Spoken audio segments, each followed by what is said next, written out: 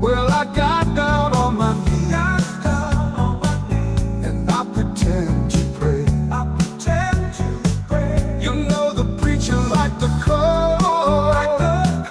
He knows I'm gonna stay. California dreaming on such a winter's day.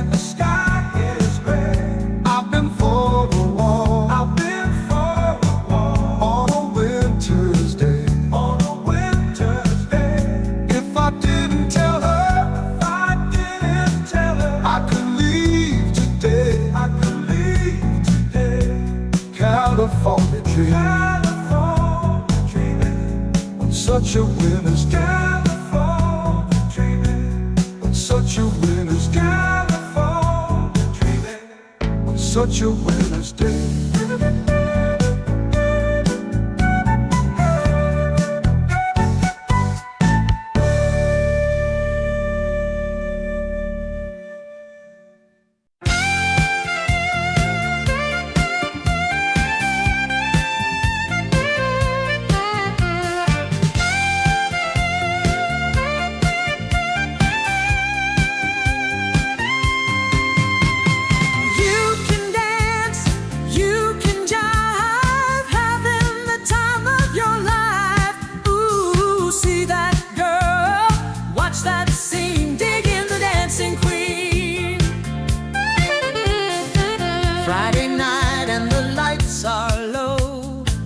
Looking out for a place to go where they play the right music.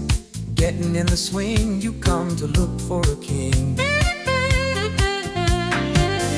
Anybody could be that guy. Night is young and the music's high. With a bit of rock music, everything is fine. You're in the mood for a dance.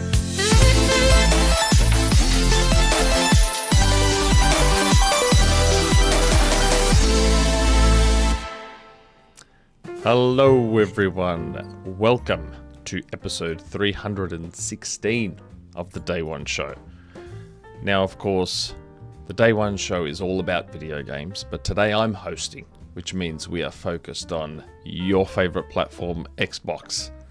And of course, we are a fiercely independent and community-driven publication, which is made possible by our wonderful community, in particular, our delicious members and patrons, and especially a big shout out to our MVPs and our executive producers, and of course our grand benefactors, Crowd56, Assassin, and Kevin S, and our wonderful CEO, Torn Raptor. Now, John's not hosting today, which means who knows how messy today could get. So Aarsal has stepped in. Aarsal, how are you, mate? I'm good, man. How are you? I'm not too bad. I'm making my way through a little bit of a splitting headache behind my right eye. Oh, that's irritating. So I've already taken a bunch of Nurofen and Panadol this morning. Yeah. First, that was my breakfast. Nurofen and Panadol were my breakfast. And of course, Jesse is here. Jesse, how are you? What's going on? If that little tiny bit gets us, Jesse, it does I swear. Not. Okay. No, I've been using it whenever Nick goes, but I was also going to get the, God, who's a Marvin Gaye? Also has a What's Going On. What's going on? So, yeah, what's going on? Jump between them. Yeah. That's a No, good you one. should turn on your blue light filter if it's not on for your monitors. It might help with like the intensity. Nope. If you're having a headache. Nope. Helps me a bit sometimes. No. It started last night. Oh, I love okay. it. It's gotten a little bit better. Hello to the chat. I didn't ever want to forget the chat. Always have to appreciate the chat. Never. I see a lot of the usual names. I also see a few missing, to be fair, which is disappointing, but that's okay. I'm happy for those that are there. How has everyone's week been? Hectic. It was Eid week for me, for any Muslims watching, or Eid Mubarak.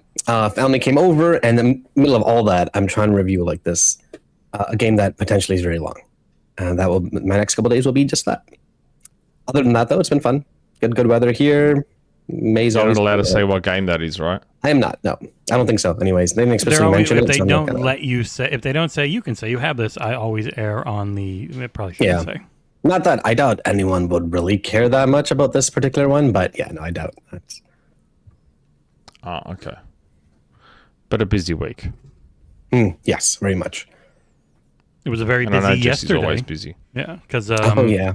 yeah, we did the one last gas fundraiser for going to SGF next week. So podcast next week for anyone watching might happen 7 or 8 hours later than normal.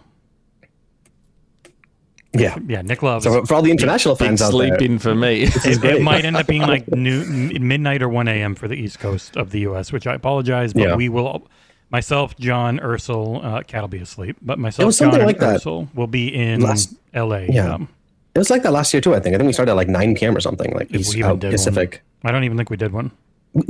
I swear I thought we did because you were pushing it a lot, and John's like, "No, but like if we do it, I actually don't remember anymore now." Yeah, I don't think we did, but we did do the co-stream, which we won't be doing this year. Yes, But that's what it was. Nick, Yeah. if you want Nick to do a co-stream, I'm going to put a poll up in chat. You can let him know if it's worth him getting up at 2:30 in the morning.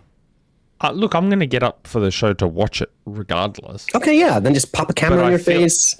Yeah, but I feel like I don't know if anyone would bother watching me on my own stream it because I don't react. Like I just would sit you be- there and I watch. I don't react to anything. I don't force the, oh my god, look at this. Look how cool it looked. Like I don't really force any If it of was that. a Nintendo show, you'd be losing your shit. I don't know.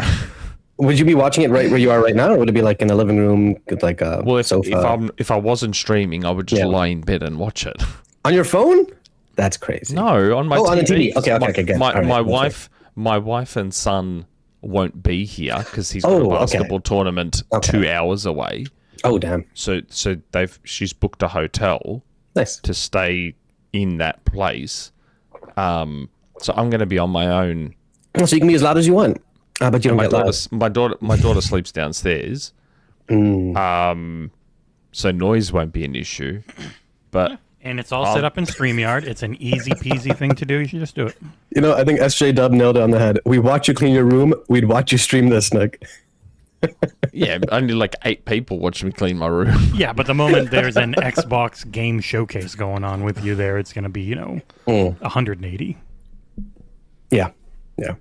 And heck, maybe pull up a friend, drag a friend along or something. Someone else. I'm sure you know people. Well, You know a lot of people. Jason was going to be here, but he's not anymore, which is a bit of a spook. It is I don't StreamYard. know. People can easily join you.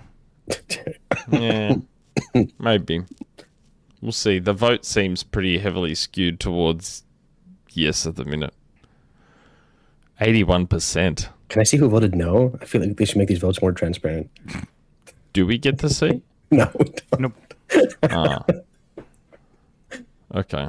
Oh, Yeah. yeah.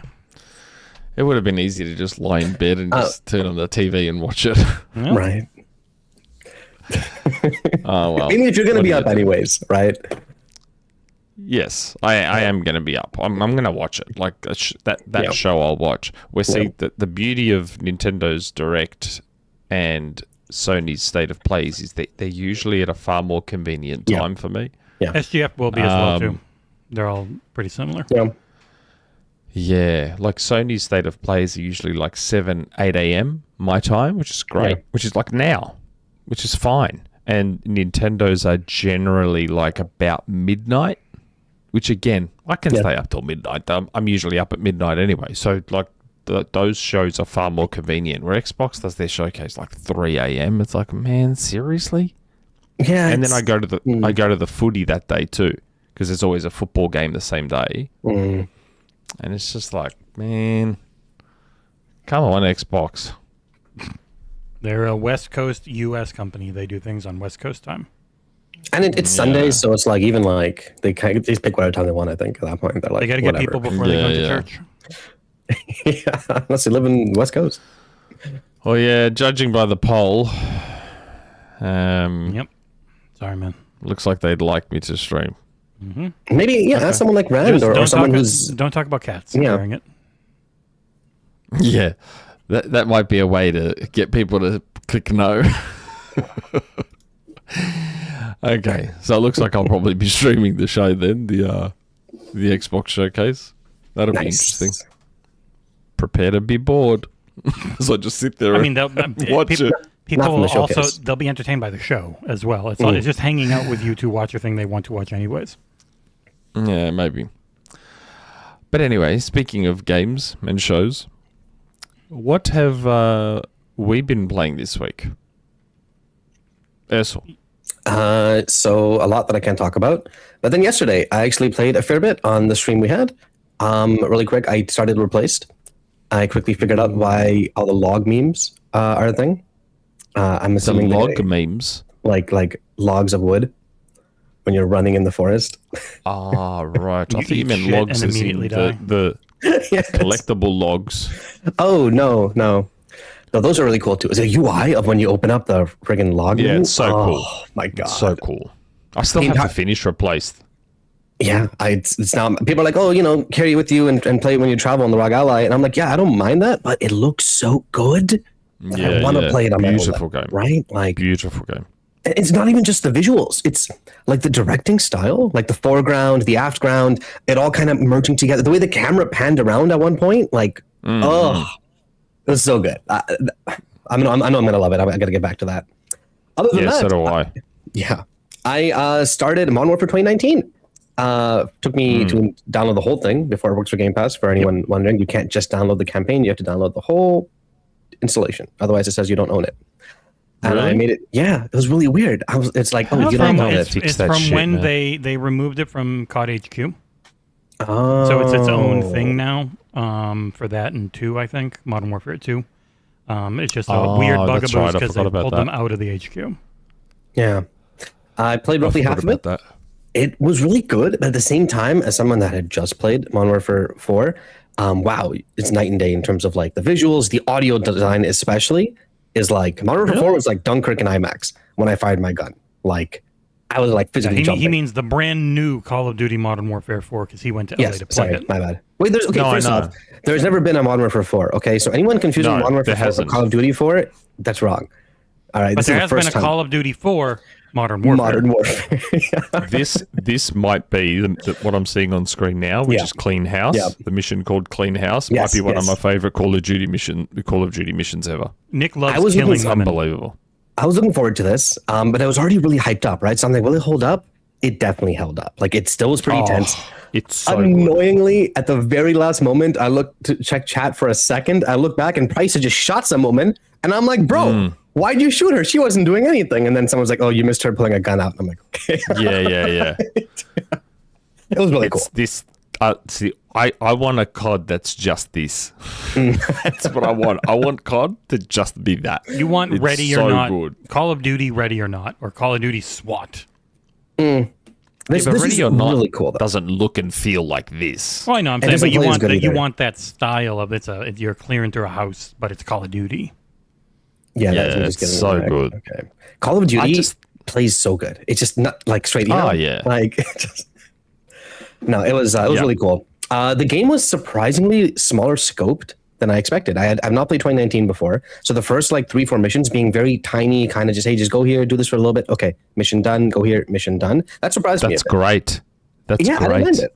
And then it That's got a the lot best bigger. thing and about it. There were missiles and stuff, but It is interesting. Nah. When you're like, I didn't really play anything that I can talk about this week. When you literally went to LA and are one of the handful of people on Earth Oh, that Flip, what's played that this week? Call Oh my of God, Duty you're right. Modern Warfare 4. Because I can talk before about the that show, this he's like, week. I don't have anything to talk about. I can't talk about my review. I'm like, you went to LA and you played the I new guess- one. But wouldn't we talk about that as part of the discussion of the reveal of I know it? that's how it's just Yeah. freaking funny that he. you're right. Actually, that's we haven't talked about that. So in terms of what I actually played just this week, that's about it. Me and Jesse played some Gears again. Man, Gears 5 looks incredible. It's ridiculous It how plays good so looking good. that game still is, especially with no upscaling.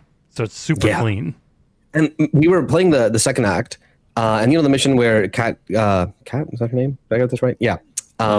She goes Kate. like kind of visiony and then gets possessed. Kate, sorry, yes. I was not seeing any of that when I was playing Dell, and even the cutscene where she's killing someone. I look at the screen to the side where Jesse's streaming, and it's two different angles of the same cutscene. Very cool. Very cool. Did you ever play Dead Space 3 co-op, Nick?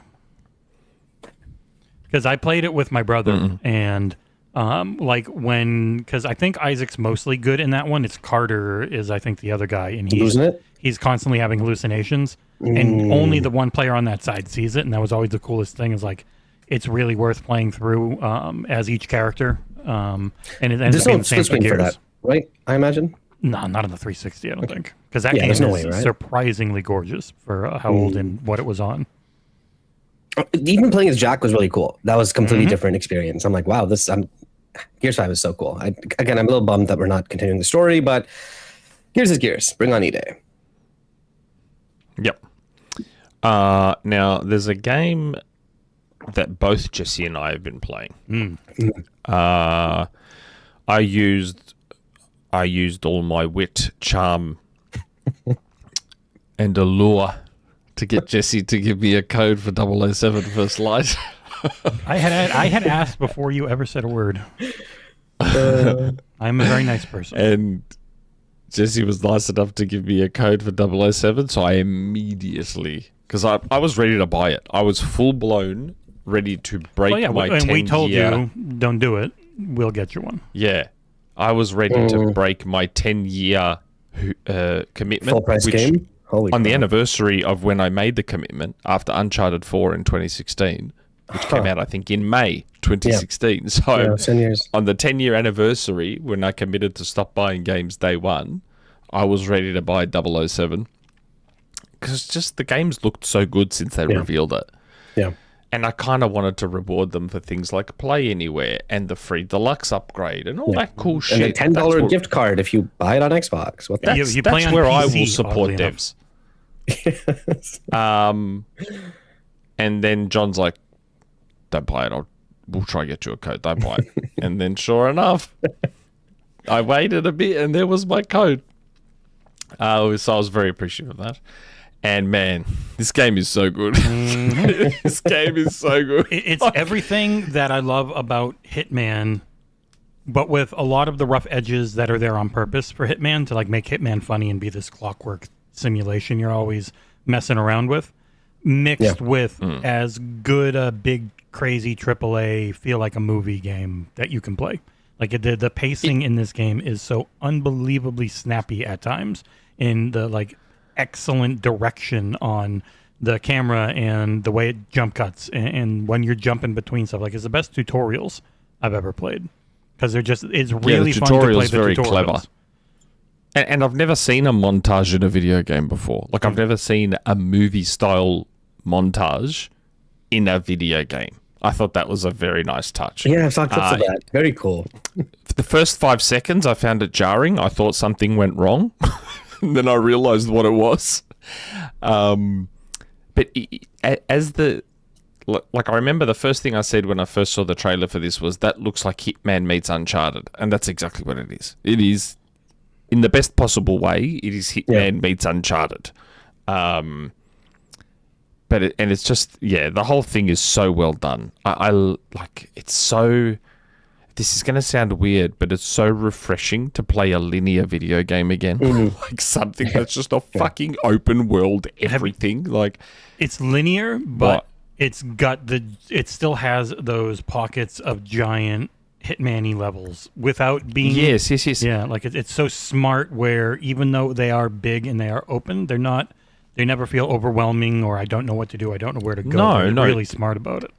Yes, each little contained section is a sandbox, but I'm talking about it's not a big fucking open world game. It's still ultimately a very linear video game.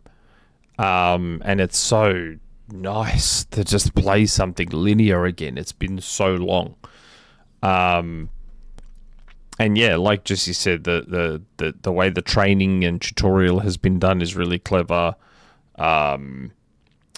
To me, everything like the shooting feels pretty good. I'm not going to sit there and call it, oh my god, the best, but it's more than solid. The combat is good. I was shocked at how good the driving is. I was expecting the driving to be a bit wonky, but I was actually shocked at how good the driving is. It was actually quite a decent driving model. I'm enjoying like everything about it so far. It's so good. They really stepped up their facial capture game, because as much as I liked Hitman, it looked older on the faces, and then this one, without going for like hyper, I'm looking at a photo of someone. I'm looking at an incredibly good, well animated video game character, and I feel like it's going to hold up for a long time, because they weren't going for even like what Hellblade and 2 stuff did, but it's still really goddamn pretty, especially with all their. I'm surprised IO was able to really mix their Hitman gunplay with like the more cinematic stuff, because Hitman hasn't really been that cinematic, right? Not the recent ones. No. I was surprised that they pulled it off. I didn't think they'd be able to. I'll be honest. Like this, it's really, really good, and they've done one thing they've done, and I assume it's intentional. When playing Hitman, and this might be just a me thing, I felt somewhat overwhelmed by just how much was going on in Hitman and how much they were throwing at you and how much you could do. Oh, you can complete it this million like the exact different opposite ways. of a linear game, right? Like there's small levels, but there's so much you can do, so much that can go wrong, so much you have to think of. Where because this is trying to be more of a linear story game, it strips that right back. I didn't feel overwhelmed by the number of ways I could complete something. Everything just felt extremely organic. I don't know how they pulled it off, or maybe it's just me and the way I play that made it feel that way. No, this is much more guided compared to because Hitman was that. This is a sandbox for you to just constantly mess around with all these characters, as where Bond gives you rooms like that instead of like entire levels that are all designed and you've got to follow this guide up to here and you do this and you get this and you unlock that. Like it's way more streamlined. And he's a lot more capable with guns. Yeah, the shooting's really good, and I don't know if this was a throwback to GoldenEye. It probably wasn't. But like the parts of the body react. You shoot him in the knees, they will go down on one knee, and you shoot him in the arm. Which again, I don't know. Maybe it's just a coincidence. Maybe I don't know, because I remember that's what was one of the revolutionary things about GoldenEye. If you shot them in different body parts, that they would respond in kind. So yeah, I'm not sure. Jesse can probably say better things than I can. I'm not sure what else to say. I'm loving it. How far into the game are you? Like halfway-ish? Well, I mean, for me, the day I got it, I put in 5 hours. Oh, damn. The day I got it, which is, for me, that's a lot. I don't have that kind of time. Yeah. So I don't know what I'm at now. How far in I am. You've beat it, Jesse, right? No, I've only played it on stream. Oh, you haven't? Yeah, so I just got the Skyfall achievement. Was the last thing I did. So did yesterday. I. Yeah. So did I. I just got the Skyfall achievement as well. Well, there you go. So we're up to roughly the same part. I don't know how I've far only played in it that for is, about 4 hours, I think. But I know my play style versus yours. I struggle to look in every nook and cranny, as where that is all you do. So. Yeah. Like even when I first got to their hotel or their base or whatever, I went into the bathroom and looked around. I went into every bedroom and looked around, and I went into every living room and to look for the postcards and to look for all the collectibles. So that might be why my playtime is quite high for where I am, because I'm looking around everywhere and trying to do everything. But it's just, oh my god, it's so good though. Yep, and it's nice so good. that from what Yuga EX and others had said, like the pre-orders weren't that much. They weren't doing great, which is why they started pushing so hard on social media, because they had actually been mostly doing old school style marketing, which everyone always calls for, but doesn't work the way it used to. But the jumping to showing off all the different different creators and shit that have like cameos and stuff like that to get their audiences interested, and then the incredibly good reviews, and now it's sold over 1.5 million in a day. So Yeah, that's really good. And those sales are going to continue for at least like a full week. Like, and when it's a people talking giant about IP, it. you never like it can just keep going for a while. Yeah. If this game does well, which it looks like it is, IO is going to be a friggin' Bond studio for a while, huh? Mm-hmm. Well, apparently they've already planned for a trilogy, Okay. which I think is good. I'd love to see 2 more games like this, and I'd love to see, in a potential sequel, tweak, evolve, perfect anything they thought, oh yeah, this could be a bit better, blah, blah, blah, blah. I just saw in that video, the combat is really good. It's super reactive to what's going on around you. Like it's just context on when he throws people into stuff or slams their heads on tables. Like I've been doing that press a to button. everyone. Yeah. Yeah, I've been using the right trigger in all my fights just to see what I can do to people. Like on the plane, I just grabbed the guy, threw him off the plane. You just watch him go, woohoo! And the physics smashing are so people good. into doors. Yeah, that's why that's why the reactivity is so good on shooting, is because they've always had such a big focus on physics. Especially if you ever did like the Hitman benchmark, and you just see all the physics they have on everything. And this game doesn't even have ray tracing in it yet, I don't think, because of all their engine. Oh no! upgrades. How It are they wasn't- doing those reflections then? I wouldn't be shocked if they it was just the old style of just doubling up stuff. I Just don't know, full 'cause manual. you see it at angles, so it's not like it's only, and it's not screen space because you can see your face when only through the mirror. So however they're doing it, it looks fantastic and it runs great, which is one of the main things people had worried about. So I played it on the Asus Republic of Gamers Xbox LAX Windows 11 handheld gaming PC device as well. So yeah, when Jesse sent me the code, I installed it. I installed it on Xbox and on the ROG. Play anywhere. And I fiddled with my settings to get it to 60. But just out of curiosity, I cranked the reflections up and it didn't affect performance. So I'm like, how are they doing this? Like I thought, oh, here we go. This is where it's going to tank the performance now. I put the reflections to ultra, left everything else mid to low, and thought, yep, reflections all the way up. Watch it tank. Nah, stayed at 60. I'm like, And it's crazy because the handheld performance was really bad until like a day before launch, according to John. That's why he ended up having to cut out the part of his video that said it ran terribly for him. Re-record, rewrite, re-record, and upload his video. Like, and that's why in the past when I've reviewed games super early, I tend to not mention performance for that reason. Yep. Especially if it's not like atrociously bad. And like if I do, it's for me, and there's normally day one patches we'll have to see. For me, during this period, I had these issues, but always try to make it clear. Like, for example, Nick, your review of Will of the Wisps, right? I mentioned it because it was pretty bad, but anyone plays it today, and it's like, yeah, that's completely not there anymore. Yeah, well, with Ori, I got a bit lucky. I don't think I had a lot of the issues others had. I mean, just the hitching, really, was the primary main issue with that game, I think. And I was kind of lucky in that I was like talking to Thomas Mahler throughout, who was explaining things, and we were going back and forth. We still talk to you then. Yeah, back then he used to talk to me.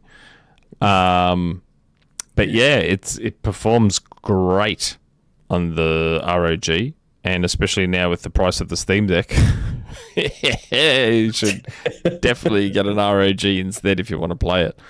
But we'll talk about that later. I don't know. I think that's. I don't know how much more can we say. It's fantastic. Like, just go get it.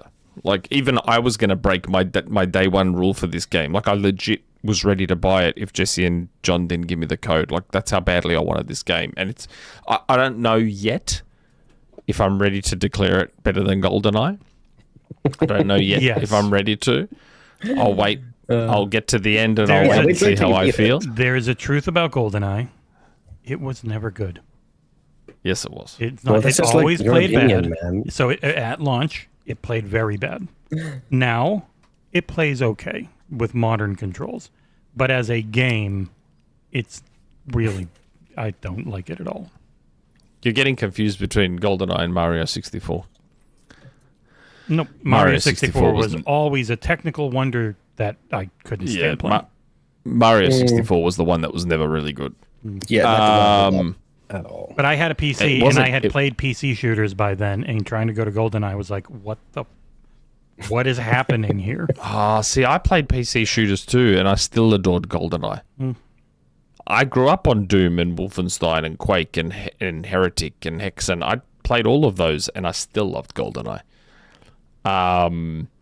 But yes, 007 First Light. If I don't find it better than GoldenEye, then it's definitely a close second, because it is absolutely incredible. And if you haven't bought it yet, consider doing so. How's the It's- performance for the main guy, would you say? The Gibson, Bond? right? Patrick He's- Gibson? I You don't take haven't. those. You're You need to pretty spend more time with early. them, Yeah, you're yeah. pretty early in the hero's journey with him. So Yeah, like the super chat we just got from Machine XP, where they ask, Yes. what about in terms of IP game adaptation and feeling like the character? Indiana Jones versus 007. Indiana Jones is Well, yeah. one guy. It's only ever been Yeah. one guy, really. Whereas 007's whole thing is being 5 or 7 guys or something. Yeah, So. M and Q and blah blah Yeah. blah. Yeah. And I don't know the Bond character well enough Yeah. to make that kind of call, especially when all the Bond actors have played that role Differently. shockingly differently. Yeah. Where Indy's been Indy. Harrison Ford is Indy, to the point Yeah. where Troy Baker's like, I'm going to sound like Harrison Ford. So, like, Indy and Harrison Ford are just forever intrinsically linked to each other. So, yes, on that front, definitely Indiana Jones. And don't read my super chats again, Aarsal. Oh, okay. All right. I'll mute Nick next time and you can read it. I'm never sure, because sometimes I host and I read it, sometimes I don't. Technically, Jesse, as the what else host, have you been you playing? shouldn't be reading it, Nick, because John Yeah, I doesn't probably get to read them. shouldn't. Yeah, I We're gonna probably be Let fair. me know. I did a couple of reviews this week and working on a couple more for a little after we go to SGF. The first one I did a quick review on, because Aarsal is just way too busy and wasn't able to do it himself, was Echo Generation 2, which is a nice upgrade over the original. Fixes a lot of the issues that I remember having with it, because I did play through it 5 years ago. Because I did crazy. Ravenlock in between. Game looks great. Music's Yeah, fantastic. visually, this looks unreal. Yeah, it's a really good looking game. The music's awesome, and it's Was that very, Gizmo? very different. It kind of looks like him. Yeah, they're going for that vibe. Like, I mean, the main guy almost looks like buff Marty McFly. Yeah. Yeah, so it's much more galaxy spanning instead of just being in like one little town where the parents are being Yeah. weird. It's set 5 years earlier, before the first game. So Dylan, the main character from the first game, is in there as a little kid. Oh, interesting. Yeah, so he's Okay. the one, you'll see him, he's in this family picture with Jack, who is like one of the 6 main characters. Oh, and that's his little sister there too. Yep, it was like Yeah, it's the same town, I think. an 8 to 10 hour game, I think, for most. The only thing that was hard was you're essentially doing a bunch of chapters to unlock a giant boss gauntlet, and that boss gauntlet was really freaking hard and took me a while. It took me like 10 attempts, so it was like about 9 to 10 hours total. It is a deck builder, as in you find your turn-based RPG combat moves. Either you buy them in a vending machine, you find them on the ground, you unlock them by beating enemies, and then you just set the ones that can show up on your turn. There's no stats really or anything for turns. It's just how much health do you have, how much damage do you do, how much damage can you take. It's interesting because being you go, enemy goes. Like one of your character goes, enemy goes, and you are going to hit each other every time. There are some ways to mitigate how much you take if you heal when it's your next turn, and that's where a lot of the strategy comes in. No voice acting or anything. It is still a smaller dev, but yeah, it was a huge improvement, I think. I like over the first concept one. of like cards are limited use. It's just low. I played. I'm like, this is interesting. Yeah, Has more that strategy to little it. green pip above shows how many times you can use it each fight. Unlike the first game, you don't have to heal. You automatically heal in between fights. You definitely want to heal during fights with some of the cards you get. But yeah, it was a nicely balanced mix, I feel, because it has no options to the point of not even having an exit program button on PC. And in the Play Anywhere Really? version. Yeah, I had to Alt F4. Alt F4? Yeah. That's crazy. Oh my god. Which was hard on the handheld. So Yeah, and it's out Yeah. already. It's on Game Pass. Yep. Playable. Yeah. I love how this game looks. it's really good looking. Oh my god! Like I think a scrolling beat 'em up that looks like this would be unbelievable. Yeah, it's like that. my God. That voxel look, but Yeah. but still Clean. cleaner. Yeah, a lot cleaner than you normally get clean. from those. Aarsal, super chat. So, I'm reading the super chats. Yep. You're in the middle. That's You read the can super read chats. them if you want. Nope. Okay, all right. Super chat from Analog AI. I don't know that currency, but they say a zero PlayStation logo was involved in this super chat. Yeah, good as it should be. The other That'll be thing a I fun played discussion, real I'm quick sure. is the best reviewed game of the year. Yeah. Not Forza Horizon 6 anymore. It is. Yes, which Booty actually mentioned in this podcast. He said the best reviewed game of the year. I'm like, no, bro, not anymore. But Not anymore. It's not. I mean, there's also, I think, how many reviews are there even for this one? It's Mina the Hollower for anyone listening and not watching. It's fantastic. Nick really wants to believe it's not going to sell well because of how it looks. no, that's not what I said. Yep, that's what you said, because they're already really happy. It's already massively outsold where Shovel Knight was at this On point. Switch, most of the sales would be on Switch. No, most of the sales will be on Let's PC. be real. But Nah, they're be on topping this. Switch. No, it would be on PC. It's freaking Shovel Knight. It's the Shovel Knight devs. It was PC. I'm sure it's doing great. It's leading the charts on Switch, so it's doing great there as well. Sadly, not a Play Anywhere game, though. On their Discord, they did say they were looking into it, but they just didn't have the. If they make it play anywhere, I'd buy this game. Yeah. Like straight Yeah, I up. was about to say, I was hoping it would be Play Anywhere, but if it's not, I may as well just get it on Switch. If it's not Play Anywhere.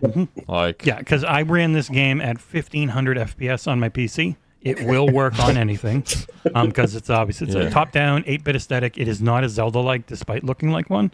It is an action platformer with very light Souls trappings. And I know people will be, oh no, it's just the currency stuff and the bonfire And stuff. he's Like that's respawning, that kind of stuff. Yeah, I guess. Yeah, they do respawn after. So the bonfire and the your bones, which are your currency. So if you've got this thing called the spark, because Mina the Hollower has created this these spark towers which empower the land, but the land's full of all these weird, crazy monsters, and you got to figure out why after having been gone for a decade. If you die, you leave behind one spark, and you either have to pick it up on the ground if you died to like falling in a pit, or you have to defeat the enemy that killed you. And if it's a boss, it's normally just floating in their arena like your souls would be. So that's like the soulsy stuff. The heal is one of my favorite in one of these games, though, where it's not an Estus flask. It's not Bloodborne style. It's their own thing where as you lose health, the bar goes down, fills up with black. You hit enemies, it fills up with yellow. You can only ever heal what that yellow is, whether it's 2 health or 99 health. One heal will get all of it back. So it's both, you need to be cautious and you need to be aggressive, and not in the Bloodborne way. That is almost the fighting game heal mechanic.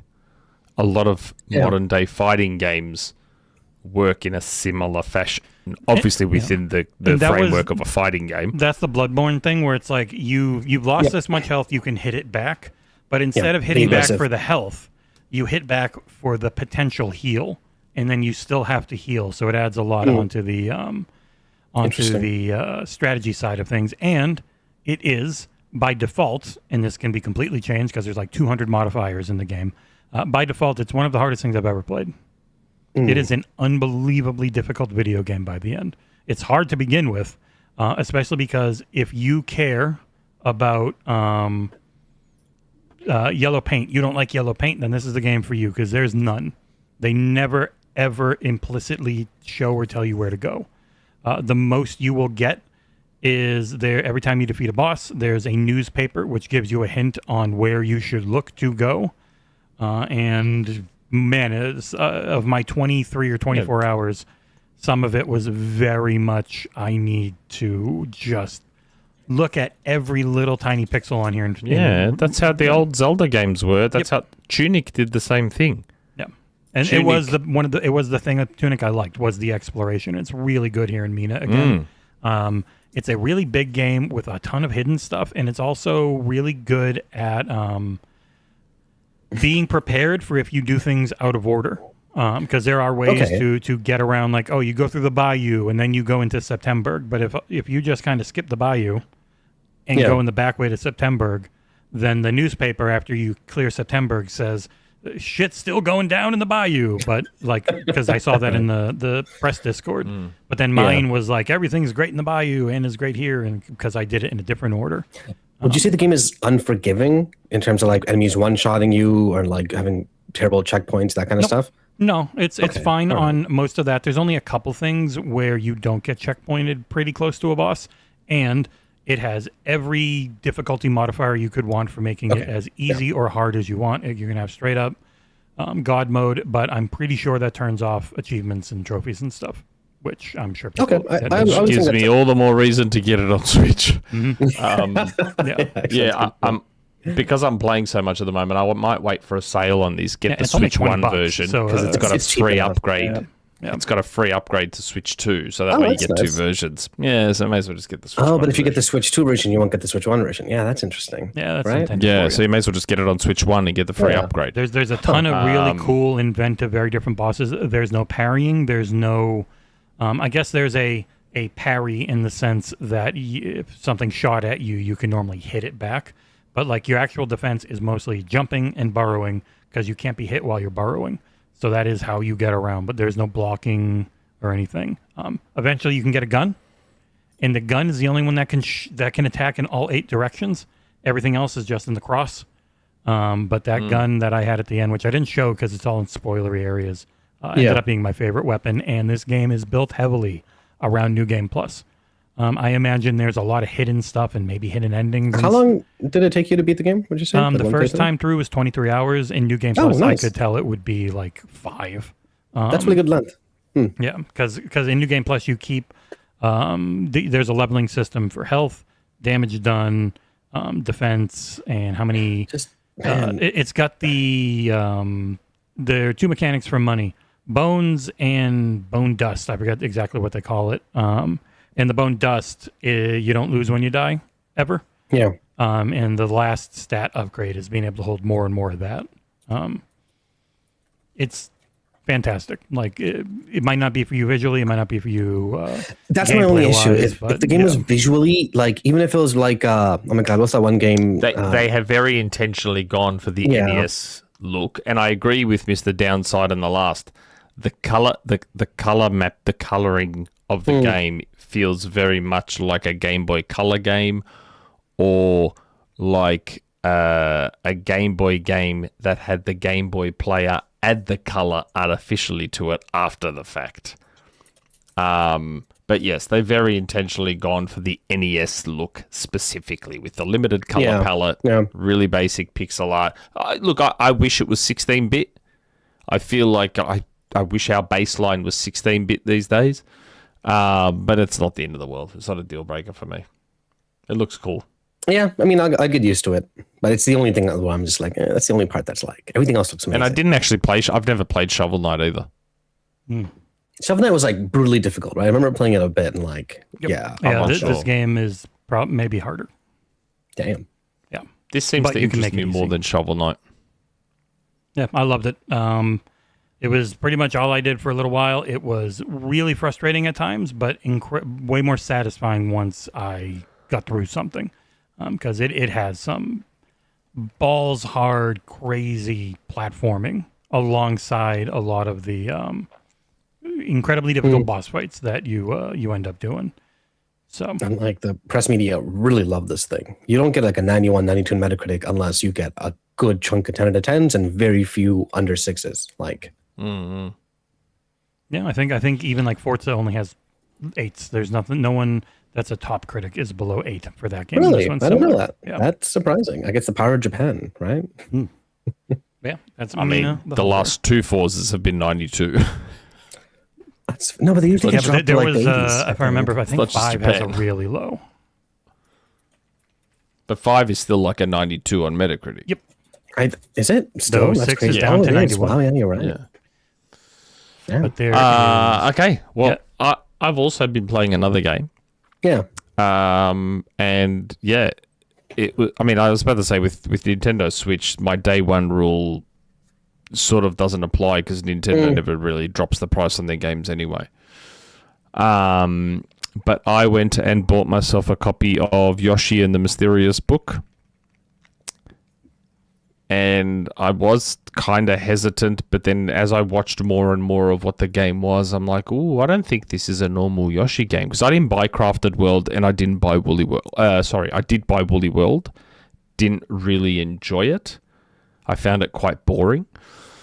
And I took a plunge on Crafted World, and oh my god, I'm so fucking glad I did. This game is legit incredible.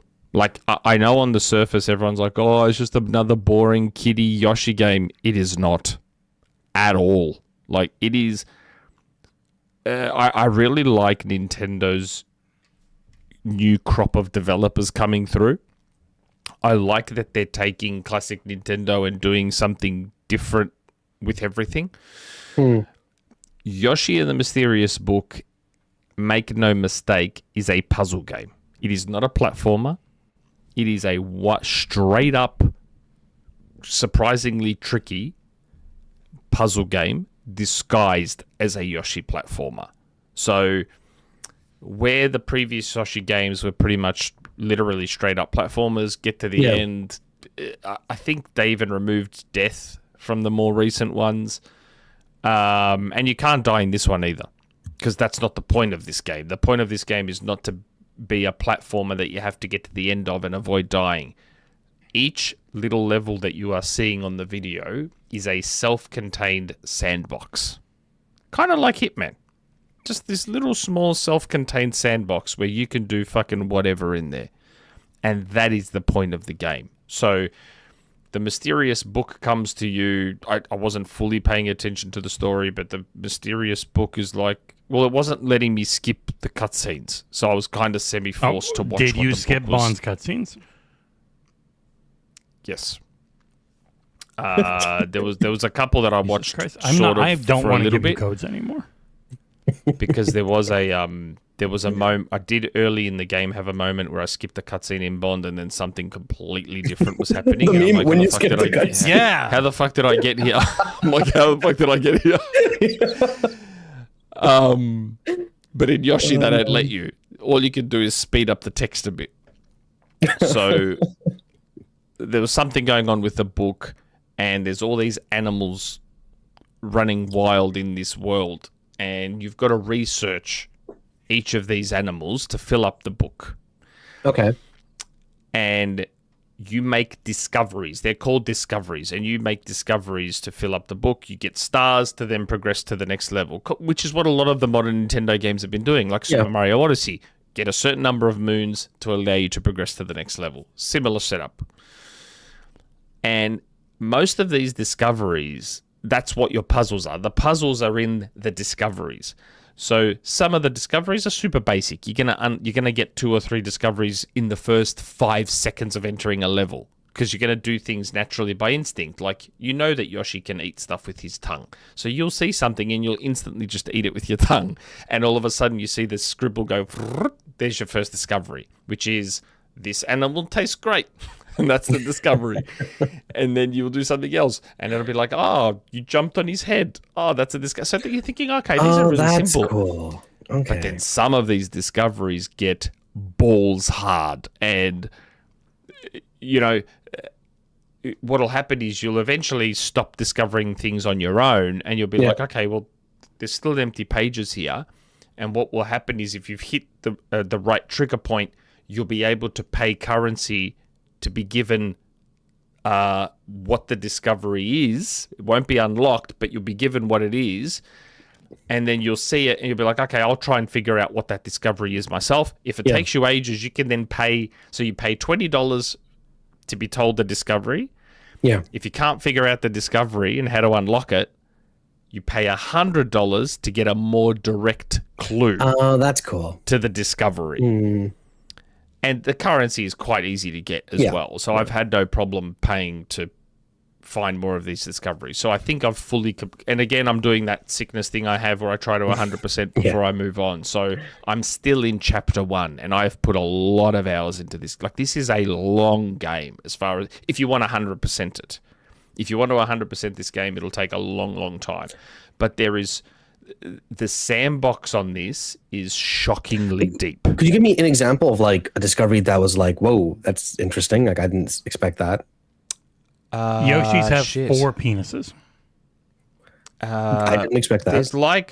There was a discovery where I was playing through this level, which is one that Jesse's showing now with the bees. And there was rocks in this level, and I'm like, the fuck, I'm trying to break these rocks. I'm throwing an egg at the rocks. I'm stomping on the rocks. I'm trying to push the rocks. That was it there. That little rock thing.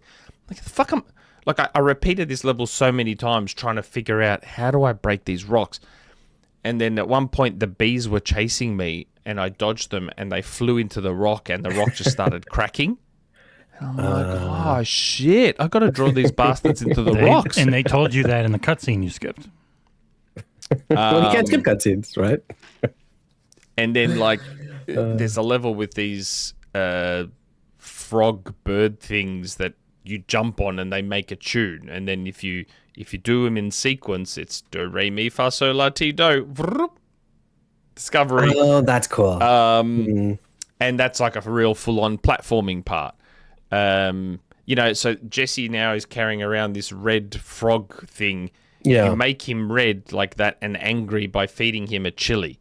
If you feed him a radish, then he becomes pink, and it's heart balloons, and the heart bubbles react differently to the chili bubbles, and then the normal bubbles react differently to the mud bubbles. That's actually pretty cool. What the heck? If you dunk them in mud, all their bubbles sink instead of float. And you need them to sink because that's how you get the bundles of leaves to be cleared with sinking. But like, there's just so much depth to the sandbox. It's actually crazy. I'm a little surprised it only has a Canadian Metacritic. The way you're describing it sounds like it's like the perfect critic game, like super imaginative, super. And but not just that, it's so chill because there's no fail states, and because there's no, like, technically each level, yes, has an end, but the end of each level is a major discovery. And even if you get that major discovery, the book says to you, do you want to end your exploration right now? And you can say no and just keep piss farting around in the level if you want to. So it's such a chill game that you can just lose hours and hours and hours in, because it's not your classic sort of Yoshi platformer. It's almost like Nintendo's first baby Yoshi Hitman. Like, you're trying to do all these things in these little sandboxes, like very much like a Hitman game, and do things different ways and find all these discoveries. So I'm fully leaning into my OCD, and I'm trying to 100% each thing before I move on. But you kind of have to move on because, for example, the very first animal, which is the daisies, the flowers, some of their discoveries you can only get them in other levels going forward. Oh, so you kind of have to move on at some point. And visually, it is stunning. It is one of the most beautiful games I've ever seen. And some of you may be shocked to know that it's an Unreal Engine game. Interesting. So this game makes a mockery of the idea that Unreal Engine games can only look. That's Lego Batman Legacy of the Dark Knight. Yep. It's one of the best looking Unreal Engine 5 games. Oh, the lighting in that game. I don't know if this is 5. It doesn't say which Unreal it is. It just says Unreal Engine. I suspect it's 4, but I don't know. I checked the reviews out because I was kind of curious, and all the low scores, except like pretty much all of them, GameSpot, DualShockers gave it a 5 out of 10. They're complaining it's not a platformer. Yeah, that's what I mean. That's why when Jesse was saying, "Oh, this one gave it a 6 out of 10," I'm like, Nintendo Life. Why? What says Unreal Engine 5? Yeah, nice. Really? They do say 5. We knew that Yoshi in the Mysterious Book uses Unreal Engine, but now we know it's UE5. The discovery was made thanks to licenses attributed to Side Effects Labs, stylized post-process, and kawaii physics exclusive to Unreal Engine 5. Wow. Well, yeah, it is. It's a stunning game. And I'm like, man, I was shocked to learn that this was Unreal Engine because, everything's about notes. So when you're out, when all the Yoshis are out talking to the mysterious book, kind of like the kids talking to Grandpa Simpson in that episode where Grandpa Simpson's telling them all the tale, it's like that, but with the mysterious book and a bunch of Yoshis. And then they see JFK and yell, "He's a Nazi!" and then beat him up. In that initial scene, it just looks like your traditional rendered Nintendo Yoshi game, and then when you go into the book, everything is like a hand-drawn style and a very artistic style. And once you get, that's how you know, that's how they tell you you're at the edge of a level. All the color disappears and everything is just hand-sketched. So that's how you know, the book. That's cool. That's your I am staggered at how much I'm enjoying this game because I did not like Woolly World. I love the original Yoshi story. Yeah. Woolly World I found incredibly boring and just didn't bother with Crafted World because it looked much of the same. Yeah. Here they've gone so radically different for a Yoshi game, and if you just want the beauty of this game is that you don't have to sit there and commit hours of your life to it. Like you can just jump in, try and find a discovery, jump out. You just chip away at it. Chip away until you find everything you want to find or do everything you want to do, and then it is... Sounds like the perfect handheld game, dude. Like... Yeah, man. And because the way the game has been structured, they have deliberately set it up in a way where you just do what you want to do. Like, flip forward through the pages, go to this world, go to that world, try and find that discovery to get your 100%. And there's trackers everywhere so you can see where you are and how far along you are. Oh my god, it's so good the way they've done this. Like, this game is not reviewing anywhere near well enough. It's like an 80 on Metacritic. It's not bad. You know, Nick, you can you I thought it was in the 70s. It's 79 on OpenCritic and it's 80 on Metacritic. Like it's okay, 80's fine then. Yeah, that's with a 6 from IGN too. So really, yeah, and a 6 from Nintendo Life. Interesting. That is that makes sense. A lot Nintendo of fans people are said the ones who it's- want the platformer. But also a lot of people said it's way too easy, which is why it's been interesting hearing Nick say it's not easy. nah. Maybe they're maybe abusing the hint system. or not only that, maybe they're not trying to discover everything. Yeah. So, It is a yes, 5 to as I 10 said to you, hour. It's so the main thing is 5 to 10 hours to like roll credits. It's 40 hours to 100%. You know what, Jesse? They're playing it like reviewers. They probably got the code for like 4 days, whatever, till thing. 5 like, to 10 run hours. credits. Yeah, that's what I think I'm how on long 10 to beat. hours and I'm still on the first chapter. How long to beat is 5 to 10 hours for the main story, 40 plus hours to 100%. Oh, I'm going to that makes beat sense. 40 hours. They're I playing am it like reviewers. 100% going to beat 40 hours. Like, I'd be shocked if I'm not on like 5 to 10 hours just on the first chapter. And I think there's 6 or 7 chapters. And as far as Aarsal means so on the much. playing it like reviewers, I'm doing a game right now that's got 3 endings. I got 2 of them in like 8 hours, and now I'm 14 hours trying to get the third one. Oh, flip! Like, Really? was into, Interesting. and a lot of people will be like, "Oh, I've seen both. I know what the last one's going to Yeah. be because I know what the whole story is. I just still want to see it lot of- and have it beaten." Critics, especially if you're on a time crunch, they'll roll credits and they'll be like, "Listen, I got rolled credits. I played the game. I'm going to write my review and then move on." Which, yeah, Man, the worst I ever had with that. And one time I blamed the PR company. The other time I just didn't know who it was. But I think I told you about it, didn't I? Or was it John? I think so. I think it was you. Either way, Oh, yeah. man. It hasn't told me yet. I was checking to see how many hours. It hasn't told me yet. It just says first played 3 days ago. So it hasn't updated to tell me hours For an yet. hour. Like, Were so you I was- just I was- playing this? Like, I was playing it yesterday. The worst I ever had was I really wanted Dying Light the Beast. They had us down Yeah. only for Xbox. Xbox wasn't ready Yeah, until you told me this, at yeah. launch. So the day before launch, 28 hours before embargo, they gave me a Steam code, and I played the whole game, and I beat it, and I got the review done. And it's not a great written review or video, but and then I had been trying to figure out who represents Konami, and I finally found out that it's Burson in the U.S. And so they were like, "Oh yeah, sure, here you go. Here's a Steam code," and that embargo was 24 hours away, and I had just finished Dying Light. it's crazy. That was the toughest back to back because there were 2 things I really wanted to play. Otherwise, I wouldn't have done them. But I got the true ending in Silent Hill F. I did not cleanse the sword. Yeah, Machine XP. I'm the same as you. When I first played Yoshi's Story, I was like, "Oh my god, this game is amazing." I still have Yoshi's Story cart, the 64 cart. Bought Woolly World because I love the aesthetic was so cool for that too. The visual style of Yeah. Woolly World was incredible. I got like 7 of the amiibos. I bought one for each of my kids. Plus, I got all pink, blue, green, and the dog. Of course. Amiibo. And then played Woolly World, and I'm like, oh my god, this is like ultra boring. Like I never ended up beating it. It was that boring. I didn't beat it, and then skipped Crafted World because it looked exactly the same. Took a plunge on this because there were some things I saw in the trailers that made me think, oh, they're doing something different here. I've got a feeling I'm going to like this game. Like, my eyes don't fail me often, and I'm so glad I bought this game. Like, that plane trip to Greece, this will be the game I will be playing that will make that plane trip disappear.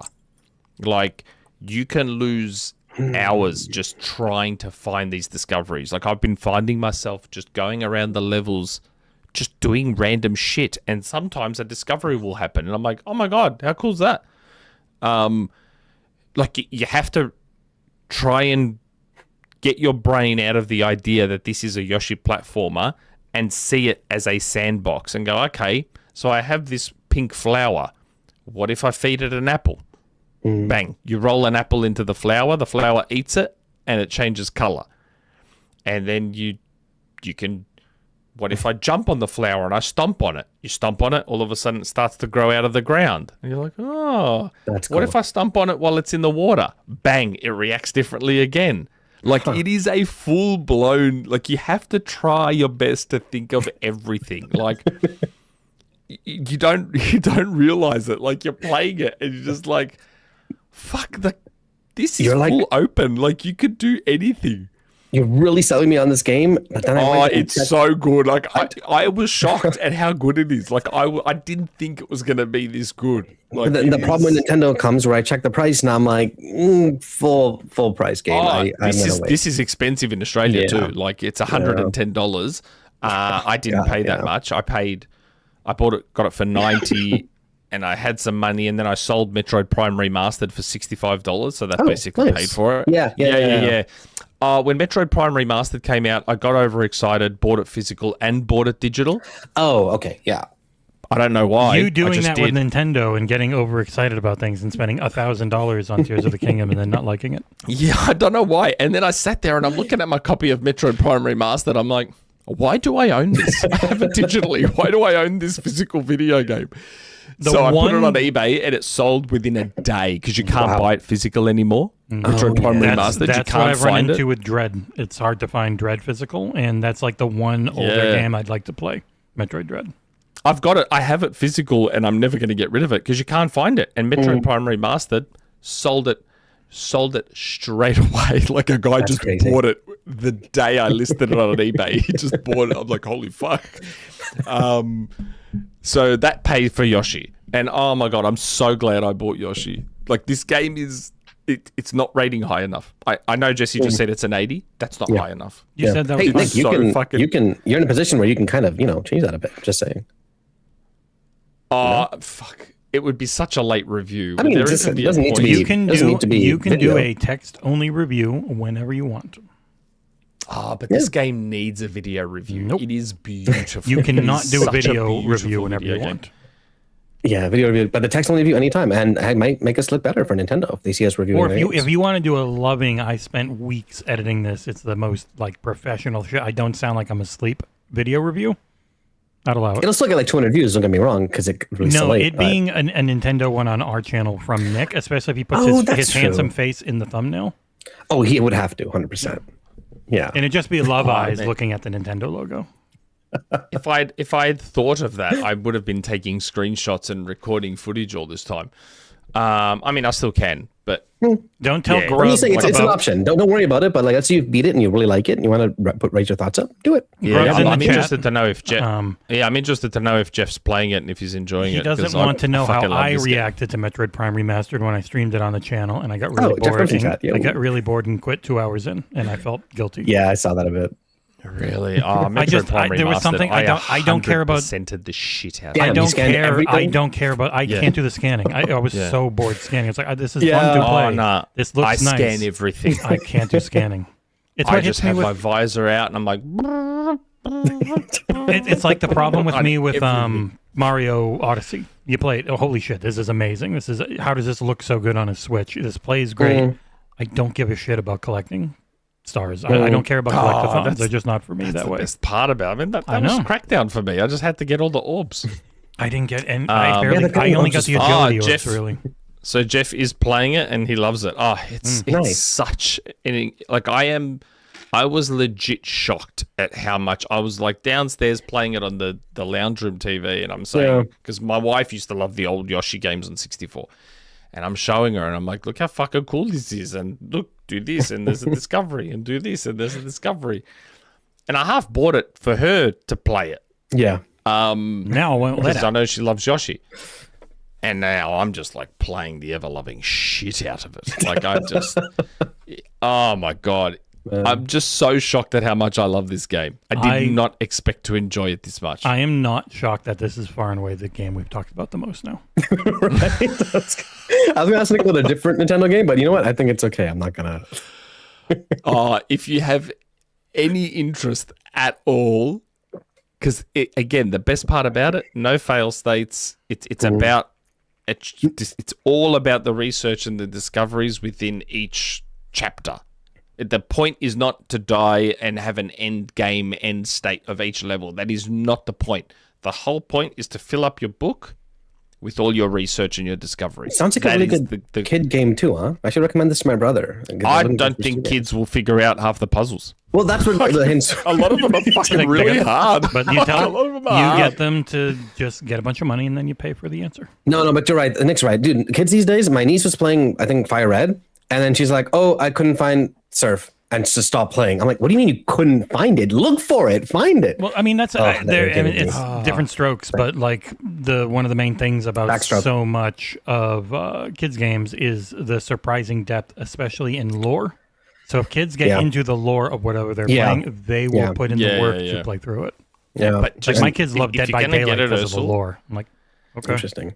if you're gonna get it, you have to put your brain in sandbox mode. You have to. Otherwise, you won't do anything. You won't achieve. And that's why so many of the reviewers struggled with it, because their brain was in Yoshi platformer mode and not in Hitman sandbox mode. Like they hold right for 5 hours. Oh, the game's over, right? Yeah. So there's different fruit and food items throughout the level, and you've got to understand, feed them to all the different animals. So even if they're not hungry, force it down their gullets. The frog bird things that you jump on their heads and they sing, feed them a chili and they burn and they crack the shits and they start jumping around the level. But if you feed them I don't know if it's a grapefruit, I don't know what it is, they get happy and they help you jump higher. So they send you higher. And all these discoveries are like written in Yoshi stuff? Or like if you the idea is to discover them on your own, but if you don't discover them on your own, like I said, you can pay the $20. Yeah. No, I mean, like after you discover them, do they get like written down like a notebook so you know future reference? Yes, they're in the notebook and they're That's there cool. forever and they're That's always cool. there. They are your discoveries. Yeah, maybe John liked this game too. You should try it. It's John doesn't like anything. You like blueprints? it's so that was all good. about exploring. Like I love what these new Nintendo developers, this younger crop of developers coming through are doing. Like the way they changed Mario Wonder and the way they changed, like they're doing it all so differently. And it's, oh my God, Okay. this is such a good game. Spoiler alert, it's going to be in my top 10 game of the year. It's going to be in my top 10 for game of the year. It's so good. It is Oh May. shit. So who cares? No, I look had at a Prince of discussion Persia. with Rahul Prince of Persia Kohli. came out in January. I yeah. said it was going to be my game of the year, and it held for the whole year. Prince of Persia. I'm not saying this is my game of the year, but it's going to be in the top 10. It's too good. When games are coming out like February, March, people are like, this is going to definitely be, this is my game of the year right now. I'm like, who cares? It's freaking February. Maybe a contender is one thing, right? You or can't say just talk there's about already how So you many love it. contenders. so many. There's already so many contenders. Forza Horizon 6, First Light, allegedly Mina. I don't think Mina will have enough people who have played it to get there. That's Crimson always one of the Desert, big possibly. Like yeah, Resident that Evil was 9 new, is wasn't it? 100%. Oh, yeah. Resident Requiem, Evil 9. Pragmata. Oh my God. Pragmata. Pragmata. Pragmatos this year too. Yeah, holy crap! No, this Yeah, no, first half of the this year. year has been insane, which is why Yep. if we were to segue to the news, we could talk about That's why it's going to be a little my bit- top 10 just there by May. That's my top 10 already. Oh, I mean, Nick, you haven't played shit. GTA yet. I'm sure you're going to love it. Oh, yeah, sure. I'm going to love GTA. Gives a Well, shit. GTA might not even make it in time for TGA. It depends selection, if they you know? do a review process. Early copies? And I doubt they send copies out. I imagine they would fly people in to To play the game. Yeah. Really? Yes, I think that would be the only old school style review. Come on out for 3 or 4 That's days. so weird. Rockstar's so weird. But then it will leak anyways because they will have 5 trillion physical copies, and a mom and pop shop will start selling them. And unless they're a you need to download this thing online to unlock it thing, then they'll just leak. You know what won't be Game of the Year? Hmm. Oh, yeah, let's talk about the news. After what were you going to these say? You can't just ask ads, it. Yeah. Welcome to Day One. From PC to PlayStation, Switch to Xbox, We're all about one thing. Video games. With a gorgeous new website, best-in-class community forums, and a kick-ass Discord server, Our sole focus is on bringing you the latest in news, reviews, and features. from the biggest games to amazing indie titles, we try to do it all so you can focus on what you're going to play day one. Beyond our regular live streams, we've got the Day One show, listened to in over 60 countries across the planet. and our twice weekly news-focused broadcast headlines, keeping you up to date and in the know on all things gaming. If you love video games, you're in the right place. Help us stand toe-to-toe with the biggest sites out there and consider supporting us directly. Just head to playday.one/memberships. And enjoy things like exclusive videos and game giveaways every week. Thank you for your support. One. Yes, onto the news. So since we were talking about Game of the Year, one thing that won't be Game of the Year this year is Fable. Look, I'm not going to make this about me. And I'm You gonna have be- been very clear about what you had said. Yes, I'm going to be consistent, and I've said to John and Jesse that even if it turns out Fable does get delayed, Yeah. I'm going to say, I did not say Fable will get delayed to 2027. All I said was it might get delayed to 27. They are thinking about pushing it to 27 to give it a little bit more time and polish because it has taken them a little bit longer than they expected. It's their first RPG. They want to stick the landing, Yep. so they're thinking of giving themselves a bit more time. That's all I said. And GTA has obviously given, now that GTA seems to be Yeah, confirmed set for November, that gave them the perfect excuse to go, oh yeah, sorry guys, we're delaying it. We're going to get out of the way of GTA and give ourselves a little bit more time to polish up. Again, I'm not saying I'm right or wrong. I said they might delay it. It's So I been just like want to be clear. been But as I years, expected, Fable guys. was delayed. And Like I you're said- going to get to see it again, as they stated, at the showcase, which 79% of people want Nick to co-stream. ooh. Yes, so I will stream it. So yes, in news that I was very much expecting, because both my sources that reached out to me were extremely confident a year ago. That I think both of them came to me roughly May. Actually, yeah, about a year ago, and seemed weirdly confident that Fable was not going to be a 2026 game, which I found very odd so early. Yeah. They both seemed very confident. In fact, the person from Xbox was like, they are dreaming if they think it's a 2026 game. And that was a year ago. You should So it was just say shocking one how person and not ever give any hint where they're at. It was shocking how confident they were a year ago. But anyway. It's sad news, man. As someone who's been looking forward to this game for look, 9 years, I think, Nick. Like, come on, It bro. it like, makes sense, though. Like, it makes a lot again, of sense. Yeah. Playground has been doing one genre for a very, very, very long time, and they do that genre better than anyone. Literally best in the industry. Like, This is now a wholly different genre, so it makes sense that, because again, they've got a reputation to uphold. Yes, Yep. Their reputation is we're the fucking best, and our games are the fucking best. So when you're entering a genre that has some established players and a big rep Yeah. that comes with it, yep. paired with your rep, you got to make sure you get this shit right. So Yeah. from that perspective, I totally understand giving it a bit more I time. mean, the IP Like- has so much weight to it, right? History Yes. behind it. Like, So this game is carrying a lot of expectation with it. yeah.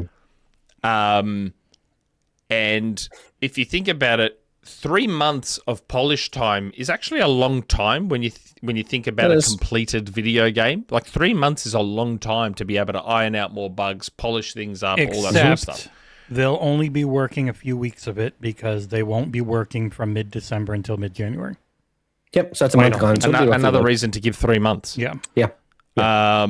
But giving it this early, I think, is a good way to do it, And too. it was right? a So- very It is, good get it out of job the way. on the expectations management thing where, like, Yeah. get it out before the show, say it's still going to be there. It's essentially about a 3-month delay of this really was not going to be that their long, to be November fair. game.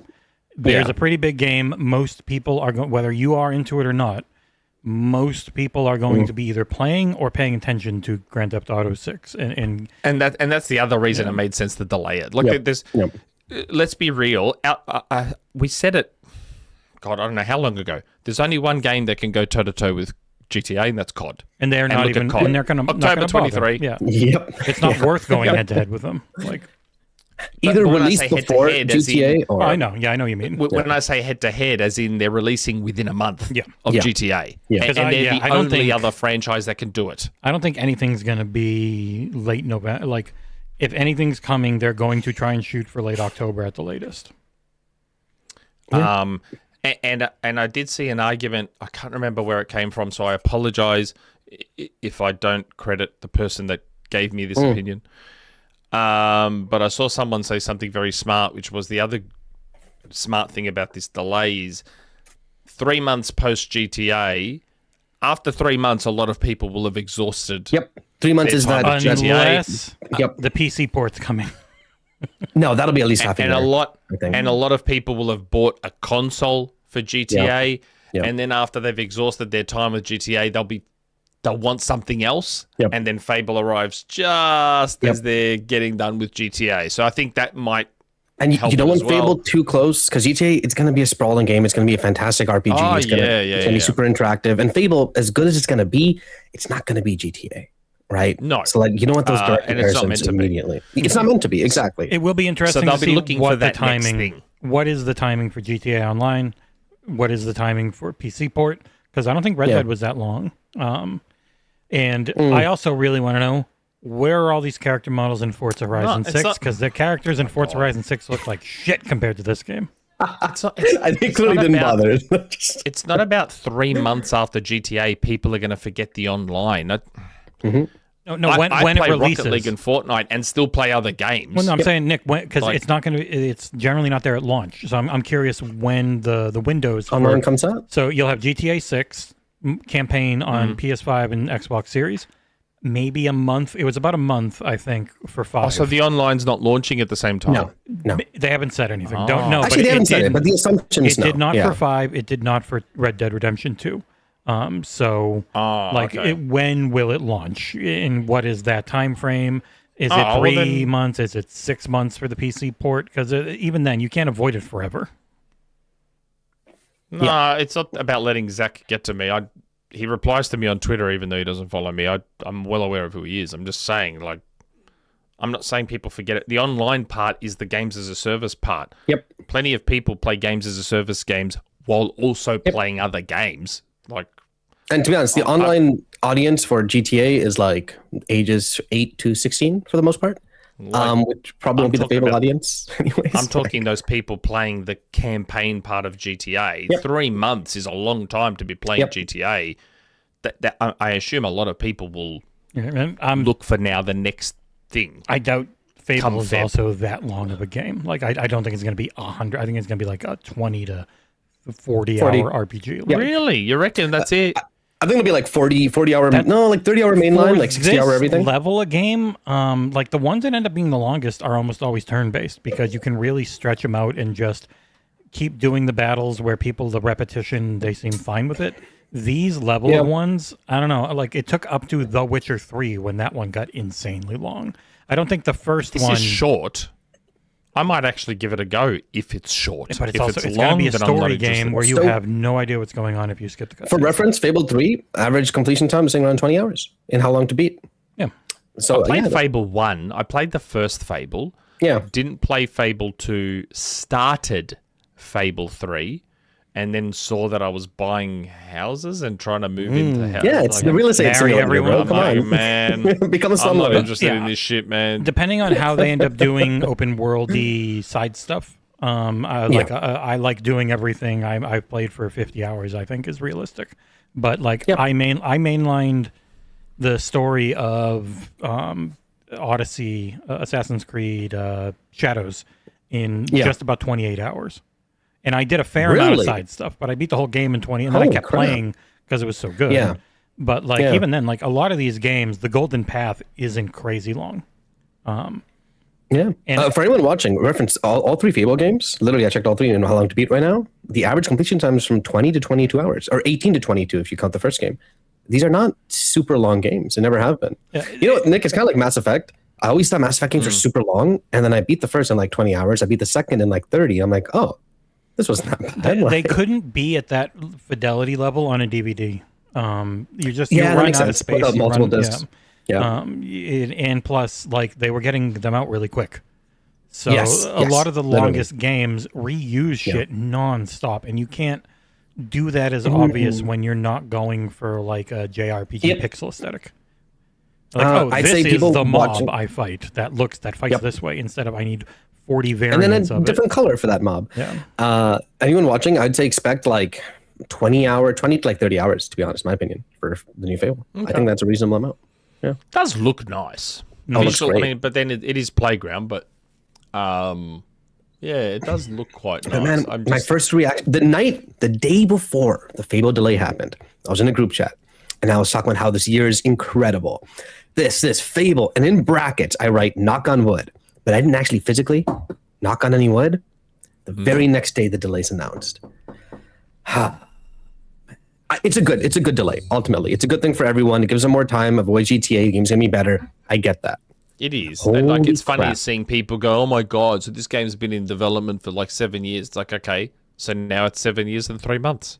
What's another thing? It's not just a year. that long. They've been building the studio and making the game for that long. Yes. Like building the and they also team. released like 3 games in between that time too. Technically, And there were alleged rumors of alleged internal reboots and engine changes and all sorts of stuff. So because at one point they were saying it's the Forza engine, and then they were like, oh no, we're switching to Unreal. Again, this is all the rumors that were going around. Yep. And then back to the Forza engine and all sorts of stuff. It was ambitious from the start, like, but it's just, bro, we've known about this game since like 2018, I think. Oh my since COD God. first announced they're working on a Yeah. Fable remake. Maybe even earlier than 2018. Could have been 2017. known It was, about a Fable Playground game for working nearly on a an decade. RPG or pitching an RPG, essentially. God, we've known that for like almost a decade. Almost now. a decade we've Holy known about this game. But February's a great date. It's a dead month. Nothing usually big releases in February. You no, have your not own Not as time. much anymore. Yeah, not You're right, as not much much anymore. Yeah, Yes. Requiem was. But in the past, it used to be. And for movies, it's kind of still is. So like, it makes But sense. at the I like February. moment, I think as of this delay, I believe this is the biggest name to release in February. What else is coming out in Feb that we know of? We'll find out next week. Right? Really? They half the announced time you only get a literally, friggin' window. dude. They announced friggin' Requiem next week last year for February, and they stuck with that date till release. Yeah, yeah. We still don't have any But yeah, Yep. Yes, oh, I can't wait for that. Holy crap! but yes, as I warned you all back in January, when as soon as they had Fable in the direct, John and Jesse got very confident. We're like, see, it's coming out this year. I said, I mate, thought for sure too. being in that direct does not guarantee it is coming out this year. Oh, of Games course not. can It get happened to a delayed the day before they come out. Games can be delayed. Games can be cancelled day of release. Just ask NBA Live. like games can be cancelled at a moment's notice. Cancelled, delayed at a moment's notice. The direct meant nothing to me. The fact that they're all like, oh yeah, we're still 2026. Yeah. Okay, guys. Okay. In the same, while we're on the topic of the podcast that they did with Matt Booty, do you notice how he mentioned the releases, like how he named them? He said Campaign Evolved, Minecraft Dungeons 2, E-Day, Modern Warfare 4. And I think the assumption is that the games will release in that order. In that order. Yeah. Which makes sense. To Halo, me. late July. Minecraft, they said So does that fall. mean that we are transitioning to the talk about that podcast and everything that came out of it? Is that our that's the next segue? one. Yeah. That is let's do it. Yeah. Okay, so that's our segue. Now, I haven't watched it yet, so I apologize. Yeah. I haven't had a chance to. But apparently Matt Booty... Was it Matt Booty and Asha? Or just No, Matt just Booty? Booty. Matt Booty and then Tina interviewing him. Yeah. Okay, they appeared on the official Xbox podcast and had some things to say. And obviously the topic that garnered the most social media discussion was Matt Booty reiterating that at the Xbox Showcase this year, they will continue to show the logos of competing platforms for the games that will release on those competing platforms. His exact words were very clear about what platforms games will be coming to. Yes, and that is what has clearly garnered a lot of fervent discussion on social media, and I feel rightly so. It was an easy win that they didn't take. I was a little surprised. I assumed long ago they'd remove the logos. It's such an easy win. I think they did. So I think Nick and I are in agreement that long ago they did make that decision, but this year is already locked in. So they took the easy win. You know what? You say so. In the end, the video can be edited. Yep. So the fact that we've had Asha go, oh, yep, this is a miss, my bad, we'll do better next time. The videos can be edited right up until the day before. It's not hard to open up Premiere, slice out the splash screen, and put in a new logo-less splash screen. Yeah, but The fact that they're probably not going to do that tells me that they also probably said it, not just showed it. They probably also, in their little walk and talk speeches, probably went, coming to, PlayStation. Nope. And maybe that's why they're not editing. Too. No, I think when you get these games in there and the agreements are signed, having it on all the platforms is probably part of it.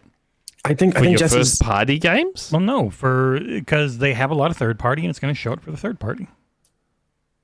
They did that. They just showed it that for would everyone. make sense. last I'd agree year. with that too. And it would be a little jarring if you just didn't do it for first party, because that would imply that everything's exclusive. I mean, with third-party, it doesn't actually really bother me as much. No, but Nick, let's say they remove it for first party games, right? The assumption for everyone's going to be, E-Day's exclusive. They didn't show PS5. So? Right? But then 10 minutes after the show, it goes, oh, no, it is coming to PlayStation because they reconfirmed that.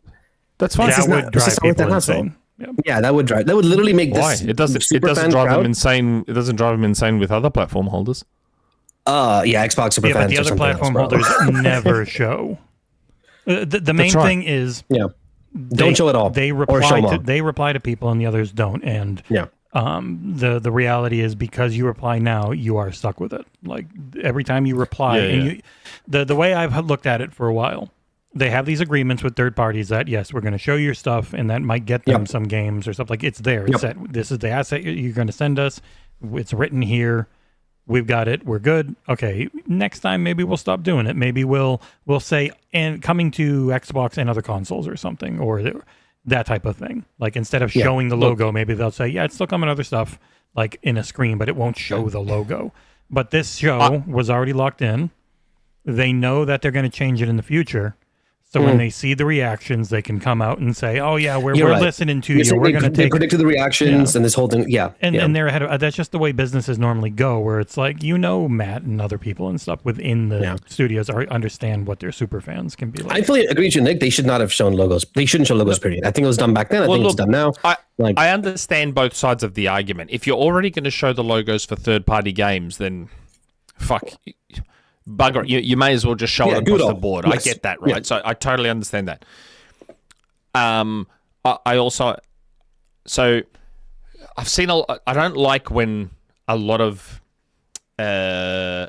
big name people denigrate fans of the platform. Like, I don't like it that Xbox fans are just crybabies. That's how you can tell they're the biggest fanboys. I'm sorry, but go fuck yourself with that, because the fact that you don't like Xbox and want it to die is irrelevant to the discussion of how an Xbox fan feels. Yep. Because if this was PlayStation or Nintendo in this situation, don't act like you wouldn't be fucking crying into your pillows and fucking like ready to be... You'd have to be talked off the ledge. So just shut the fuck up with that for a second. So I get that they should just keep the logos now. They've done it. It's there for third parties. Just do it. Yep. I'm somewhere in the middle on this. For me, the outrage isn't the logos in and of themselves. They've done it before. It's whatever.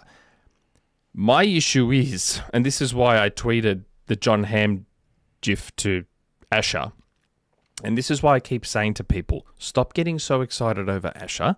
She doesn't know what she's doing right now. She's been there for 15 minutes. She is Zod taking his helmet off on Earth for the first time with the fucking sensory overload and fucking everything's just coming in. She has no idea what video... She didn't know what a video game was before January. So she's still like coming to grips with everything, right? That's why when everyone was like, oh, Queen Asha, and they're like, I'm like, just relax. Just calm down a little bit with the guys. Queen Asha stuff and relax a little bit. Yep. She still doesn't know what she's doing. And she's getting advice from like 100 different people, and she's not getting advice from the right person. And where she looks silly a little bit now, and she probably doesn't realize she looks silly, is she did all these moves right at the start to be like, oh, it's all about the Xbox console, and we're going to put the Xbox console first, and we're going to push Xbox console sales, and we need to get the growth going again with Xbox console, front and center. And then your show, you're going to have logos for the other consoles to remind people that, hey, you don't have to buy this game on Xbox. You can buy this game on other consoles. That's the context where I see this logo thing is stupid and they shouldn't have done it. Yes. Don't sit there. Don't sit there getting all the hardcore fans on your side saying, oh, Xbox console. It's all about the Xbox console. We love Xbox console. Look, guys, look how much we care about the Xbox console. But at our big showcase where the eyes are on, don't forget, guys, you don't actually have to buy an Xbox console. Look, these games are on Switch and PlayStation as well. That's where it's dumb. And that's where they fucked up. Yeah. So had they not been all about pushing the Xbox console first when she first walked in the door, then this logo thing would not look as bad. No, but Nick, let's say Jesse's right, and it was contractual obligations. Just like, hey, these third-party companies, like let's say they show Persona 6 at the Xbox Showcase, and that's why they kind of predicted the backlash, and then boom, had that tweet ready to go, be like, hey, we heard you, we're going to work on this in the future, even though they technically couldn't have changed this anyways for the third party, let's say. It'd be a smart way to handle it, kinda. As much as I hate her replying to random people, like... Club's not random. So then... Oh, it was Club. Yeah, fair enough. So then don't say anything then. When you first walk in the door... No, but it's an easy win. Oh, you mean the initial, we're here for you, we're Xbox fans, that kind of thing? Yeah. Yeah, but... Don't say anything. You've just started. You don't have to say anything. They're addicted to saying just started to revitalize the core Xbox fan base, right? And to be honest, it's kind of working. Heck, you had some long-term people return. You had stuff like that happen. It went great. She was working. For the most part, the Xbox crowd, the community is excited than they were, more excited than they were last year, or maybe even the year before, even though we had. But look how quick they've turned already. Exactly. But then that's why they immediately responded saying, hey, my mistake. She literally used the word, I'll own it, right? Something like that. Yeah, and now they'll be like, okay, all right, Asha, we forgive you. You know, like she's already fallen into the trap, though. She's already fallen into the trap of like constantly responding to everyone on socials. And you can't go to your strongest fan base for feedback constantly. Yes, because the reality about people when it comes to entertainment is they don't know what they want because they don't generally know how it's made. So you'd be like, well, I just want this and this and this and this, and you try and give them that, but it just doesn't actually work based on how reality is. 'Cause, Nick, you're right. Right now, it's we don't want logos, which is fine. That's a fair thing. And then it already is. We want exclusives, which I'm also kind of okay. And then the next thing, They're for two some separate reason, things, though. They're two. But I know, but I'm saying it's all kind kind of like laddering. Two separate things. It's all kind of laddering. And the third thing, for some reason, is we don't want games day one on Game Pass. And right there is where I'm like, whoa. What the hell just happened? It's giving up day one on Game Pass to gain exclusives. Is what To it gain means. exclusives. That's the talking point, right? That is the Why core. does it have to be superfan- one or the other? When Exactly. we've had both. I don't know. We've had both. Literally. Why does it have to be one or the other? I don't know. That's just Ask Zach been and the Chad. He probably knows. polling and all the people talking. It's like, because it very much became, it's very obvious now that Game Pass is not sustainable because they had to take COD out. And now I hear from a certain guy that they're looking to take Gears out, and people take them That seriously. slippery slope, that's when I get pissed off at why this is even happening in the first place. Stop responding to stuff like this. Stop giving them ammunition to go through. Why Jez even put that poll up, I don't understand. Engagement, whatever. But like, when it starts affecting me, like personally, physically, my hobby of playing video games, then it's like, okay, no, nothing held back anymore. You know what I mean? Like, you're being an idiot. Don't do this. Yeah, it's a weird situation now. Like, so I mean, I guess we've all but confirmed now that on future shows going forward, they won't have the logos. They won't have it the Pretty same way. They'll most likely, maybe not try and hide the fact that it's not exclusive, but they won't. They probably won't They shouldn't show. have the logos anyway. They shouldn't. have I them agree. anyway. I agree. Clearly, Like, if Spencer in the end, tried. Yeah. Like, it's your show about Yeah. your platform. Why? Like, if you're a PlayStation only person and you're watching an Xbox show to see what's coming to PlayStation, why? Like, I don't watch a state of play to see what's coming to Xbox. I watch Even a though state a of lot of play. them have People been do. third party. Yeah. You'd be No, surprised. I know they're third party, and I'm old enough and smart enough to know what's going to be third party and what's not. But I don't watch a state of play going, let's see what's coming to Xbox. I watch a state of play to see mostly what's on PlayStation. And the third party stuff, cool. Some of the third party stuff, depending on what it is, I might get it on Switch. If Though it's more in a every state of play, handheld leaning game. we're watching, and it's like, okay, wait, this game looks cool. Is it on Xbox? Let me check. We're trying to search for it, trying to find it right away, and eventually we do find it, right? But it does take us a bit. But that's what I mean, though. Like, I don't expect to see an Xbox and a Switch logo at a state of play. Yeah. I'll check Twitter after, or I'll check YouTube after, and see the confirmation that it's coming to Switch or Xbox. Xbox's own social post sometimes, right? Like, Yeah. Do you know what I mean? Like, I'm not. yeah, I know exactly Like, what you mean. the people that are saying, but I want to know the platforms. You're being disingenuous as fuck. It'll take you 2 seconds after the show to confirm what other platforms. You're watching an wanna Xbox know show, the so my assumption platforms. is you give a shit about Xbox. I want to know the It helps us to platforms write news. immediately because I have to write news. Yeah, okay, from a news perspective, but from the people watching, you're watching an Xbox show. You know, So- Nick, it feels like it was kind of like a remnant of Phil Spencer's, like when we all play, when we all win, that kind of thing. Like, hey, let's be nice, let's share everything. And if the other two had reciprocated, if Switch and Sony had started showing other logos and their stuff, then it would have Or been fine. just right? not But been. they didn't. Yeah, they were just the way they always were. It Yeah, very much exactly. feels like the previous leadership really wanted to push into a newer, Unified. open, bigger era where they got Yeah. away from the console war stuff, and people aren't ready to leave. We've seen how not. immediately they wanted to jump right back into it. The first opportunity they had. Which is why I prescribed to Jesse's theory here, because really it made no sense to me that they were going to have the logos. Where I'm like, this is such an easy win. They've been keeping up with the pulse for the most part, right? Even Jez, I think, wrote an article, or someone wrote an article. Is this the first rake Xbox stepped in? As a bit of a joke. I haven't read the article yet. But I'd argue it is. yeah, right. It is. And after so carefully over the last 3 months, not stepping on anything. Usually Xbox steps on something every month, right? But they've been And so don't get me careful. wrong, it's as Jesse and others have pointed out, it's a rake they were destined to step on because of third-party agreements was and everything's foretold. already locked in. Yeah. So it was a preordained rake. Yeah. So which is a little bit unfair because it was going to happen regardless because everything's locked in. But it is still a bit of a rake nonetheless. It is. I think their damage control's not bad. The whole I own it. It's we're talking about it. Blah blah blah. That kind of thing. That should be enough It's to get also people to not stop committal. being angry. It is not committal. Exactly. And people wonder, Corporate speak. I hate business speak. And it's like, you fall for it every time. And people are falling for it on the, how could they do this to Matt? Yep. He 1,000,000% knew what was going on. They don't have good messaging again. They're not unified internally. It's like, no, you got to stop falling for or trying to twist narratives to match how you want them to have gone. When the reality is they are a company. They are soulless in corporate. Even now, they don't care about you just because they're talking and hearing you online. They're not your friend. Heard. Like none of it's there. They're not listening. Yes, They don't care what Clobberl has to say. They just used it to be able to get a message out that they think can give them very quick, easy, non-committal wins, which is 99% of what they've been doing since she took over. 2 super We're chats. still actually Couple of super chats. Yep. While I was on topic, Go. why don't you take the first one, Nick? I'll take the second. Okay.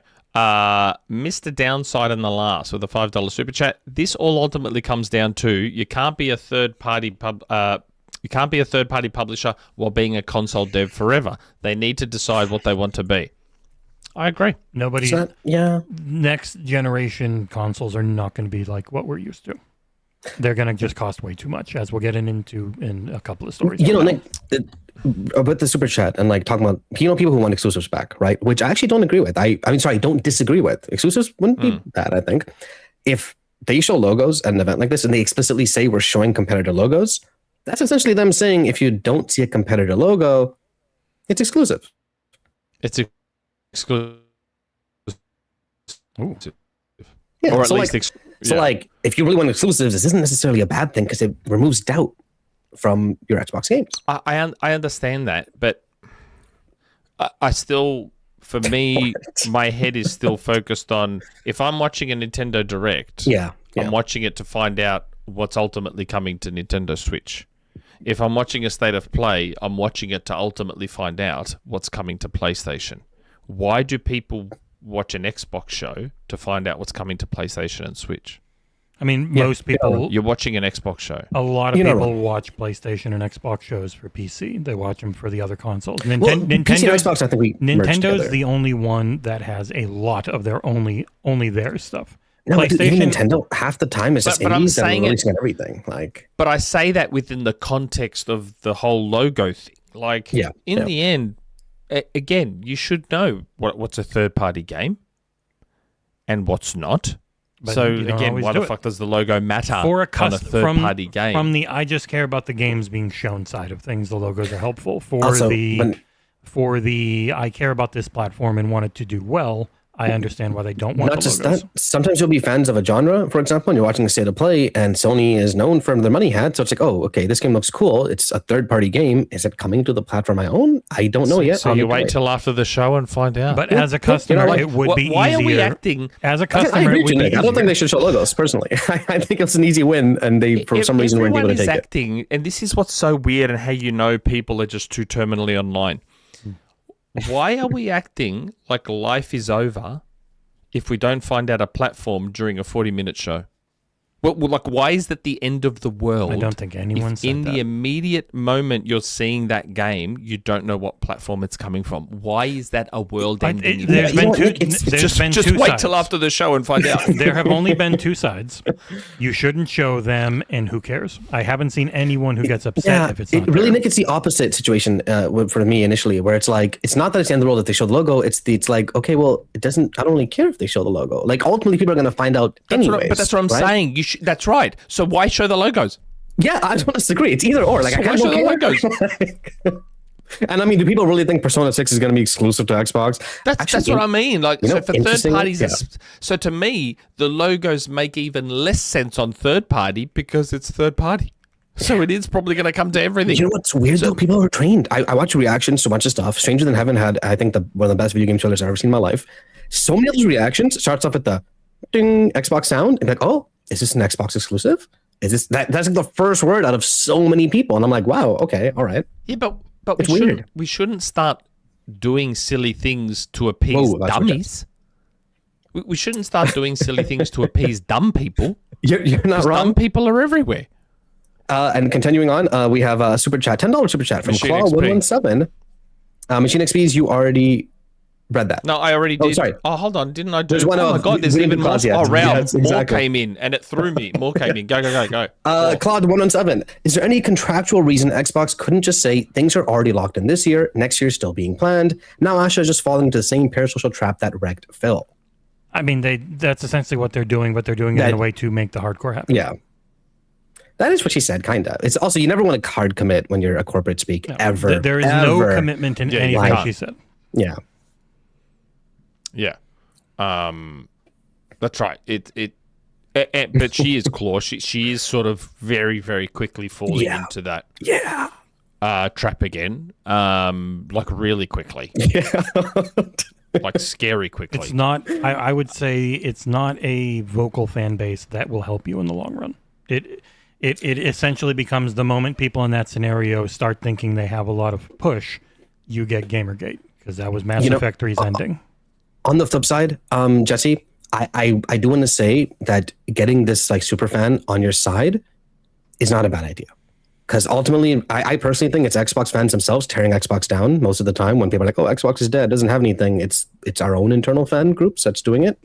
So getting these guys on your side, even if it's temporary, even if it's by lying, I guess, that's okay for now. Well, at least that initially. is Nick's Discord, is a bunch of Xbox fans who spend all 3-4 years just But in the tearing Xbox into 2 it. Discord too, I was in there for a bit these days, and certain people are.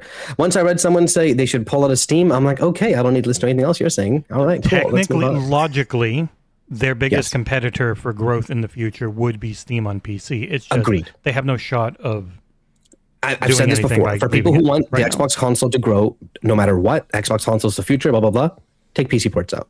Pull them all out. No more Xbox app, no Steam, none of it. Take it all out. Console only. Consoles will grow. At the cost of your business failing, but consoles will They'll grow. go from right? making 25 billion to making 10 or 15 again. Machine Super XP chats. with Go a ahead, super Nick, chat. I think Xbox is in a unique position. They honestly just need to find the right balance of platform / ecosystem and multi-plat publisher. I don't. It's a real. The next generation is going to be really weird. Yeah. As we could get into if you want to, looking at the prices that are happening all over the place. It's not going to get better anytime soon.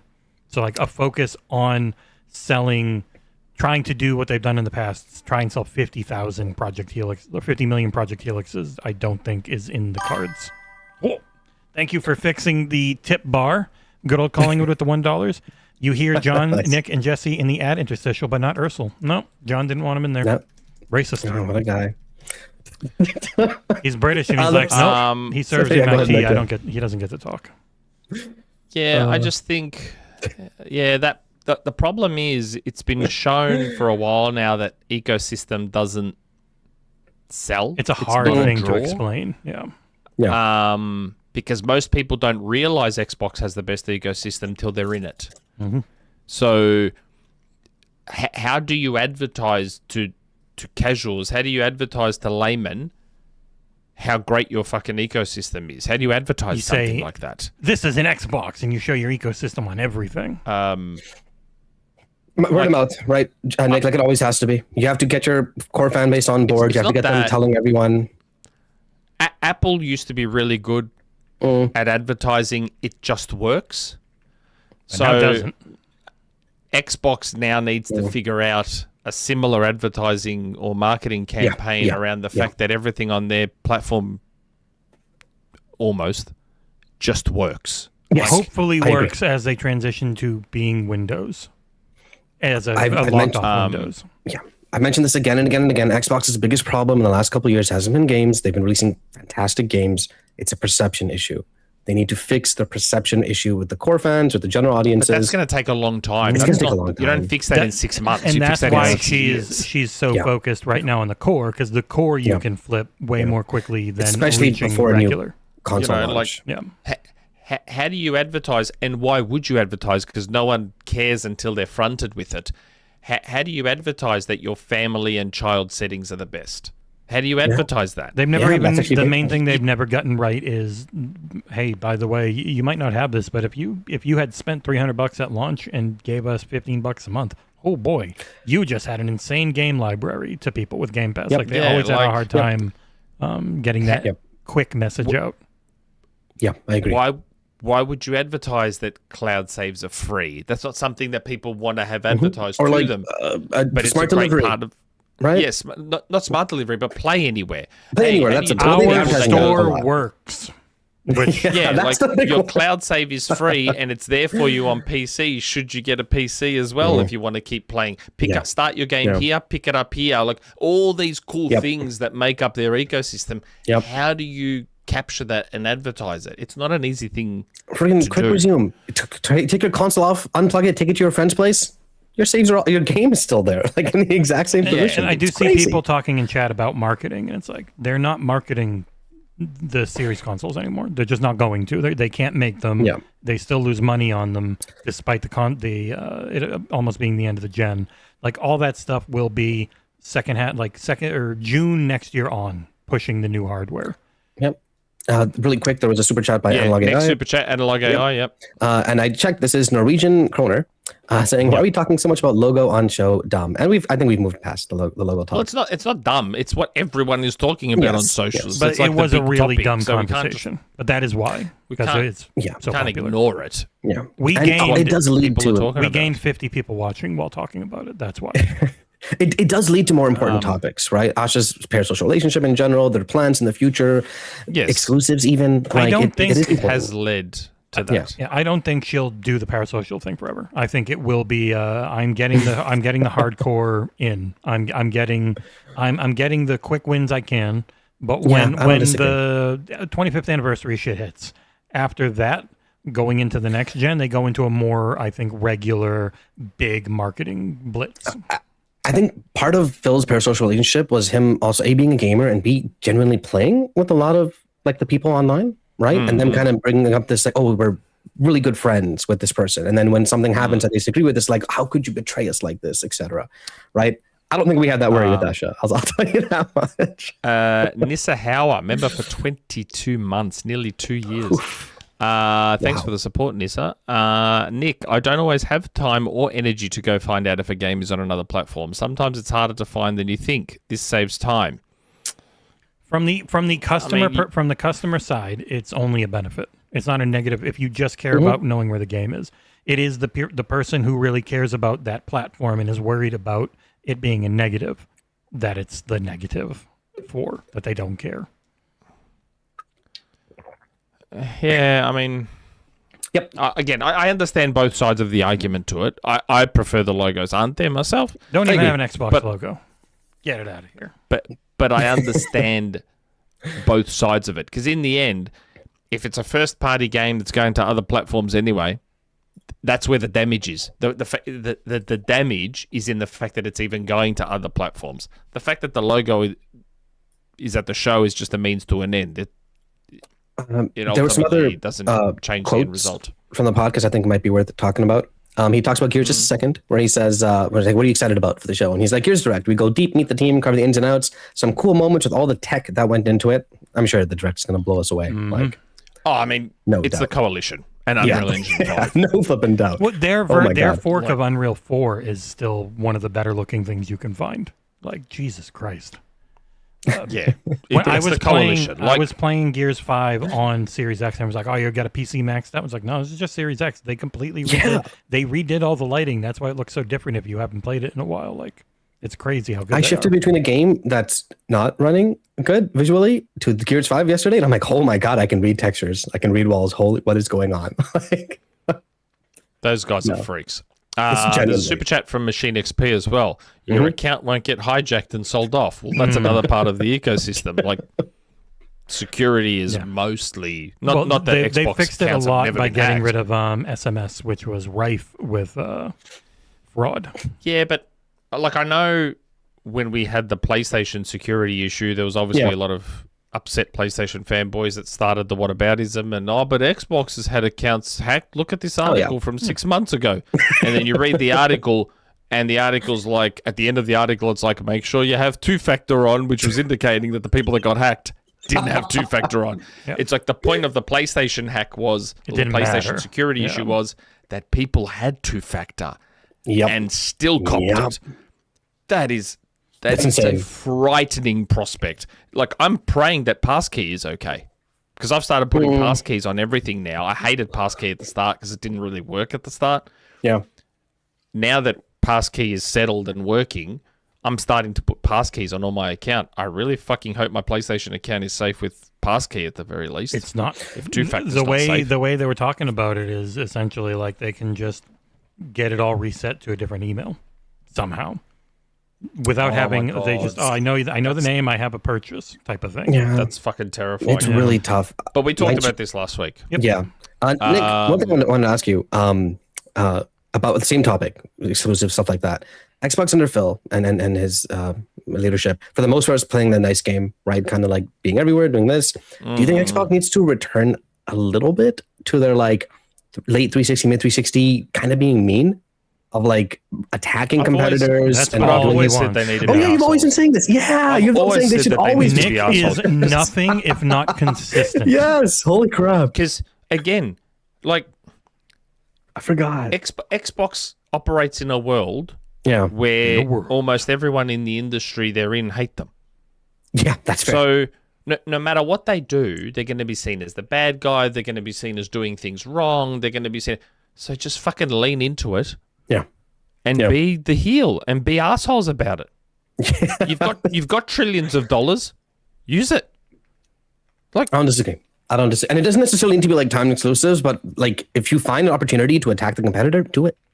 Do it. It's no longer the time for kumbaya, right? Like it's. But why not just money hat shit? Oh, because I don't think money hatting really works, anyways. I'm not a fan of the practice in the first place. So like, I think even Sony has lessened the amount they do it because it isn't a system seller type of move anymore. yeah, exactly. But like making fun of PlayStation when they stumble, stuff like that, do it. Why not? Right? It kind of reminds me of like the Democrats in America. Like, oh, they go low, we go high. No, no, no. Go I low. probably would have put some tweets out or some ads out about the fact that your account won't get stolen on Xbox. 100%. But then I mean, I bet- Stein I does it bet in you his it still personals, does. right? Move that into more official channels. Like, I would have. I mean, part of how we got to where we are was them doing a little video of a disc being handed to someone. exactly. That's exactly what I'm thinking. Why of. not? And then it comes that did out so much later damage. that they had supposedly they were all doing that system of the disc to digital. Yeah. And PlayStation pulled What, out. you don't think the camera was Yeah. being bundled as well?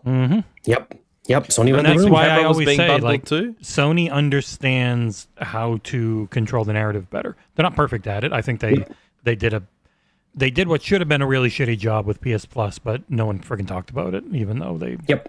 should have been a And it's double stuff- hit. But yeah. And you have people on your team that know this stuff. Again, Stein, for example, running the social media, he's on the pulse of this crap. Give him more leeway, right? Give him some more rope. Like, It's we'll see. Microsoft. There's doing anything in that company, no matter what, and it's not going to change, is always going through insane amounts of red Well, tape. if it would change, it'd be now with new leadership, right? So if there's an opportunity, it'd be this is it. I mean, Take the new gloves off. leadership would be not Satya, and then Nick would start dancing. Well, I mean, Satya doesn't care about the ins and outs of Xbox social media, is what I mean. Satya You know, cares like- about way more than you think. I know, but like Xbox social media making a joke on PlayStation, that's way below his pay grade. He doesn't give up. He doesn't give a flip. Really quick from the same thing, there's some quotes about Helix, and I'm glad they got this ahead of the thing, where Booty just says there won't be Helix news. Helix will not be at the showcase. Focus will be on the games. I know people didn't really expect Helix. I was kind of There expecting were something some because people they that did, but okay, them sending like gift bags with Helix made me think they're gonna mention something about it no, at their big Just upcoming don't showcase. give Helix to Jeff. For the love of fuck, don't give it to Jeff. No, I'm being serious. I'm expecting. Do not give. I bet you they do a teaser there, but then the big thing is June. Do not give Jeff your Next year. console reveal again. June next year. You don't think they're gonna show it in RDNA December? 5 doesn't exist until the end of next year. Like it's not ready then. So, and I think that one of the biggest changes, and we're seeing it with Grand Theft Auto 6, where they're like, yep, we're going to start talking about it in August. Like July or August is when they're going to start their marketing because no one has an attention span anymore. So you're not going to Marketing's start weird. pushing your next-gen hardware until a few months before it comes out to start building up the anticipation. You're not going to do it a year at a Asha- time, really. If Asha is going to learn anything, stop giving stuff to Jeff. For the love of God. If you're going to learn anything.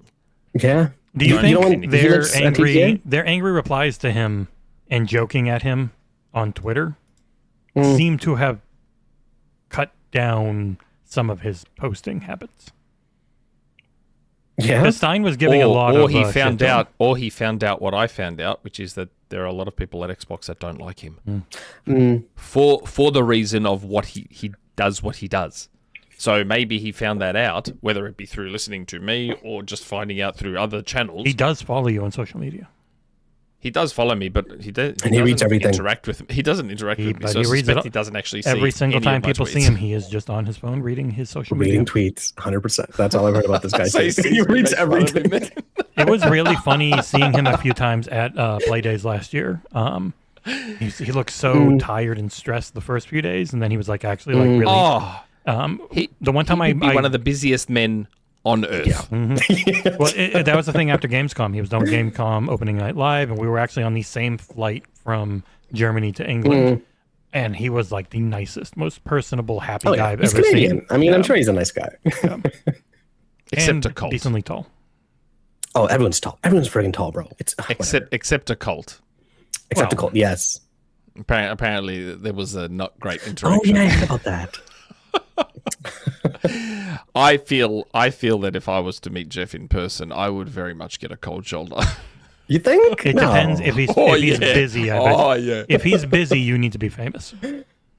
Yeah, that's the thing. Like, It's just he would look at me and be like, "Who the fuck is this Aussie pleb?" Pretty hot. But who is He he? would dismiss me immediately. the last thing Oh, shit.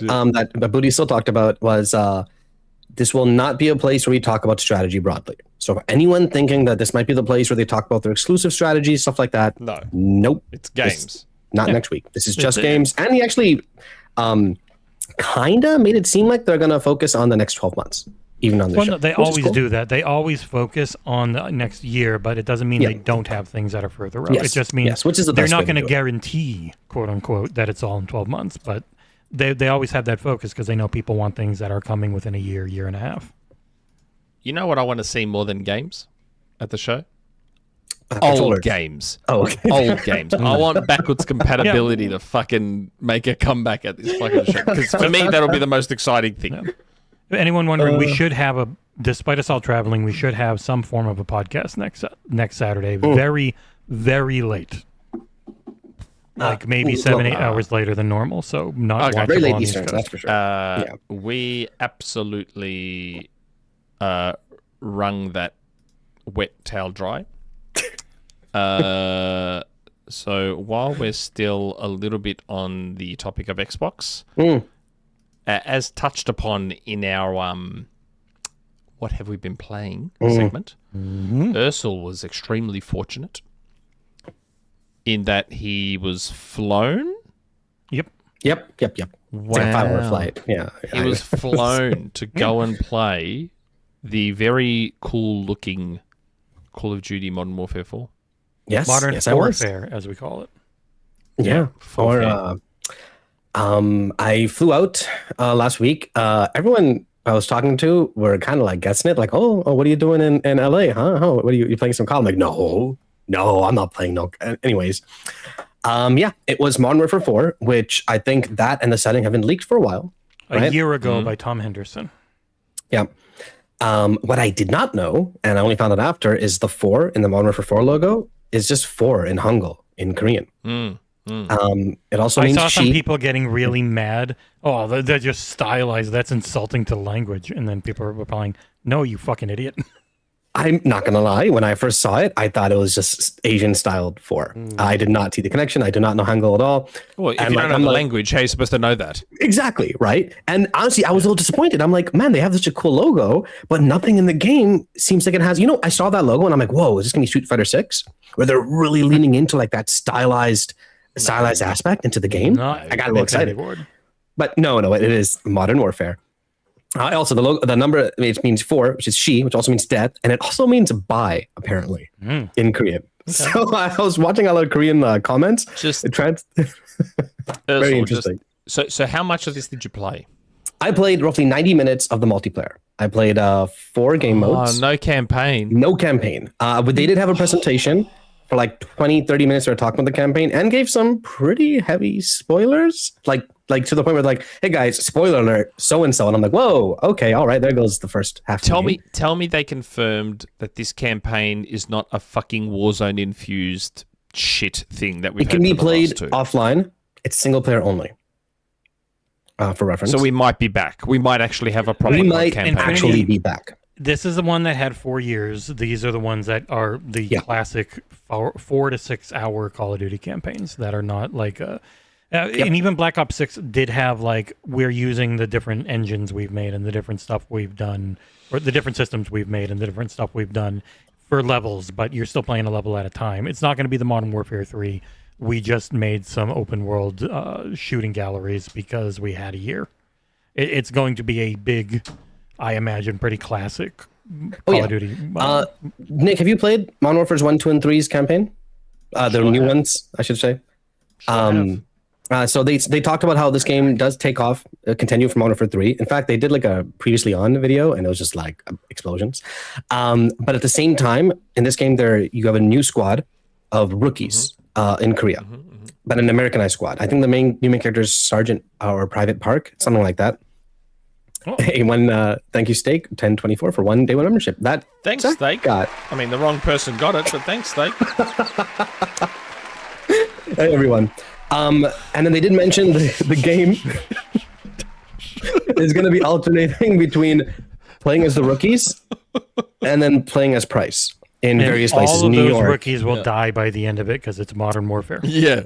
That's they are Carmines. They are 100% Carmines. I think of the rookie squad, 2 might die, but 2 will definitely make it. I think they want to keep it going. When I started playing Bond, I was like, okay, everyone but Bond in this friend group's up for murder. And I've been very confident about that the whole time. And when you've got Price could eventually go. They're 4 in now, and they're still going after Makarov, I think. But like friggin', they don't mind killing new characters or even old in Modern Warfare at all. But it really, again, how do I get into spoilers? I'm literally in a group in the chat. You can find spoilers online about certain things. Claw in the chat said it doesn't actually mean death, but it's often a superstition or even a taunt implying death. Source, I speak Cantonese. Interesting. What do you know? I have right? ChatGPT. What?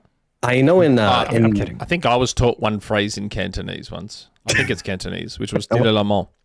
So anyone watching, I'm not going to say what I just said because it's rude. We'll see if Claw recognized what I just said. But I remember saying it once, and the guy said to me, he goes, "My God, your pronunciation was flawless." I go, "Was it?" I would not know. I know in Japanese "shi" does mean death. "Shine" means like to die, for example. But friggin' or "shine" just means death. Either way, it does seem like a return to form, Nick. In a lot, like I was. Nope, that phrase is banned. I'm watching this presentation, and the first thought in my head is like, why isn't it on Game Pass? God damn it!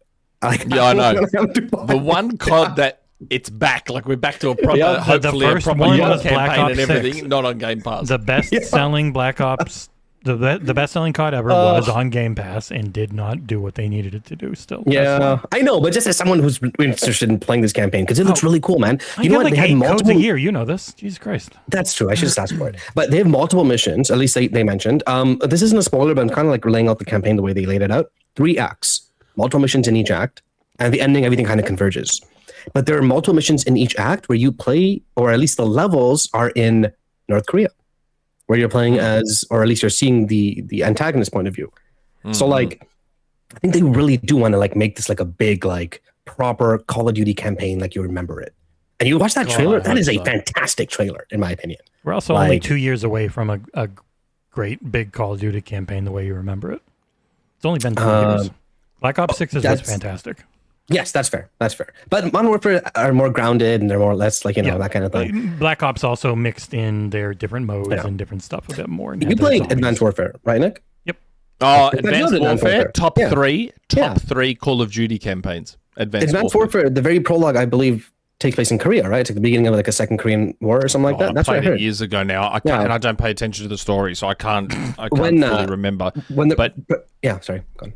I just remember adoring the Advanced War. Like, Advanced Warfare is like the full-blown polar opposite behaving COD, where you have this unbelievable campaign paired with the worst multiplayer the series has And it ever sucked. witnessed. Because it played really well. They were just the That's one of the worst dash, right? maps. Like they Like did the not Halo work dash? for their movement. So yes, so they tried to make COD Titanfall, because that was after Titanfall. Remember, Yep. Titanfall Yeah. exploded a little bit. So Yeah. so COD was like, oh shit, Vince has gone and made Done it again. a better COD. We need to include some of his shit in here. So they went and did all, and then they left the maps. They didn't Classic adjust size. the They maps were tiny. for that man. new movement, and they didn't adjust the maps at all. And it is fucking Yeah, horrific. it was trying the to play multiplayer in that COD. squirty fart jumps. Yes. you could just- Oh yes. my god! Yeah, you could box people in. No matter what you did, people would just always spawn behind you. And like the it was rough. spawn killing. Oh my god! Okay, anyone It was listening horrific. that complains about spawns in any game that isn't Call of Duty, play Call of Duty. All right, is all I'll say there. Yeah, they're bad. But the was presenters, okay when at they were talking about the campaign, because that's what we're interested in, they're like, hey, why do we pick Korea, right? And they're like, one, the Hallyu wave. They call it the Korean wave of Korean culture, kind of spreading even more across the world. Makes sense. And two, they're like, we noticed that like North Korea has like dozens, if not hundreds, of artillery permanently aimed at Seoul, like the capital of South Korea, at all flipping times. And we're like, that would make for a cool story premise for a video game. Let's do it. And it works. It right away has me so interested in playing this, right? Ah, man. Yes, I'm really into it. I cannot wait. Like, I genuinely want to play this campaign. I'm so hopeful that we're back to just a traditional, normal Call of Duty campaign. Claw. Hopefully, my pronunciation is still okay. I said Dilemma. That is what I said in, I think, either Cantonese or Chinese. Mandarin. I was I can't gonna remember say? the specific I'm not language or gonna- dialect. But how was the multiplayer, though? 'Cause Yeah, that's what you multiplayer really was good. played. Though one thing I should quickly mention, because everyone's talking about it, I haven't played Modern Warfare 1, 2, and 3, so the very end of that trailer of Price versus Ghost didn't really do anything for me. And I'm seeing a lot of people being like, whoa, what's happening? Whoa, why is Ghost at stuff like that? It's Captain guess COD is the America, story. even though he's British, versus the Winter Soldier. You know, some style. people are equating it to Halo 5 with Locke and Master Chief. Oh, yeah, Multiplayer. well. So right away, I played a fair bit of Black Ops 7 before I went to get like a feel for it, because I'm not really that big of a COD guy, more of a Halo guy. This is not Black Ops 7. I'm No not sprinting omni-movement. in every direction. I'm not jumping on walls. This is pretty grounded. Good. But at the same time, and they actually just released, I think earlier today, the second episode of their Inside the Ward series, and they talk about multiplayer. And they show a clip of you jumping, sliding over a car, and keeping the momentum. That's something they talked about nice. a lot. Is they're like, Momentum, I'm okay with. yeah. They want to still Yes. keep that level of movement going. They don't want it to be just, people staying still. You and don't really want being a grounded. friggin' a hip that's on a gimbal and you can just spin around forever, like Yeah. the Omni movement. Straight up. It felt really good, man. Momentum, I like the idea of, because that should be where we go as we advance with these games. I'm fine with momentum. It felt really Leave all good. running to Titanfall. We were playing on like high-end PCs, I'm sure. It looked incredible. It sounded incredible. Like, I get my gun, I shoot the first few times, I'm like, whoa, okay, that's crazy loud. I have to turn it down a little bit. Like, Better than Halo 4?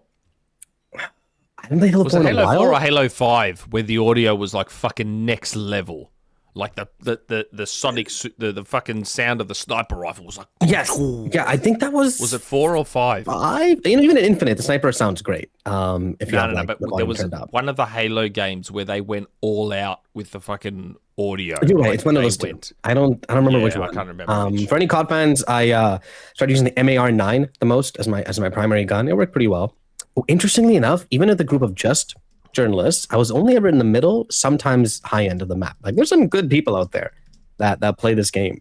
One time I was speaking with someone else, David from Games Beat. Gaming Trend, holy shit. Gaming Trends. Why do I keep messing this up? You know what? Because I have a Games Beat friggin' business card in my wallet from last year, June. And he was like, yeah, at one point I figured out the spawns and I got like just 25 kills. Just in a row. I knew exactly where we were spawning. I worked it out. Game is fun. It's Modern Warfare, so it's not Black Ops. It plays good. The UI thankfully is clean. I opened up Black Ops 7 and I'm like, every 2 seconds I'm getting advertisements of some kind or another. I just want to get to my loadout, but before I can, I'm seeing like 4 different advertisements. God, that irritated me. Yeah, this is day one, but the UI was super clean. Operator, you have more choice than ever. You can pick like your own operator per each loadout. You can change everything in it. Oh, wow. Yeah. And No, they are quadrupling down on not going unrealistic with skins. They mentioned that too, huh? They didn't say anything in the presentation. They said, they're going to keep it social grounded. media. We're keeping it Okay, realistic. nice. We're not going to do anything dumb. Keep the receipts. Like, yell at them if we Nice. do. It's coming with 12 maps, 12 game modes. The game mode I had the most fun with was a new one called 10v10 Gunfight. Very big, very social. Every 2 rounds, everyone's loadout changes. The map it's in changes every 2 rounds too. Like it has like 3 parts, and the parts are like you can shuffle between them. So in the same game, I was playing like in trenches. The other game, we were running on rooftops. It was really cool. I really enjoyed it. Sounds like we might be back. I think You say that, Nick, yeah. but unfortunately they then showed logos and the Switch 2 was included. And yeah, No, it's coming to that's Switch great. too. They want it. Finally. Yes, finally, right? Finally. Yeah, no, not from I'm going to buy it on Switch. I'm going to have it on Xbox. But from the perspective of, hello, you signed that agreement 2-3 years ago to say you're bringing it to Nintendo platforms and you fucking still haven't done it. Yes, exactly. Things are never It's gonna sell really well, man. Yeah. Allegedly, according to, I believe, again, I apologize if I get this wrong, I believe it was an interview from Gene Park with the devs, I think. Someone mentioned it in the chat. Switch 2 is the lead platform Really? for this game, which makes sense from the perspective of they want it, like, it's the first time COD has been on Switch on Nintendo platforms for a long time, Like 2012, maybe a 2013 decade, or something. And might the be a way- decade because it was on. the way Black it Ops 2 works- was on Wii U. Yeah, like the way it works is the lead isn't like then the other ones suck. It's just like we need to make it work good here. Then we can turn the bells and whistles up on the other ones, but we make sure Yes. it works great everywhere. So people take that, Yes. oh, is it not going to be that great? It's like, no, man, it's real pretty on the other ones. So you know how people. real quick, Matt the Rat, tip 1078. Good day. Hey. Have a ripper. Can't watch the show because I'm out at work on a smoko, but I'm sure it's a cook-up. Good luck for On a next week. smoko. Smoko. That's the fucking Aussiest term. Smoko. That's our word just for a smoke break. Just you're gonna have to take a cigarette, so they call it a smoko. I'm not a smoker, but yes. Trust me, smokos are very, very common here. I reckon some people take up smoking just so they can get extra breaks from work. Yes, so I understand. It's the first COD on a Nintendo platform since the Wii U, and the Wii U was the failed platform. So they want to get it right. And again, it's the Series S thing. For those people who aren't just dummies that shit on the Series S, oh, it's holding back. No, the Series S, for the devs that want to put in the effort, it actually helps them optimize the other versions. You like your 60 And that's- FPS in Alan Wake 2 on Xbox Series X and PlayStation 5? It's because they had to make a Series S version, and they were like, oh, shit. So the Switch 2, don't view this as the Switch 2 holding back the others. View this as the Switch 2 helping the others. Because the better they can get it running on Switch 2, the better the Series X and PS5 Pro versions will benefit from it. Mm-hmm. So don't look at it as, oh, Series S holding back, Switch 2 holding back. No. Although having said that, the Series S has never been the lead platform, to be fair. Yeah. But the Switch 2 being the lead platform is a good thing, I think. Yeah. Will I get it on Switch 2? No, because it's Play Anywhere. So if I want to play it on a handheld, I'll be playing it on the Asus Republic of Gamers Xbox LAX Windows 11 handheld gaming PC device. That's also I'm where you it's get well the, optimized. get your Again, code. on PC, it looked great, played great, but it's super high in PCs. I think we're back. I think it's going to sell really, really well. I don't think it'll need super high-end PCs, though. Like, I don't think so. No. The ROG runs Black Ops 7 at 120, which is fucking That's crazy. insane. That That's is crazy. insane. So as long as the ROG can play Modern Warfare 4 at 60, I'm golden. I'm totally cool with that. What was really interesting was the two people that came in and to talk to us multiplayer before we played it were really, really young, like mid-20s, maybe late 20s at most. It felt like they really kind of gave it to almost new blood, I think, in their crew in a way. And they had some new ideas. For example, one thing they were very proud of was they're like, this is the first AAA shooter to not have Bloom in it. They said they've completely removed Bloom as a concept. Yeah, they got rid of the Bloom. Yeah. Which is interesting because heck, I was just playing remember that Modern Warfare. during Reach. Yeah, that was a big controversy during Reach. Adding Bloom in the first place, Bungie, man, it will never be forgiven, ever. But now they say hip firing is just more accurate or something. I don't remember the exact technique they said. Either way, it all sounded good. Oh, but and 90 minutes, yeah. You know what freaked me out in the trailer the most? Yeah. Luke Tenney. Luke Tenney's in this. Yeah. I'm listening. I'm watching this trailer and I'm like, oh, is that Sean from Shrinking? I'm like, that sounds like Sean from Shrinking. And then I see him. I'm like, oh my God, that is him. That's Luke Tenney. So I found his Twitter account and tagged him only to discover that he only posts on Instagram. Does not post on Twitter. Of course. But yeah, man, I love that actor. Like, again, watch Shrinking. Reminder, Shrinking, one of the best shows out there. I need to watch it. It's on my list. I got to watch that. Yeah, and Luke Tenney, he is incredible in it as a war veteran suffering from PTSD. I think the actor himself has also, I believe, been in the service. Someone mentioned that somewhere. I don't know. Yeah, I don't know, but he's great in it. And yeah, just like I got excited about Milo Ventimiglia in Black Ops 7, which did not bear fruit, sadly, as I was not a massive fan of the Black Ops 7 campaign. I adore Luke Tenney, and hopefully this campaign's really, really good. But yeah, I was so like you're right chuffed. I was so pleasantly surprised to hear. Like I said to my wife, I said, "Listen to this. Tell me if you know who this is in the new Call of Duty game." Because when she saw Milo Ventimiglia, because she adores Milo Ventimiglia like I do, and I said to her, "I go, look who's in the new Call of Duty." And we're watching the trailer. She hears the voice and she goes, "Oh my God!" And then again, same thing. She saw him and was like, "Oh my God, wow!" Because she also adores Shrinking. One thing I will say to anyone keeping an eye on expression, stuff like that, 90 minutes of playtime, I don't care how good of Call of Duty you are, is nowhere even close to enough to make any kind of solid conclusion or impression on this thing, is what I'm saying. And there's one more thing, if you're wondering, are we back? This trailer has 44.6 million views. Holy crap. In 2 days. Yeah, it's doing pretty well.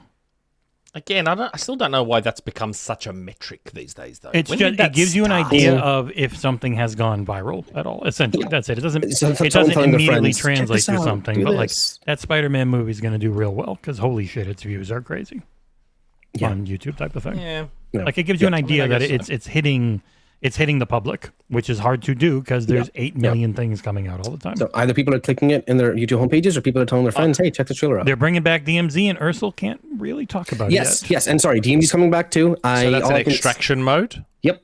It's DMZ. It's the last game that had it, I think, was Modern Warfare 2, I think, right? Had DMZ? Because 3 wasn't I think so, yes. I believe so. Yes, I believe so. DMZ's coming back. We won't be able to talk about it more until June 7th. Later. No. They said June 7th on the trailer. We're okay. They literally say June 7th, Jesse. I know they say it, and they're talking about it June 7th. Maybe you'll be able to then too. Either way, we'll find out more about DMZ June 7th. And that's when people will be mad because it's at the June showcase. And they'll be like, why is COD in the showcase? Because it's fucking Call of Duty. It's the biggest game they release every year. Literally. Yeah, I get saying you shouldn't open or close with it. Fine, whatever, if it hasn't been shown. And since this one's not in Game Pass, they're not opening or closing with it. Quick reminder. Sorry, go ahead. I was going to say it's the second biggest game of 2026. So they're going to have it at the showcase. Yes. Quick reminder, Modern Warfare 3 was not made by Infinity Ward. So this is the next Infinity Ward game from Modern Warfare 2. So those curious. I'm curious what Sledgehammer's on now. Yeah, I hope so too. I think we might be back. And speaking of the ROG, the ROG being able to run Call of Duty, Valve did us all a favor.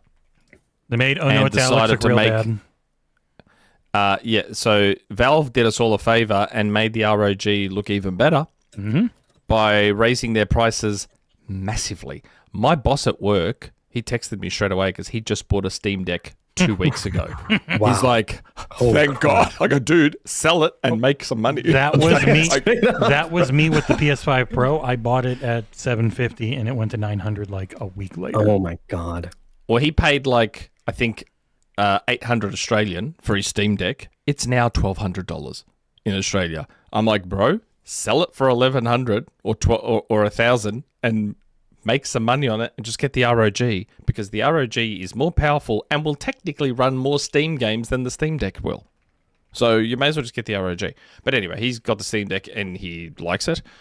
But yeah, in what should not be that much of a surprise to anyone at this point in time, Valve announced that they have raised the price of all three. Is there 3 Steam Deck models? There's 3, right? 4? There's 2 now. many Steam So Deck they models used are to there? have the LCD.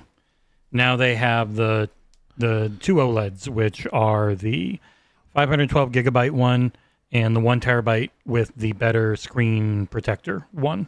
And the 512 gigabyte, they both have the same internals, is the same chip that's in the Xbox Ally, except for that one is a little tuned for more performance, but you lose it because Windows isn't as tuned for performance as Linux is with what they've done with Proton and stuff, though that's supposedly what they're trying to fix. Steam OS is much leaner and meaner and runs smoother and better. Yeah, but it is essentially, it's just a gaming OS. Like, you can't even use printers with it. And that's shit. why. Yeah. That's why. So that one's 512. That's gone up to 749, I believe. So it's gone up 200. Yeah. And the 1 terabyte model that has the better screen protector, it's not like a different screen, that has gone up $300 and now is $949, which is $50 less than the $999 that this has gone to. I will say, so my boss and I on Friday, we spent some time during our workday at Nico's Cafe, that cafe that I love. We worked from the cafe together because he wanted me to put a screen protector on his Steam Deck because he heard that I'm very good at putting screen protectors on. So he brought his Steam Deck just for me to put a screen protector on it. I will say, because it's been a while since I've touched a Steam Deck, I do prefer the way the Steam Deck looks compared to the ROG. I really like the aesthetic design of the Steam Deck versus the better ROG. screen too, right? It's a nice looking. I actually think it looks better than the Switch. I actually really like. Oh yeah, the Switch is look. just a little brick. Like the Steam Deck's got some nice curves and. I just like the aesthetics. design of it. It's a nice design. It's not as ergonomic as the ROG. I'll say fucking that No, much. it's not feel bad. anywhere. It's way better than the Switch. Well, it's better than the Switch. Yeah. It's smack bang in the middle. It feels better than the Switch, but nowhere near as good as the ROG. But again, as a fan of the ROG and an owner of the ROG just became arguably the best overall package and deal in the handheld PC market. I'm not saying it's cheap, but for the performance you're getting, the compatibility you're getting, the features you're getting, the kind of future-proofing you're getting, because they still haven't unlocked the full potential of the ROG, which is what that SDR is. It SDR? What's that feature that they're gonna? Oh, I mean, that one is more for games that don't have their own upscaler. But yeah, the auto super resolution is essentially games. Yeah. So older games that don't have upscaling, it can go in there and give it to you to give you better performance on older stuff. yeah, so at the current rate, the ROG is definitely the one to get now. Yep. Yes, the Legion Go is a bit more powerful, but it's also fucking way more expensive. The Steam Deck now is at a really awkward price that makes it not worth it when the And- ROG is just a little bit more. It gives you the hint that some insiders have said, "Yep, that the Steam machine's probably $1,200. Who knows? It's definitely over $1,000." Which Man, is yeah, very we did- funny we when you didn't need think of an how insider people for were saying that. it was going to be $400. Yeah, straight up, Some right? people Oh do my because God. so we met Rich from Digital Foundry, also very tall. He's like friggin' 6'3". Wait, really? No way. Yep. Alex is more like Nick's height. We met them both at Gamescom, and Rich at the time was like, nice. "Oh, the if they can get the Steam machine at $400," I'm like, "Man, that's not happening." It's I would never be shocked happening. if it was under $8. And now I would be very surprised if it's under $1,000. How would the unless Steam they machine, really- the entire machine be cheaper than like the GPU? How does that work? So Like- the Steam machine is going to be powered on older binned AMD APUs where they weren't the best silicon, so they have to disable some cores, and so you are using batches of old SoCs to keep costs down while still having fair. better performance than like 90% of the people on Steam. The issue is SSD costs have quadrupled and RAM costs have quadrupled, and everyone goes, "Oh, it's all RAM." It's like, nah, man, it's both. You're getting hit right up the bunghole, which is why like all the new budget laptops from Apple and now Snapdragon and Qualcomm and stuff are all 8 gig memory. Like the memory and the storage are just terrible. Like no one has good margins on them. The 1 terabyte Steam Deck in Australia now is $1,429, up from $1,049, so nearly $400. The ROG, which is also a terabyte, is $1,800. So to me, for the extra, not even $400, the ROG is a far better device. Yeah. Like, once you start entering the over $1,000 price range, I can't imagine this doesn't go up sometime soon. the ROG, I think. I mean, it's it gone up did once. go up. It already did go up. Yeah, but it went up $100. Like it's only gotten worse. I would be because there's 24 gigs of RAM in this, I believe. Like it's not an 24 gigs. Yeah, That's actually crazy. Yeah, and a terabyte. Like It's an unbelievable device. I don't think people quite realize what I'm so glad Xbox Australia sent me one of these because these things are amazing. And my son still loves his. I sold the Steam Deck and the Legion Go I had to pay for this one, and it is way better. It is a way better user experience. But I think my Steam Deck had a bad SSD because it would rebuild its operating system every month. Yeah. Oof. Ouch. But, Okay. Yeah. You know what the Everything's funniest going to part be is? bad. Not good. My son has the ROG, but all he plays on it is Roblox, Oh, God. Minecraft, and Halo Infinite. He loves playing Halo Infinite with a mouse and keyboard now. Yeah. Okay. It is a great mouse and keyboard game. Yeah, Like it's they added aim fantastic assist to it, too. controller. It's but good. man, it just feels so He good. just plays games that the ROG can munch. They don't Is he- even And like. auto super Thing- resolution no. would be good for Halo Infinite because that game does not have upscaling. Yeah. Does he play multiplayer, Nick, or just campaign? No, bots. No, he just plays against bots. He Okay. plays against Oh, bots. yeah. He Okay. just sets up offline bot matches. That's all he is does. Little Nick. That's awesome. He Right, I wants get to it. dominate in the He easiest way just- imaginable. And like I think he's starting to set the bots to a higher difficulty now. Yes. Yes, But that's good. when he first started, it was unlimited ammo, unlimited, can't die, bots are dumb. And he's just like, as he was practicing, as he's getting better and better and better, he's now increasing the difficulty on the bots and doing all sorts of other things. That's how it kind of went with me and Amanda because she hadn't really used dual joysticks playing a lot of it before. And so we actually played a lot of Halo co-op with my brother. And from there, it ended up playing just a ridiculous amount of Battlefield 5 and Overwatch together. Like, I think we probably had like 2,000 hours combined together in those games. Yeah. But you have to Claw. ramp up. Claw with another super chat, Aarsal. Call 117 with the $5 super chat. Does Valve have some kind of patent on handheld PC trackpads? I only want them on a Windows handheld, but no one else will put them on. There was Maybe. the one They on the might. Legion Go where they had the very small trackpad. Yeah. Yeah, really tiny one. And there are Yeah. other companies that have done it. So I think knows? Sony has a My trackpad on the my controller. boss is the same, Claw. He's like, I need those trackpads for World of Warcraft.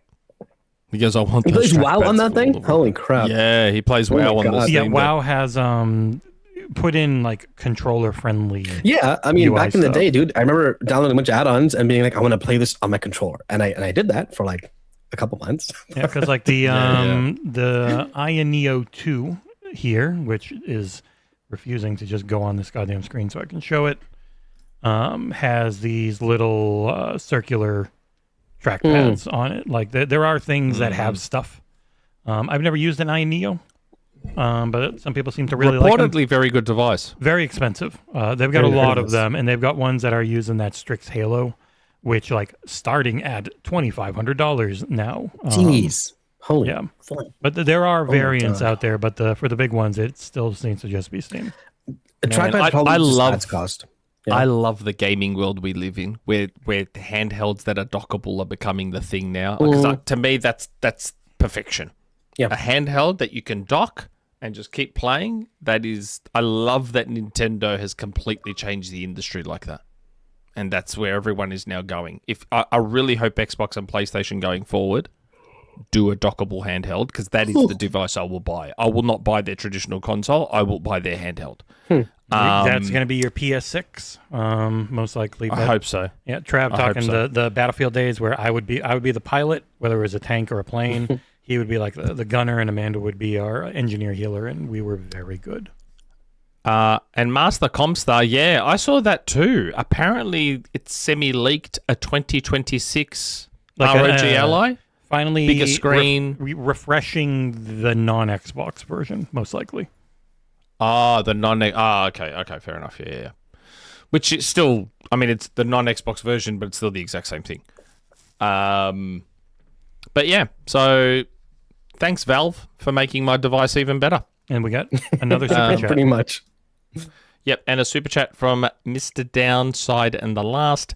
Thoughts on Remedy CEO saying Alan and Control should have sold more? I want to agree, but they also made some questionable choices when partnering.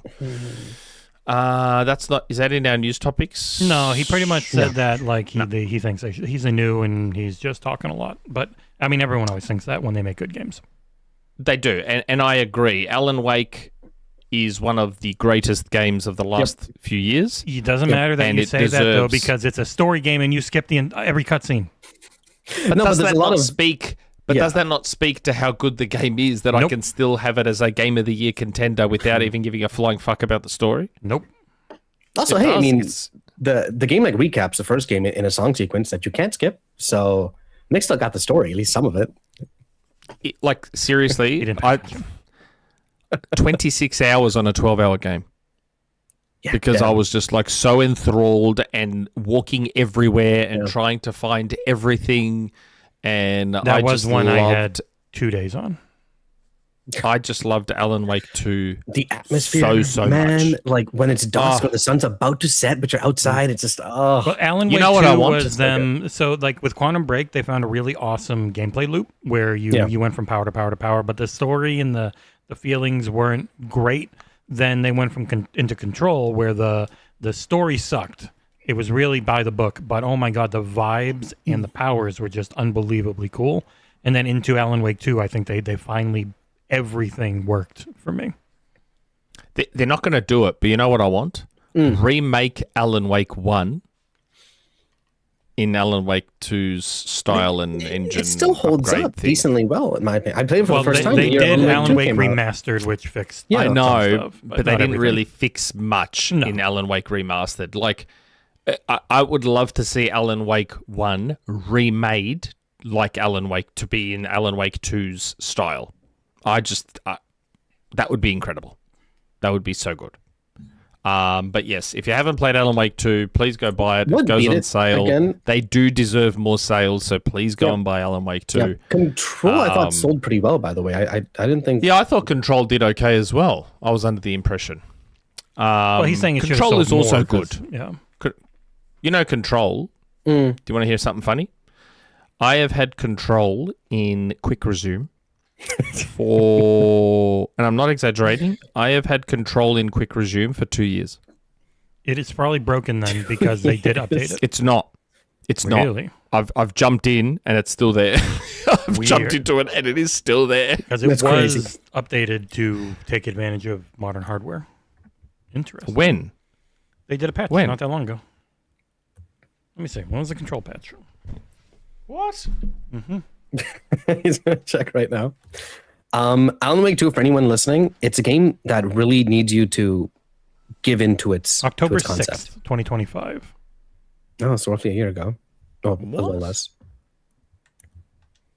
So how is mine still in Quick Resume? I don't know. There it is. It's still in Quick Resume. Try clicking it, see if it opens. Oh, well, I'm going to try clicking it. Yeah. Oh, I do love Quick Resume. I also love it in Forza because it works. Oh, it does work for Forza Horizon 6. I wasn't sure. So they do the State of Decay 2 thing. They just say you're just still there in Quick Resume. It'd be funny if it broke now and said, you need an update.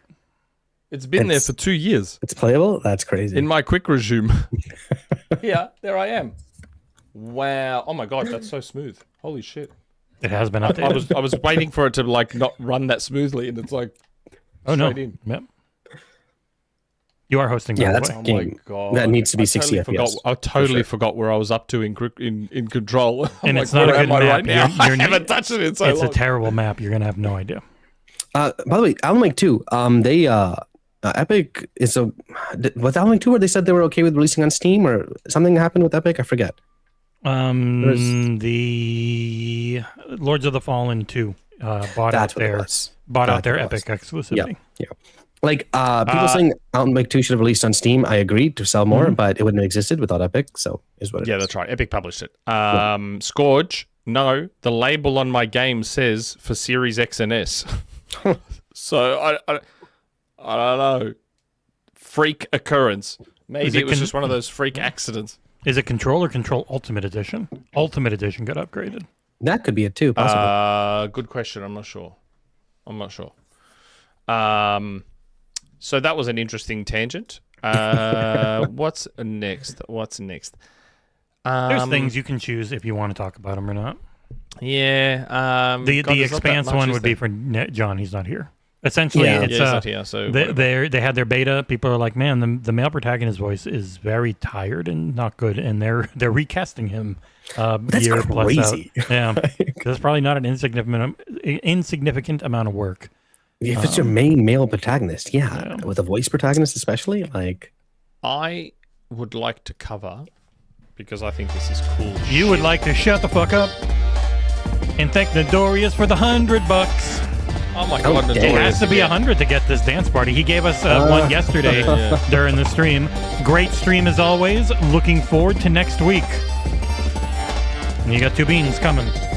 That means Oh my you're God. looking forward to me. Hey. Yeah. Well, we'll next week. We should all be on I don't from know the what this hotel one room is, with man. you. I don't even know. oh, for Summer Game Fest? No, I will not be on that stream. Oh, hey! I like that. I still have a lot of blues. nice. What you I don't know guys what get? this is. Toothpaste. I don't know. It's dead fish. I'm pretty sure this is dead fish. Yeah. Which is very bad. Okay. There's Nick, definitely a fishy waft to that. Nick has a Wow. mostly broken palate. He can't really always tell. These, I promise you, Ursula, That's- if you ever buy them, you will be able to tell right away. Oh, I absolutely will. And That is I was dead fish. thinking That's about it definitely until you dead fish. brought up this one smelly socks. No, thank you, bro. Stinky That's- socks is the most painful thing I've ever eaten in my life. I've only gotten Yeah. one of them. Yeah, maybe I'll during just, like- Extra Life. It was bad. I'll veto that one. Yeah, You that should, fish I is should have not veto good. powers. No, one veto no, you power just, for- someone gives you the money, you eat the bean. No. You should have a mulligan power, bro. You should be able to re-roll. Nope, you That eat was the bean. definitely dead fish. Yeah, it's Yeah. not good. Thank you, The next Nadorius. thing I'd like to talk about, because I think it's very, very cool. Mhm. Thank you, Nadorius. Rayman Origins Enhanced Edition, leaked by the Xbox Store. Rayman Origins is a fucking fantastic platformer, one of the greats. So it is a bit weird that a game that has such a timeless visual style Yeah. would need Yeah. to be enhanced, but allegedly it's now been changed to 2.5D. That's the rumor. I don't know how I feel about that. I wrote all the things it had on this. Well, I wrote some of the things it had in the store. If the store link still works, Store link doesn't work, but your writing still works. I probably should have copied all of it, but then I get yelled at for copying everything. But it's like, I bet you the store pages. So the way store pages work on Xbox.com is the publisher controls them. So people always say, how can Xbox do this? And it might be their tools are bad, and Okay. people get confused. But they always make their store pages early, but they're just not public unless you have the direct link, which Yeah. we get a lot when we're doing reviews. A store page won't actually be live for people, but I've got a review code so I can find it in my order history. They just had it set for public by mistake at interesting. $2,000. So it's like an unlisted video, kind of. Yeah, but Yeah, instead of so- being set unlisted, they had it set public. It says, enjoy Rayman Origins like never before with 4K resolution, 60 FPS, and modern enhancements, including new quality of life features. Discover 60 hidden relics across the adventure and track your progress in the Snoring Tree. Explore the Glade of Dreams, brought to life with a unique hand-drawn art style and colourful cards. So that says it's going to stay hand-drawn. There was a lot more in it in the description, but I get yelled at to not just constantly put store descriptions in there because Google doesn't like it, and I wish I had. You might be able to Google it and find it all.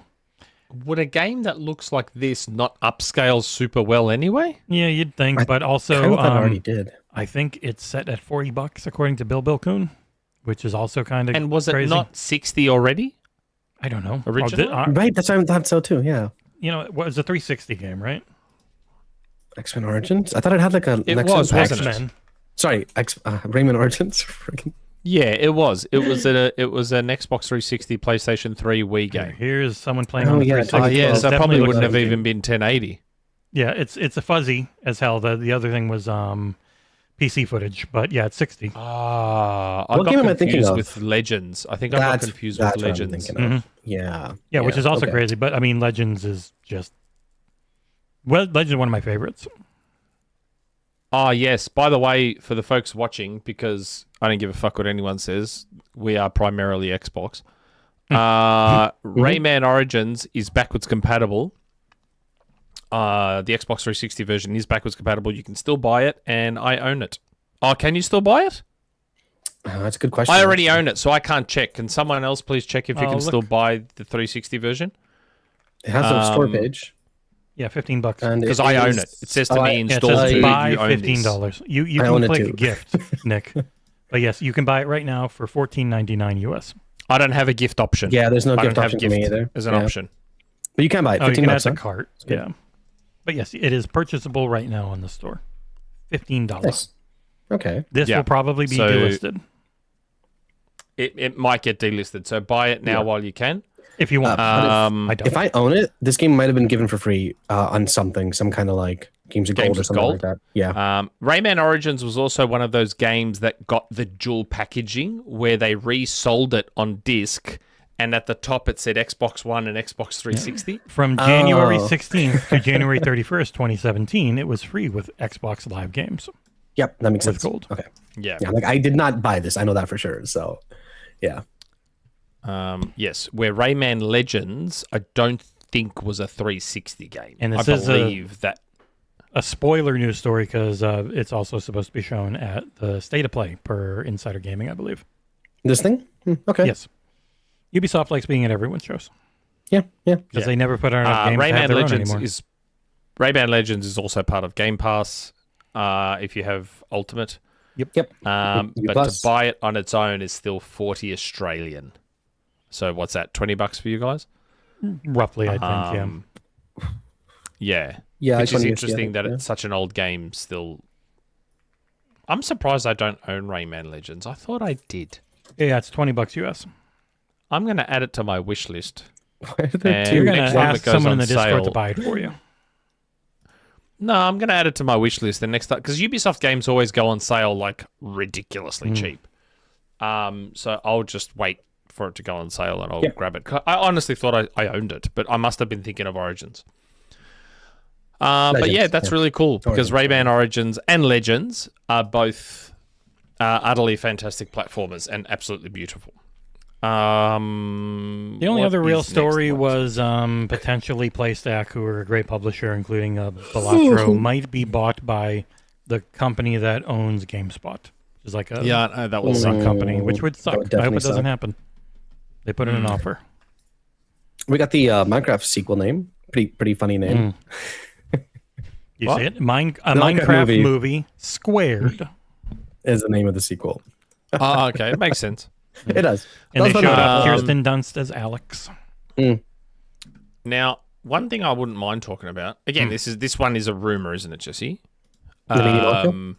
Yeah, this one appears to be very much a rumor. So allegedly, supposedly, as I get flashbanged by that webpage, Media Molecule, who are known for creating Little Big Planet and Dreams, and basically nothing else, are allegedly working on a new IP. And you might be like, yeah, okay, another creation thing, bloody thing is shit. well, allegedly, this might not be as much of a creative tool, and it might actually be more of a video game this time. And if that's the case, that interests me far more. Because Media Molecule, regardless of how you feel... Oh, yeah, Tearaway. Thank you, Scorch. Regardless of how you feel about their output and their creative tool focus and all that sort of stuff, what they make is still good. It's polished, always looks good, generally feels good. So I'm excited about the idea that Media Molecule might finally get to make... I say get to, as if they weren't allowed to. Sorry. That Media Molecule might finally make just a game. Just a video straight game. up fucking game. I'd like to see that. New IP is weird though. Shouldn't they just make another Little Big Planet? The name is still attractive. I don't think that no, series let 'em- sold let a 'em- ton. I'm okay with them. I mean, you could argue, yeah, because they created Sackboy. So Yeah.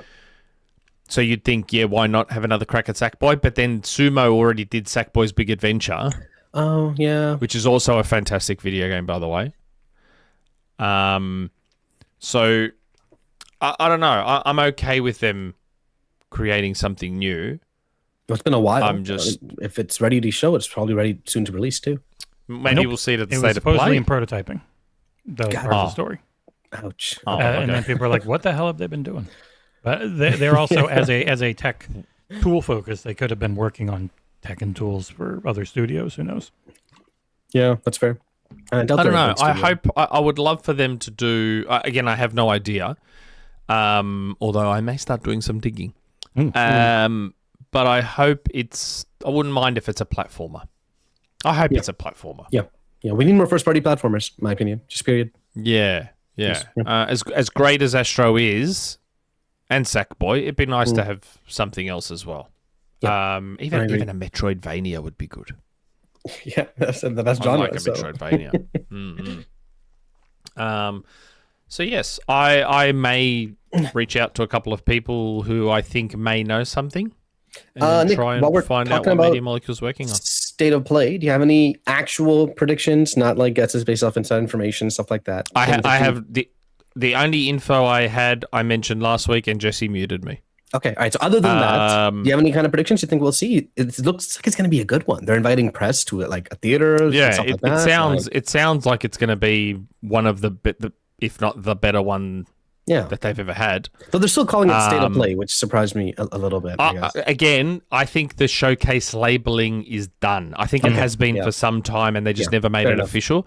My suspicion is that showcase is being reserved exclusively for console reveals now.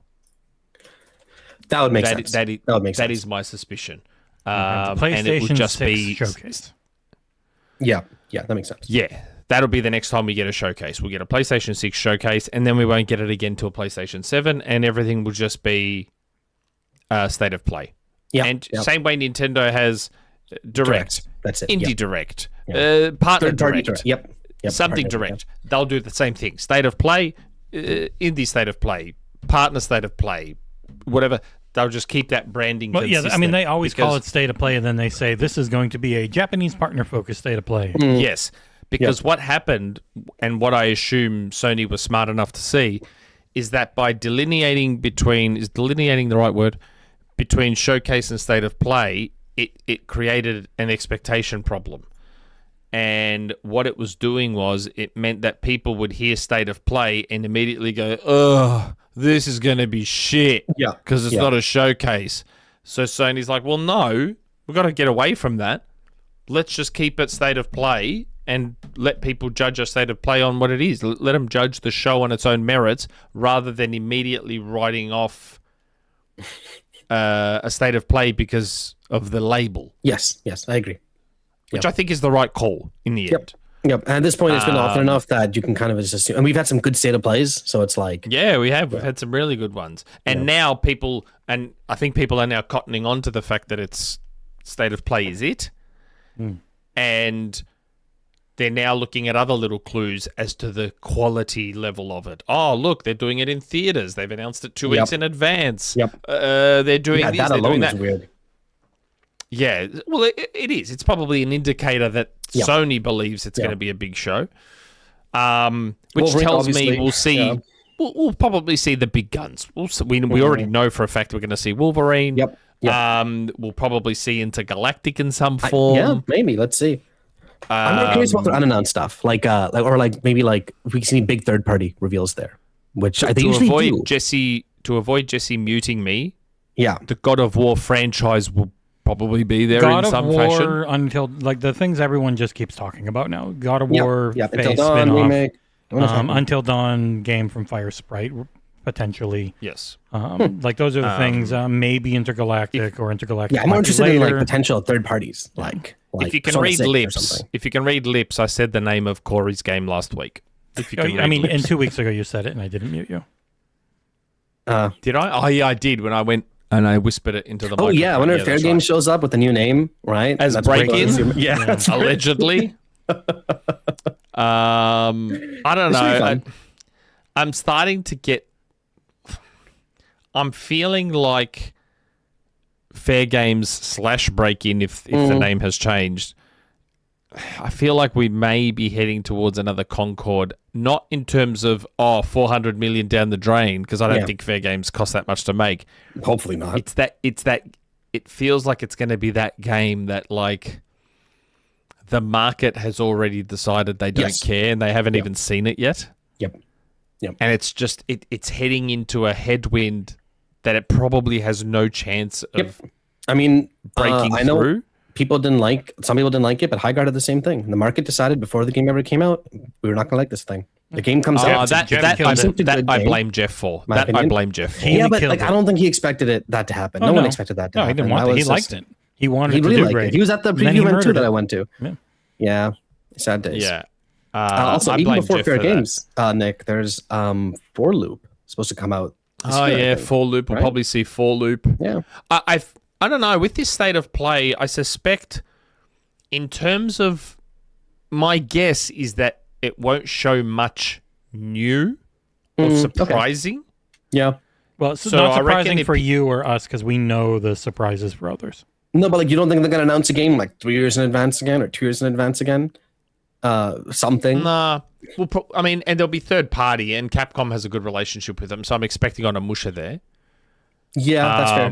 That'd be a good get. Yeah, Capcom also really likes Jeff, and Yeah, so that's the other I think thing. there's a mix. I know Wisher will be at one of the. It'll either be at Sony or Summer Games Fest, or Yeah. it will be at both, and Summer Games Fest gets the better trailer again. Oh my god, that was so weird. Yeah. Forget Game Awards. like, Marvel the only- Tokon. Yeah, the only company I we gotta spell really that don't know what the next thing is from is Sucker Punch. But it Yeah, was that's very what- much a yeah. one-game studio, so if you're going to show something years off, it would be them. Wait, what about Bend. Oh, Bend. Yeah, Bend would be the one I'd be curious They've about. just We keep don't having know everything canceled. jack what they're up to, right? So yeah, I suspect that opinions will be very divided. Just guessing that the opinions will be divided because you'll have the camp that's like, well, we just saw a bunch of stuff that we knew was coming and had kind of already seen. Yeah. But then, of course, the hardcore super fans were like, "Oh my god, Wolverine, greatest show ever!" We're definitely gonna get a So trailer for the truth will probably Yeah, lie you're somewhere in the middle Probably a between those marathon two trailer. extremes. season 2. Sorry? I'm guessing a marathon trailer most likely. Season 2's coming out 2 days after. Yeah, maybe something like Yeah. that. Yeah. And it's a long Yeah, show, so they can get everything in there. Yeah, what did they No say? problem. 15 minutes or something like that? Yeah. You think they'll 10 or have 2. a? You think they'll 10 or have 2 will probably be a there. a big PSVR2 segment? That's what I was wondering. But PS2's dead, isn't it? it's Right? dead. Yeah. No. Okay. For me, I'm still praying for that Maximo remaster. Forever, I will pray for a Maximo remaster because I assume that if something like that existed, it would be at a PlayStation show because it was a PlayStation 2 exclusive game. Yeah. Speaking of very random, and hopefully we don't get into this as a long tangent, I did not know. I had no idea until yesterday that Splinter Cell Conviction was a 360 exclusive.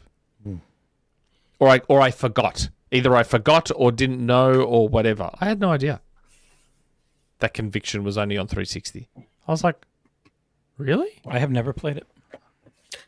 Really? We had a 360 and a PS3, and I had a PC. And generally, I would have the PS3 in my room and bowl with or play Assassin's Creed. And my brother always had the 360 in his room. So I missed a ton of 360 games for a Conviction. few years. Splinter Cell was associated with Xbox. It's backwards primarily. compatible, dude. Conviction is great. Oh, I own the entire Splinter Cell franchise. I just never have the time to go back and play them. I played the very first two, Pandora Tomorrow and Chaos Theory. I don't like Conviction's going back like- to the early ones. I hate the friggin' fail mechanic. It drives me insane. Conviction is like Jason Bourne Splinter Cell. It's far more Jason Bourne. Oh, more It's actiony? So, That's and cool. it had this fucking cool mechanic where you can build up 3 auto hits, a bit basically, Yeah. and then you can go into a room, almost like like how Hitman does it. Go into a room, mark 3 enemies, Yeah. and then you press execute, and it does this super cinematic, choo, choo, choo, and you It's- just take it's, them out um, super quick. It's Ah, Deadeye it's from Red fucking Dead. cool. Yeah. Yeah, or like a mix of VARs. Fucking cool as. Man, my It's core so Splinter Cell good. memory is, I think, Yes, mark and execute was the branding. Thank you, Pandora Master Tomorrow. Comstar.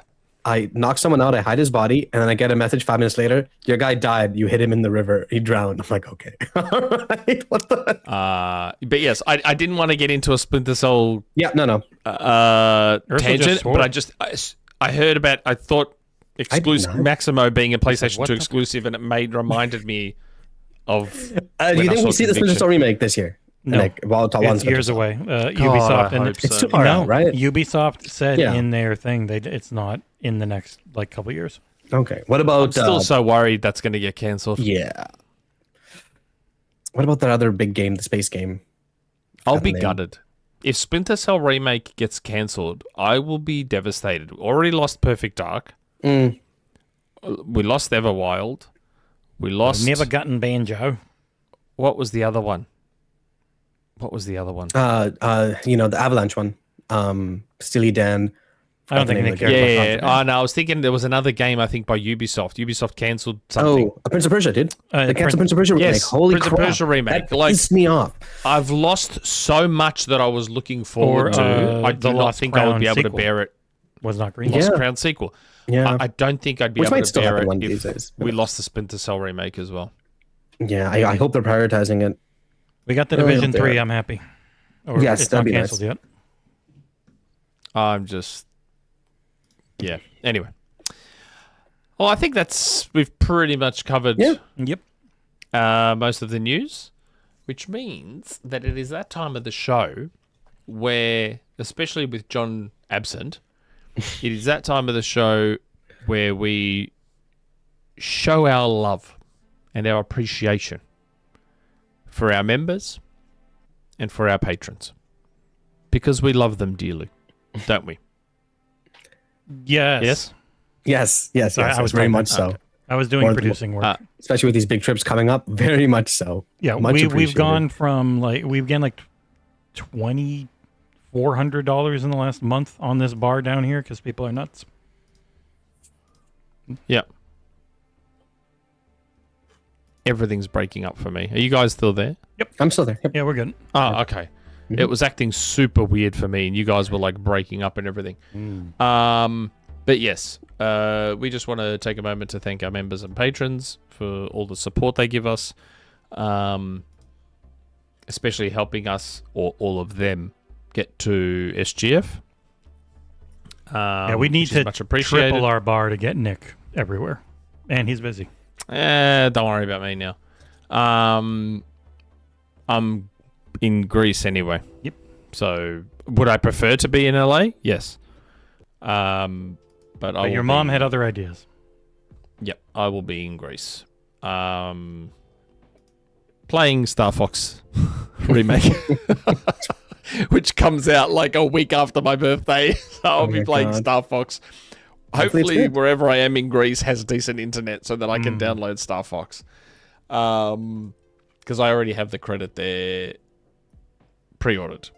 Oh, okay. So All right. I'm not going to ask any of our lovely members or patrons to buy it for me, because I have already bought it for myself, because I absolutely love Star Fox. Man. But if you want to support us, where do they head, Jesse? Because I can't remember the website off by heart. You go to playday.one/memberships if you want to join. /memberships. You can also, if you want to contribute to the travel fund, because John let it slip that the trip to LA is roughly $6,000, and then it's about $4,000 more for going to Gamescom, so that is a realistic number at the bottom this year. And thank you everyone, especially Nadorius earlier and all the others. Every super chat, every tip, and everything is going back towards repaying all of those hotel and flight fees, so that we can bring you guys. God, between SGF and Gamescom, it'll probably be upwards of 50 games we'll cover in some fashion. There's just so much this year. There's a ridiculous amount. Yeah. So I'm asking Scourge in the chat whereabouts in Greece he is, because if he's in Athens, I might be able to even sneak past and say hello, because I know I've got a couple of followers and stuff who are in Greece, so I may have to tweet out once I land. Day in one Athens. orgy with the fans. Yeah. Oh, he's in Athens. Well, there you go. I'm landing in Athens. I'm going to be in Glyfada, Scourge. So I don't know how far away you are from Glyfada.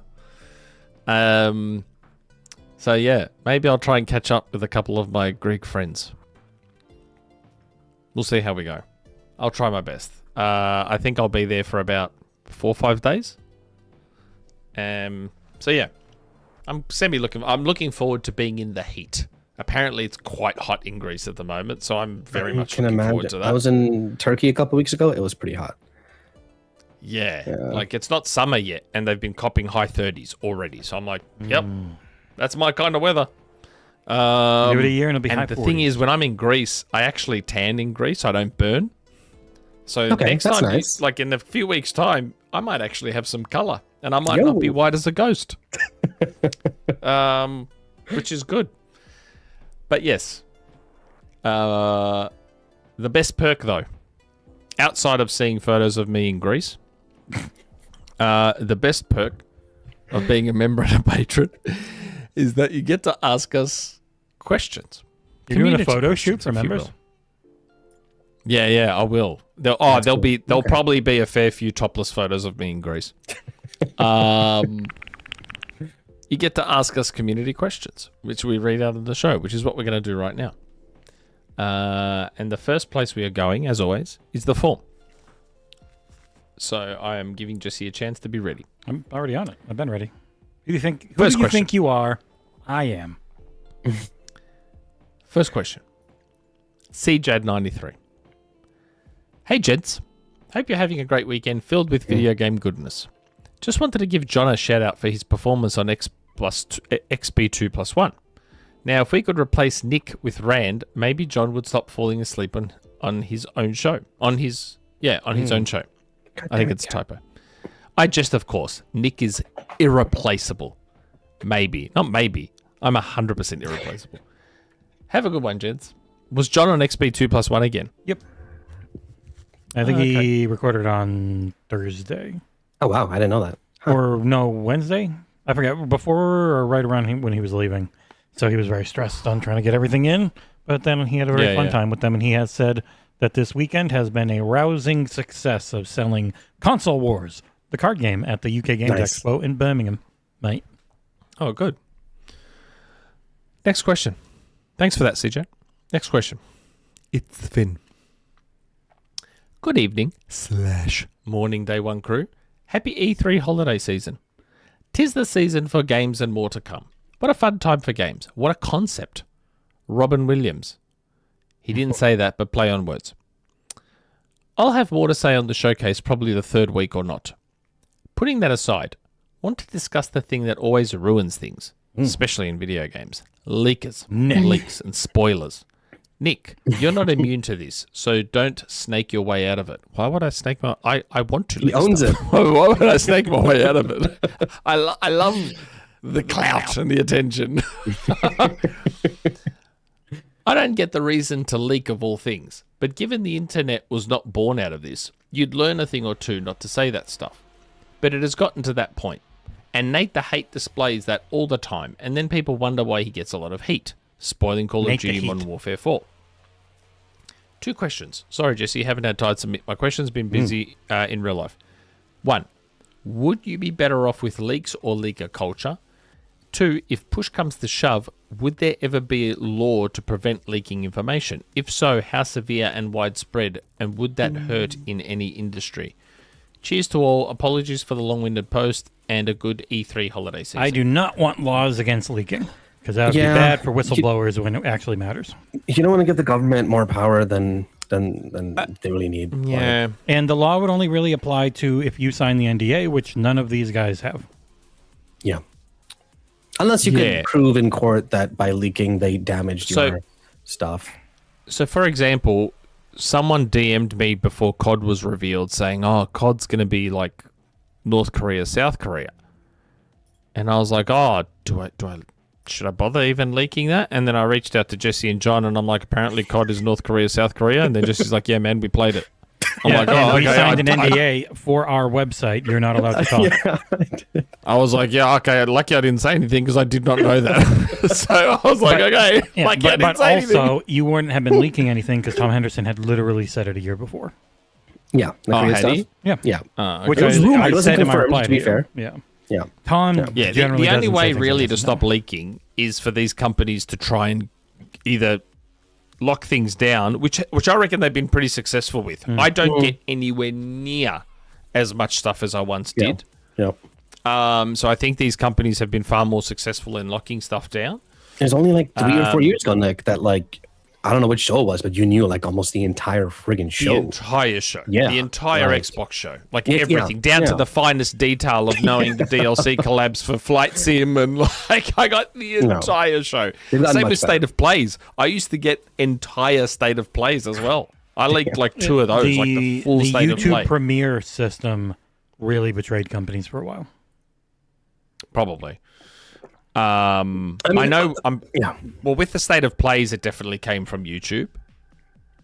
When I knew the Xbox show, that had nothing to do with YouTube. Oh yeah. That came from my Xbox guy. With Nick being just like a mouthpiece for this stuff, there's no, you can like blame him for leaking stuff, but really he wouldn't be able to leak anything if people weren't in there. No, that's leaking right. stuff to him, Like, right?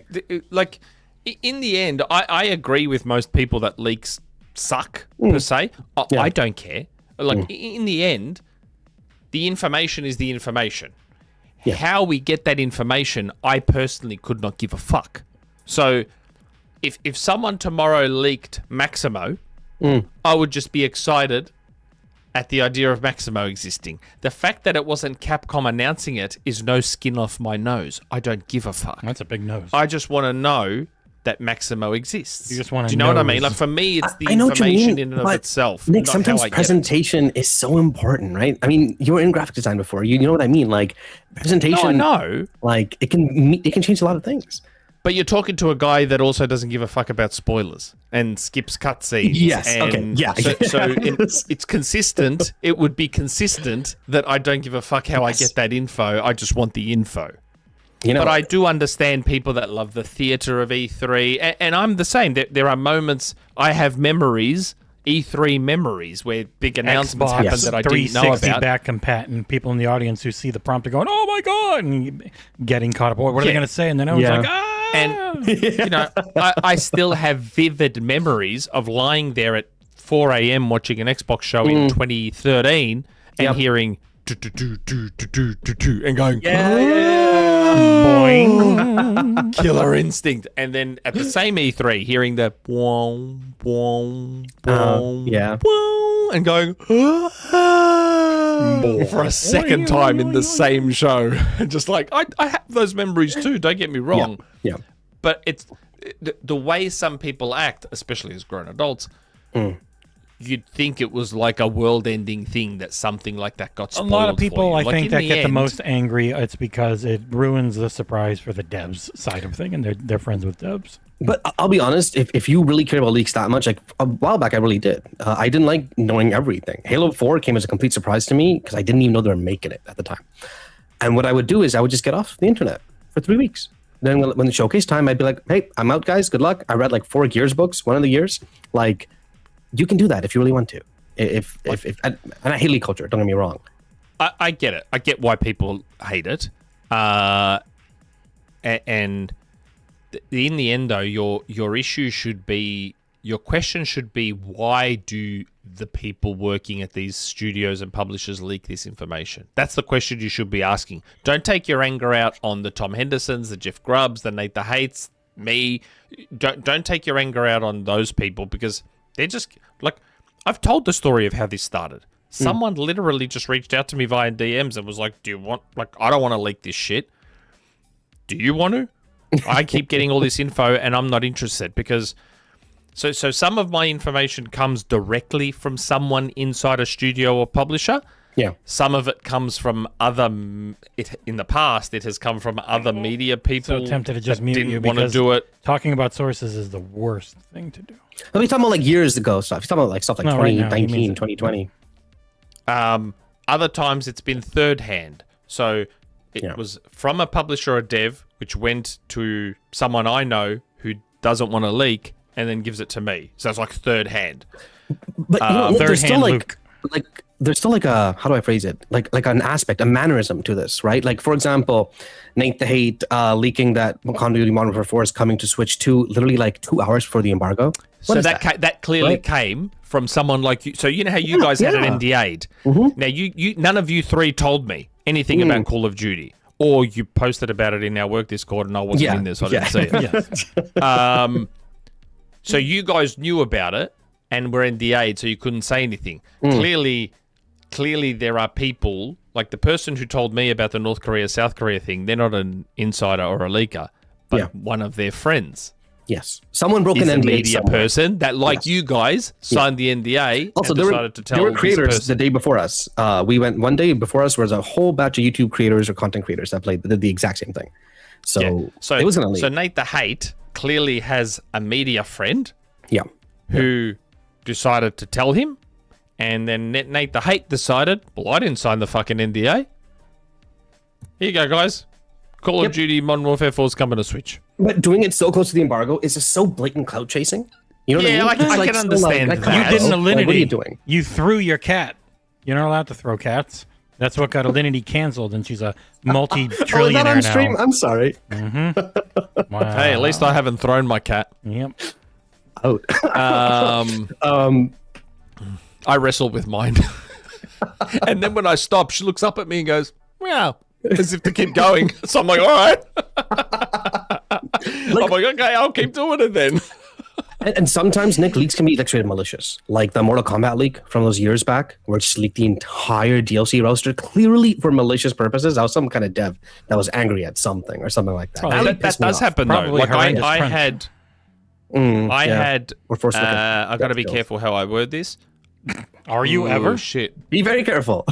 Don't, you know, it's okay. I get the No, concept. this is an old leak. This is an old leak, but I've got to word how I was told about it carefully. Well, talking to Okay, Phil, all I'm going to say is I'm not going to give away which of these leaks it was because it was a 100% 2 years in advance leak. Let's go outside. It was a developer who left a major studio, went to another studio, and on their way out went, fuck it, ABC, and told me these things that were coming from this studio, and I leaked one or two of them. And they were like, because they were a bit pissed off, and on their way out, they said to me, yeah, this is happening, this is happening, this is happening, leak it. And I was like, Crazy. all right. I was like, cool. So it happens that way as well. Yeah, like, that makes sense. and that's why you got to treat your stuff well. and That way they that's don't leak your Ubisoft. shit. Ubisoft has 17,000 people, and they have a history of allegedly, supposedly, not treating them well. So they leak nonstop. How you combat this? A, don't give your employees a reason to leak stuff, 100%. B, be really strict and probably take legal action when leaks C, happen. put Find a the little source. explosive device in their neck, and if a leak happens, suicide squad. I guess style. that works too.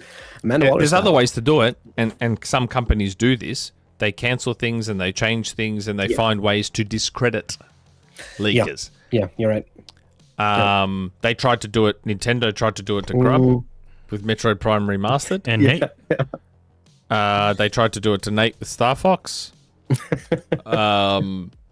do. The companies go out of their way to do it. Yeah. I would argue me with Gears Collection, but Oh my God, that never became a thing, huh? Holy crap! that we know of, or That we they know broke of. it up Fair into enough. three yeah, parts. breaking it up Yeah, to that's fair. sell That's each fair. for $40 makes more sense. Or they broke it up into three current parts. climate. Good question. It's always fun to But talk yeah. about. It was a good 30 it and is a good 38-minute question. Wow. Holy crap! I'm kidding. Was it wasn't. really? No. No, okay. There's no way. I was like 15, 20 minutes. Okay. Last question from the forum. TiberiusMonk. Also, by the way, there was a super chat by Shane G last week that we forgot to read it out. So if you're watching, Shane, I apologize profusely that we forgot your super chat. I saw it after the fact when I was doing timestamps. I saw because the chat, it does a chat replay. Yeah. And I saw that timestamp, that super chat and went, fuck, we didn't read that one out. So I apologize profusely for that, Shane G. If you Most ever other see this. shows don't read half of theirs. Nick's a nice man. But yeah, I feel bad. And we also got a super chat in our chat last week from Attack the Backlog, a $5 super chat, saying Nick is right about Zelda taking on GTA 6. Okay, question by TiberiusMonk. Tiberius Bunk. Hello, Aarsal, Jesse, and Nick of the Day One Show. Yo. Recently, I finished The Boys season finale, and I felt conflicted about it. Some parts felt ridiculously rushed and incomplete, while a few parts felt satisfying. It was fine, and I loved what happened to Homelander. So damn good. But this finale came from a wildly uneven season that left me feeling the series finale was fine, but far from great. My question for you three is, what's the last series or season finale of a TV show that left you conflicted, and why? Thanks for all the great content every week. Great to see Aarsal on the show with Nick and Jesse. Take care, and ciao. Oh, I forgot to show the... Here, Yeah, I love The Boys finale. I thought it was good. The Boys finale, I liked it. I understand your sentiment completely, but for me, because the problem is so many of my favorite shows have not ended well. Yeah. So many over the years have not ended well. So it was good to have The Boys end in a somewhat... Like, in the end, let's be... do we care? We probably Yes, do care. we do. It is It's too too soon. recent. Yeah. I was about to talk Yeah, about if I Jesse spoil it, everyone will yesterday, fucking get and- upset. Yeah. In the end, I'm pretty happy.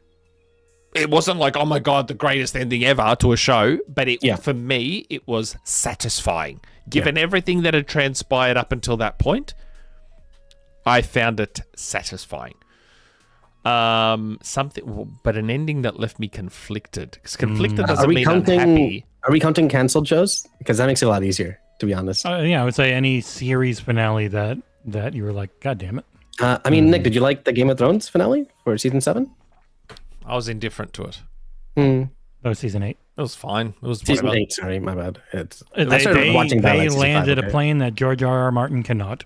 Now, it wasn't a great plane, but it landed because it's the Mass Effect thing. The start, this is pretty cool. Oh, the tendrils of where this could all go in the middle. Amazing. Got to bring it all together. Like, it's really hard. No, but I don't fault them for what they did. I fault them for how they did it. Well, they had the option to do more episodes. They had, that's where I get kind of annoyed at these guys. It's also, they're on top of the world. I think they're going to be able to do whatever they want. And then all the child actors are getting way too old. Oh, and everyone went out of that show. Every single person's like, this show's grueling. It's crazy expensive. Like, we went out. That's a good one, Noon, for Vida. Seinfeld. Oh. The ending to Seinfeld, I was conflicted. that last like, episode. it was funny Yeah. how it happened. It was hilarious, and the court case. But then the fact that they ended up in jail, and I'm like, oh, I don't know if I like that. Like, it kind of fit. In a weird way, it fit. Like, they were paying for their sins. Because in the end, fun fact, the 4 main characters of Seinfeld are fucking horrible humans. Like, all 4 of them And Jerry are is in real life. genuinely terrible fucking people, right? Yep. In the show. Like, like And in real life for that's- at least 2 of them.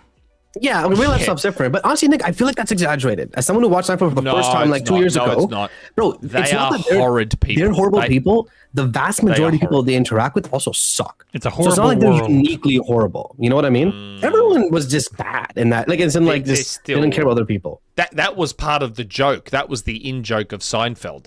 Like, in the same way Jerry Seinfeld is a terrible actor. He knows he's a terrible actor. Like that. Yeah. And that's why he surrounded himself with incredible actors.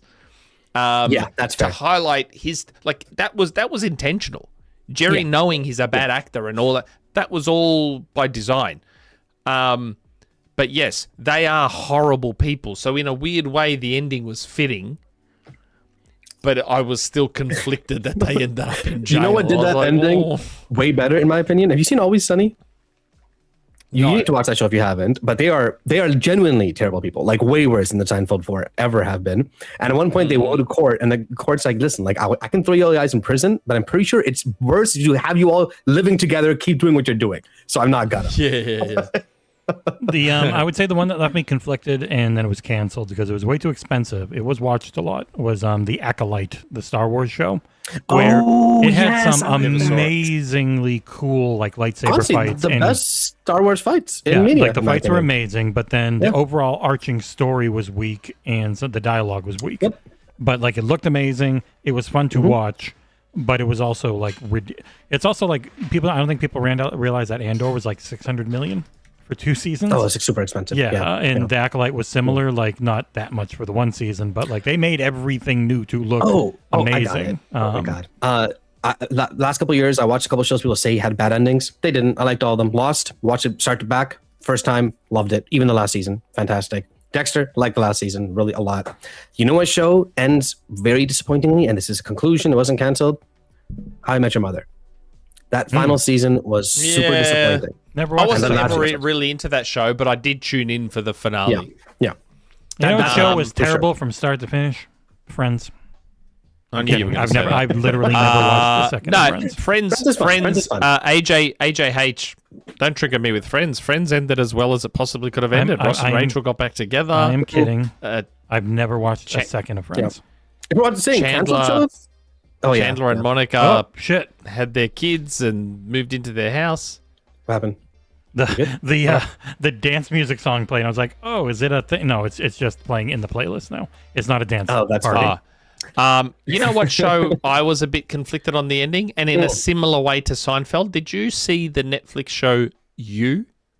Yeah. Wait. Sorry. You know what? Keep talking. I have not seen season 5 yet, so I'm gonna mute myself. Oh, really? Yes. I love you. On. Season 2, 3, and 4 were so much fun.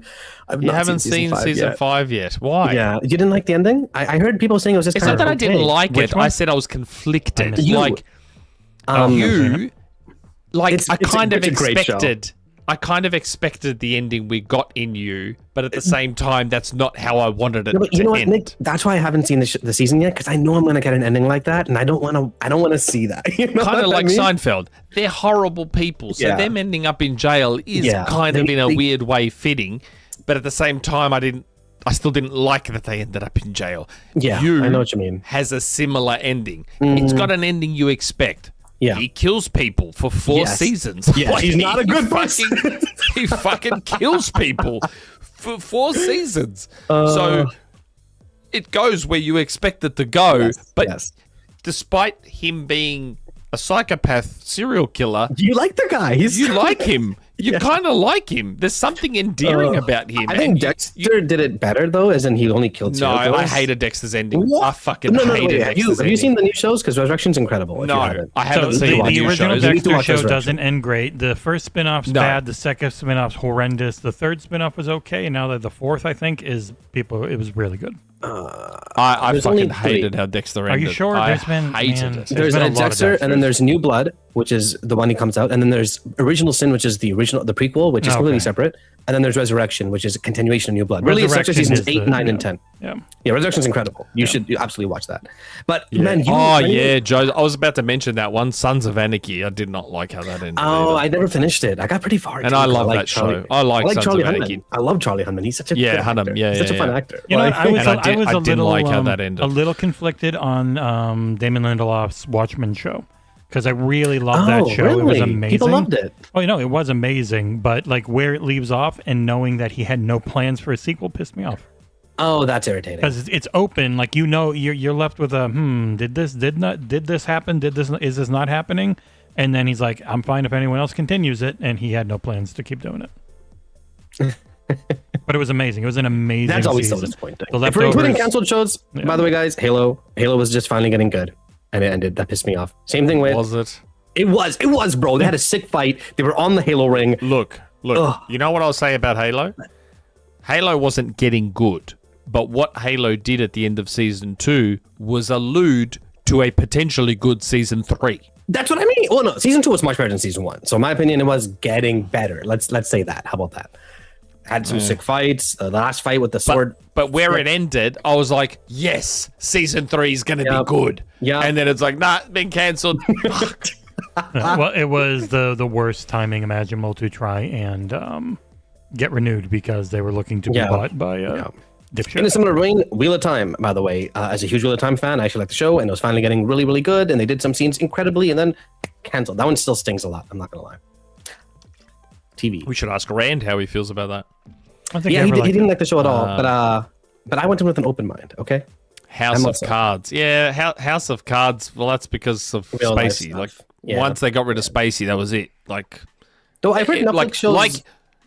like him, love him, hate him, whatever. That show was Kevin Spacey, so it was never going to survive another season without him. He is the show. Like, so you can't have a TV show based on a single character, take out that character, and expect the show to survive. It doesn't work that way. I don't think The Witcher's having any more seasons, rightfully so.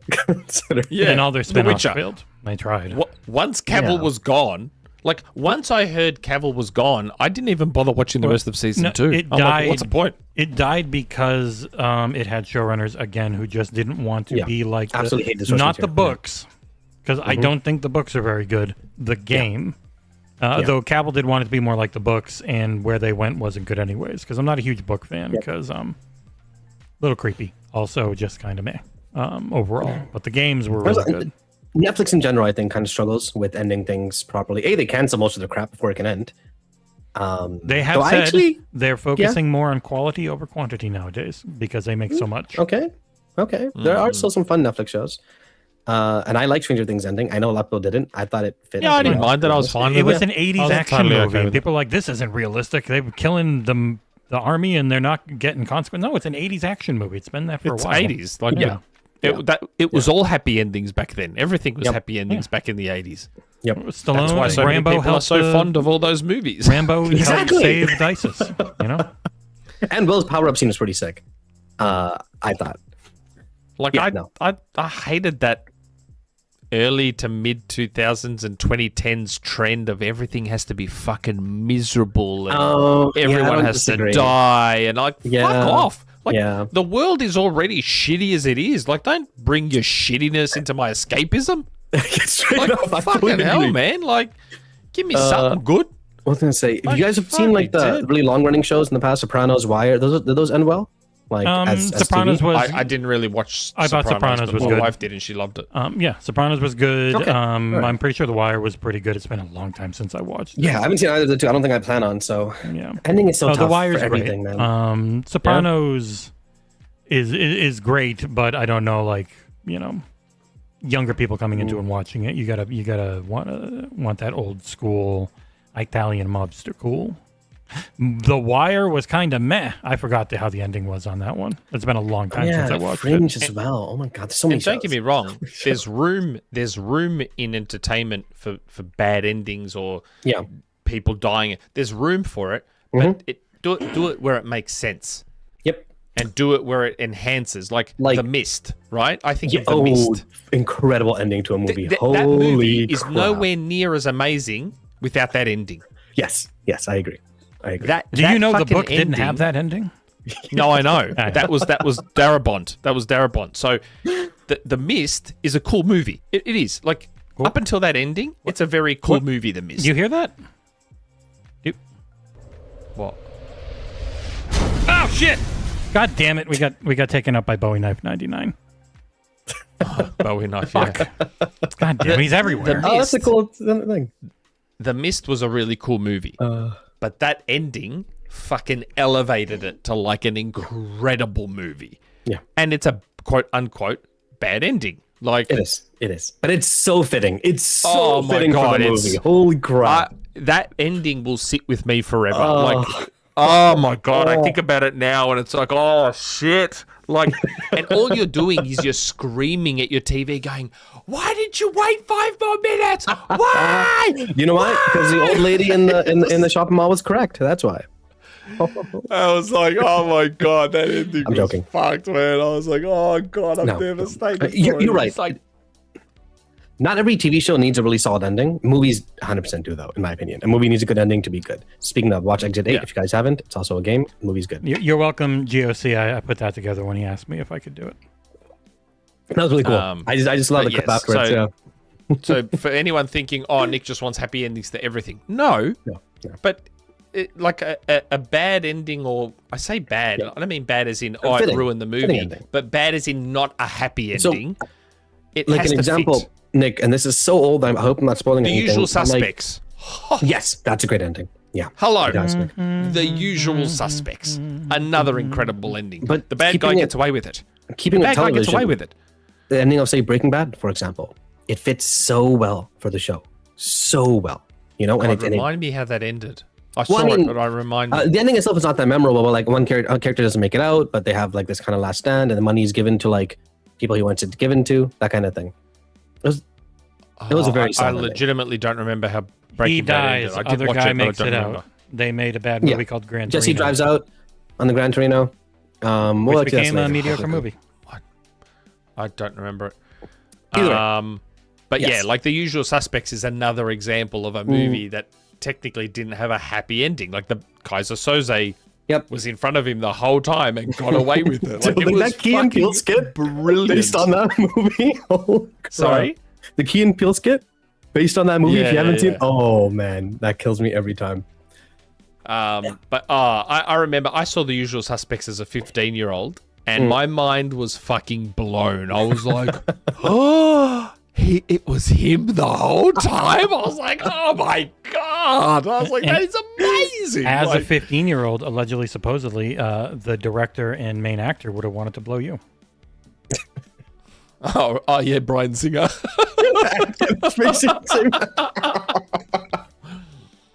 Allegedly, supposedly. Yes, that's crazy, Trev. Holy crap. No, good endings. Like it doesn't need to be a happy ending. Upgrade, for example, or other things. Like you can have just fitting endings. Oh, Upgrade is Upgrade with the one that was filmed in Melbourne. Upgrade. Was it filmed in Melbourne? The guy that looks like Tom Hardy, not Tom Hardy. Yes, that was filmed in Melbourne. That movie. Really, was filmed I didn't know Melbourne. that. Fucking Fantastic loved movie. Upgrade. What a Fantastic film. movie. Oh, Yeah, what a like- movie. That is that's one of those movies that just came out of nowhere. Yes. And then you watch it and you're You like, gotta watch this. You gotta watch oh this. my God. That was fucking amazing. I Yep. was like, oh my God, what a movie. Anyone watching who hasn't seen Upgrade. it, this is your cue. Watch Upgrade. It's a nice sci-fi violent movie. It's very good. Yeah. Very good. Upgrade is like, just turn your brain off, suspend your disbelief. Don't worry about what the fucking the mechanics of the story and how it'll just fucking watch it and enjoy it and sit back and let it wash over you. Like it's just so good. It's so good. Oh my God. I could talk about movies all day. Yeah, straight up. We gotta move on. Next question. Okay, so we're on to the forum. Jesse Brother. Whew. Podcast 316 says, I just kicked your ass. I was actually going to say it at the start, Austin 316, but I decided not to. You Sorry, gotta can't say it the believe I right used way, to- brother. Podcast 316 says, I just kicked your ass. There you go. Yeah, I totally forgot that I was going to intro 316 with like an Austin reference. Sorry, can't believe I used to be into wrestling way back, but I was young and full of dumb. How dumb? I used to like Limp fucking Biscuit. Enough said. Hey, I used to be into They wrestling made too, some man. good Like music. In my back opinion. in the Goldberg days, back in the peak Goldberg streak days, I was full into my wrestling. One thing I never liked was James Bond films, other than Casino Royale, which is an The amazing Timothy movie, Dalton by the ones way. were great because they're so Yeah, dumb. those ones are the best in my opinion. But Casino Royale is my favorite one. I you didn't like a absolutely love tank Casino rolling Royale. down the middle of the street? Brosnan's said- great. His movie sucked. That said, this new 007 First Light is great so far. My question is, what angle will the grifter assholes take to try and shit all Oh my over God. it? I'm thinking DEI It has because been. there are plenty of characters who already used been to be there. white and are now of a different denomination. Gasp! How dare they? Yeah, it's we've already um, had it with how M. how can Moneypenny just boss Bond around when they first meet? Yeah, how can Bond look at him taking orders from a fucking woman? And look, the women are saving him, and oh my God, it's like, man, M hasn't M or Q or what? Hasn't M been a woman since like GoldenEye? The Brosnan days, yeah. The entire Brosnan films, I'm pretty sure. It's been 30 years. It's been a fair while. Hytham, you know, for you, I believe that Die Another Day is your favorite Bond movie. It's a very fun movie. It's I haven't seen it. horrendously awful movie in every way. I haven't seen it. I've Come seen on. Casino It's got a Royale, bad song. It's got bad effects. It's got a bad the plot. Madonna song. Halle Berry's amazing. But yeah. I've seen Casino Royale, which I adored. I saw Quantum of Solace, which fucking That sucked. was a bad call. Quantum of That was Solace the was first a one I bad watched call. in the theaters. Hated I Quantum. don't- I fell asleep. I Don't saw like it at the that cinema, director. and I don't Yeah. see Bond movies at the cinema because I Yeah. loved Casino Royale so much. I thought I'm going to see Quantum of Solace at the cinema. First time seeing a Bond movie at the cinema. I was asleep within half an hour or so. That's man. I'm like, this crazy. movie What? is so fucking boring. Skyfall, I loved. Great song. Best song, in my opinion. That other one, like the Spectre. Daniel Craig ones have gone good, Spectre, bad, good, yes, bad, good, yes, bad. yes. Like they've just taken turns being good And then and bad. it was Skyfall into Spectre, the last one. Yeah, but Spectre was Spectre I kind of hated. Spectre boring. was crap. It had Anna de Armas. Die Another Day, I think, right? Is the last one? Or And No, then Die tomorrow, Another Day is nev- Bros. Spectre's the last my bad. one. Tomorrow Never Comes or something? It's something like what was that. the dying one? The last one for Daniel Yeah. Craig. What was it? I I liked swear. it. I there's like the something last with one. Tomorrow and Death in it. Yeah, something about dying. No Time is to it? Die. No Time to No Die. Time Okay. to Die. I like that one. I like that one too. That's the Anna de Armas one. Yeah, that one so basically got it every wrong. second. So good, bad, good, bad, good. Wow, is how Take the That Daniel says it Craig was awful. movies went. What? What? He says No Time to Die was awful. No Time to Die. I thought was really good. It wasn't the best one, but I thought it was good.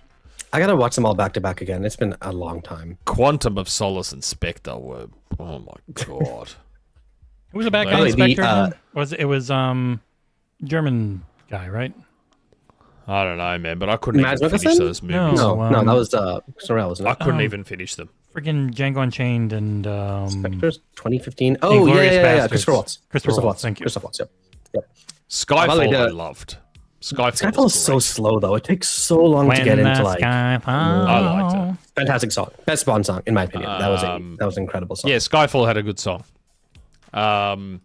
But yeah, so the grifters are already doing the whole "how can Also- Bond take orders from a woman" thing. Do you know they're fighting each other? There's like internal conflict between the grifters themselves because some are praising it because it stars a straight white guy as the hero. They're like, yes, Yeah, we're I back. know. Games are but back. then he And takes orders from a whim. They're like, "Oh, Bond's a misogynist," and he's like He bangs pretty early in the game. He fucks women. It's like, man, I saw a clip of a woman in this amazing bikini G-string thing, man. I'm like, what are you talking about? I'm like, the game has all that stuff. What are you talking about? This is how you know they haven't played the game. Dude, I've even seen clips from people going like, oh, this is the game that sold so well. Look at the gameplay. And it's from the training montage in the beginning of the game. Yeah, I know. Oh my God. Push-ups. The He whole puts thing- up the push-up the scene. grift- It's like, this is grifters the are not. gameplay. They're not looking for logic. They are just looking to rage bait you, so you never ever respond to them. Well, we are so close stupid. to 4,000. So I know. stupid. It just jumped up a bunch more. Next question.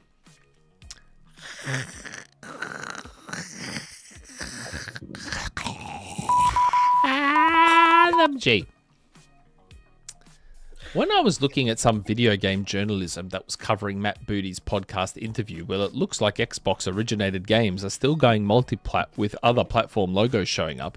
But just to be for real, instead of Xbox like traditional console like PlayStation and Nintendo, the only thing I see Xbox with their handling of games is still being Valve business model when it comes to not only being a console maker, but games for Xbox and other platforms, like how Valve handles their way of gaming in the likes of Steam and their IPs. But yeah, that's how I see Xbox moving forward instead of being traditional. But your gents' take?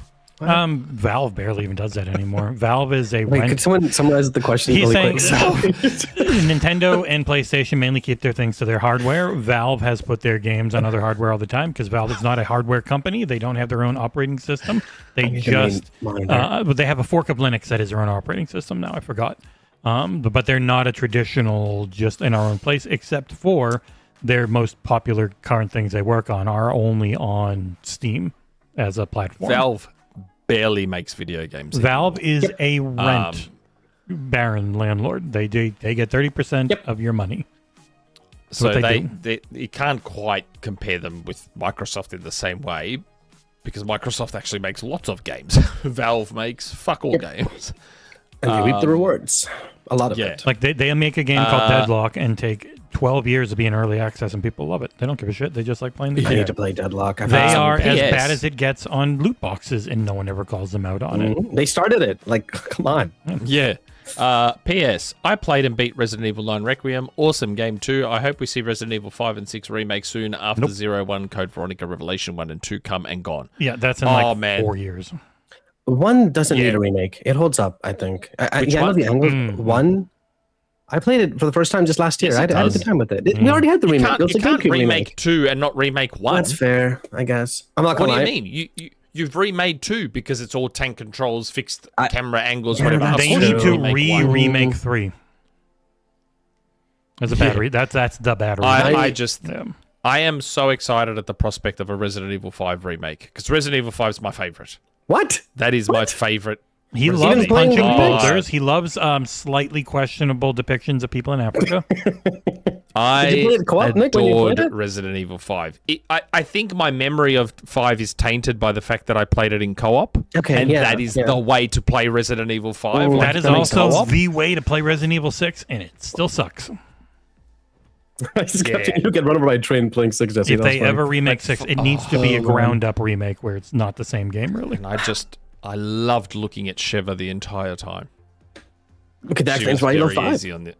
Sorry? No, but look, 1 and 0 still hold up. Yeah, they're not as like hold up as 2, but like I just played them. They feel really Revelations good. does not hold up and is a brilliant one to be remade. That's 0, right? No, that's Resident Evil No, Revelations. I have not played Dreamcast. Revelations. Revelations I've Code does not Veronica hold up. remake I'm excited about too. Okay, I Code love Veronica Veronica does on not- Oh Dreamcast. yeah, that's I was Fucking thinking of hold Code up. Veronica. That does not Holy hold up. crap. Code Veronica, I tried for like 4 hours, bro. But it needs a remake. That's what I'm saying. Yes. It needs a that remake. needs a remake more than any of the other ones, in my opinion. Like, it is not holds up at all. I got safe I stuff. played the shit out of it on Dreamcast though. I played I can imagine. so much on Dreamcast. Right now, I have a save just stuck where I have no healing items, not enough, and I got to go through like a bunch of enemies, and I just die every time. Because these stupid little worm things that I can't dodge. And I'm like, okay, all right, I guess I'm not playing this game, guys. Like, what the fuck? There's PSS. Oh, hey, another. I watched The Boys. I didn't like it that much, but if I had to like the Amazon IPs, it would be Invincible and Fallout. So yeah, those are They the two don't I own like either most. of them. Oh, look. I adored The Boys, and I absolutely adore Invincible. Yeah, Invincible was a great is- comic. They're doing a great job with. Yeah. Yeah, I need to finish the comic. Invincible I need to finish is fucking, it's so good. Invincible is so Nick, good. did you see the trailer for the next spinoff for The Boys? I forgot what it's called. Vought Rising. Bot Rising. Rising? No, Yeah. with Soldier Boy, yeah? With Soldier Boy. Like, I don't really care about The Boys, but man, Jensen Ackles is such a charismatic actor, dude. He's so good.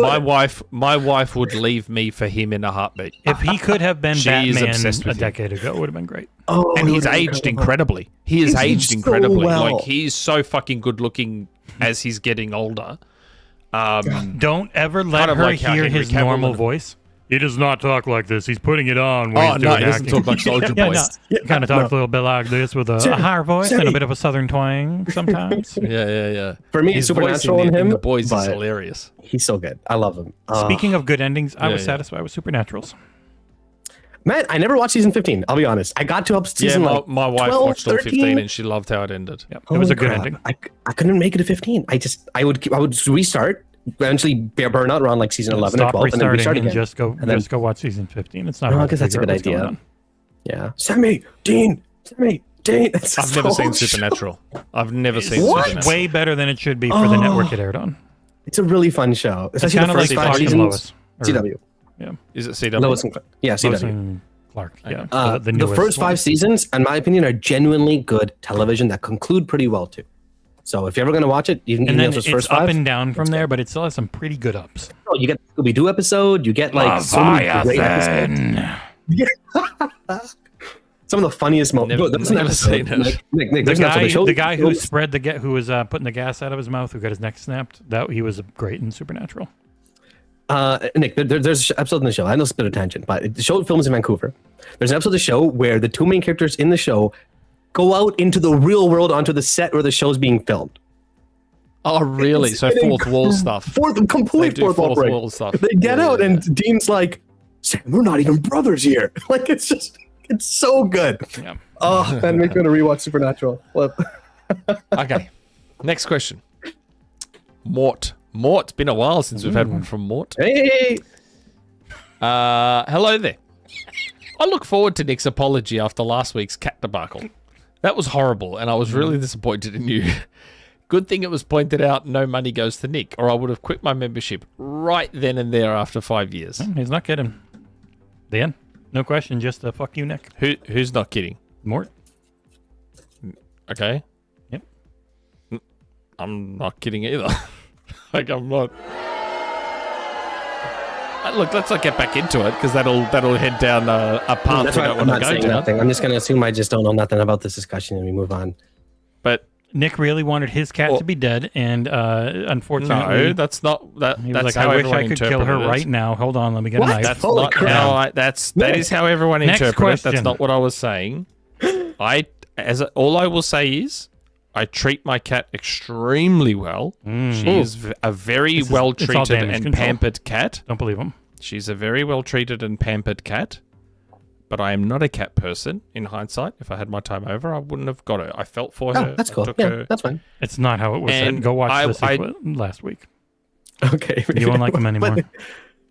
Next question. Anyway, Skedaddle.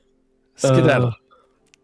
Hey guys, I haven't had a chance yet to watch or read up on the Insider Gaming Showcase from Thursday since it featured 55 games. Was there anything really that stood out or grabbed your attention, either from what you watched directly or just heard about afterward? No. I haven't seen it. I knew it was happening, but I actually didn't know it already happened. I was going to write up about it and go over all of it. I was told I was going to get a press release with everything, and then I never got it. I don't think they like me. But yeah, so this I went to showcase was a yeah. 55 smaller devs who are in all the various parts of having funding or not having any. And it was a completely free, put on by Insider Gaming, to try and help them get their games names out there, help them find potential funding so that they can get them made. There's a lot of stuff. I will put a link to this full breakdown on Insider Gaming in the chat.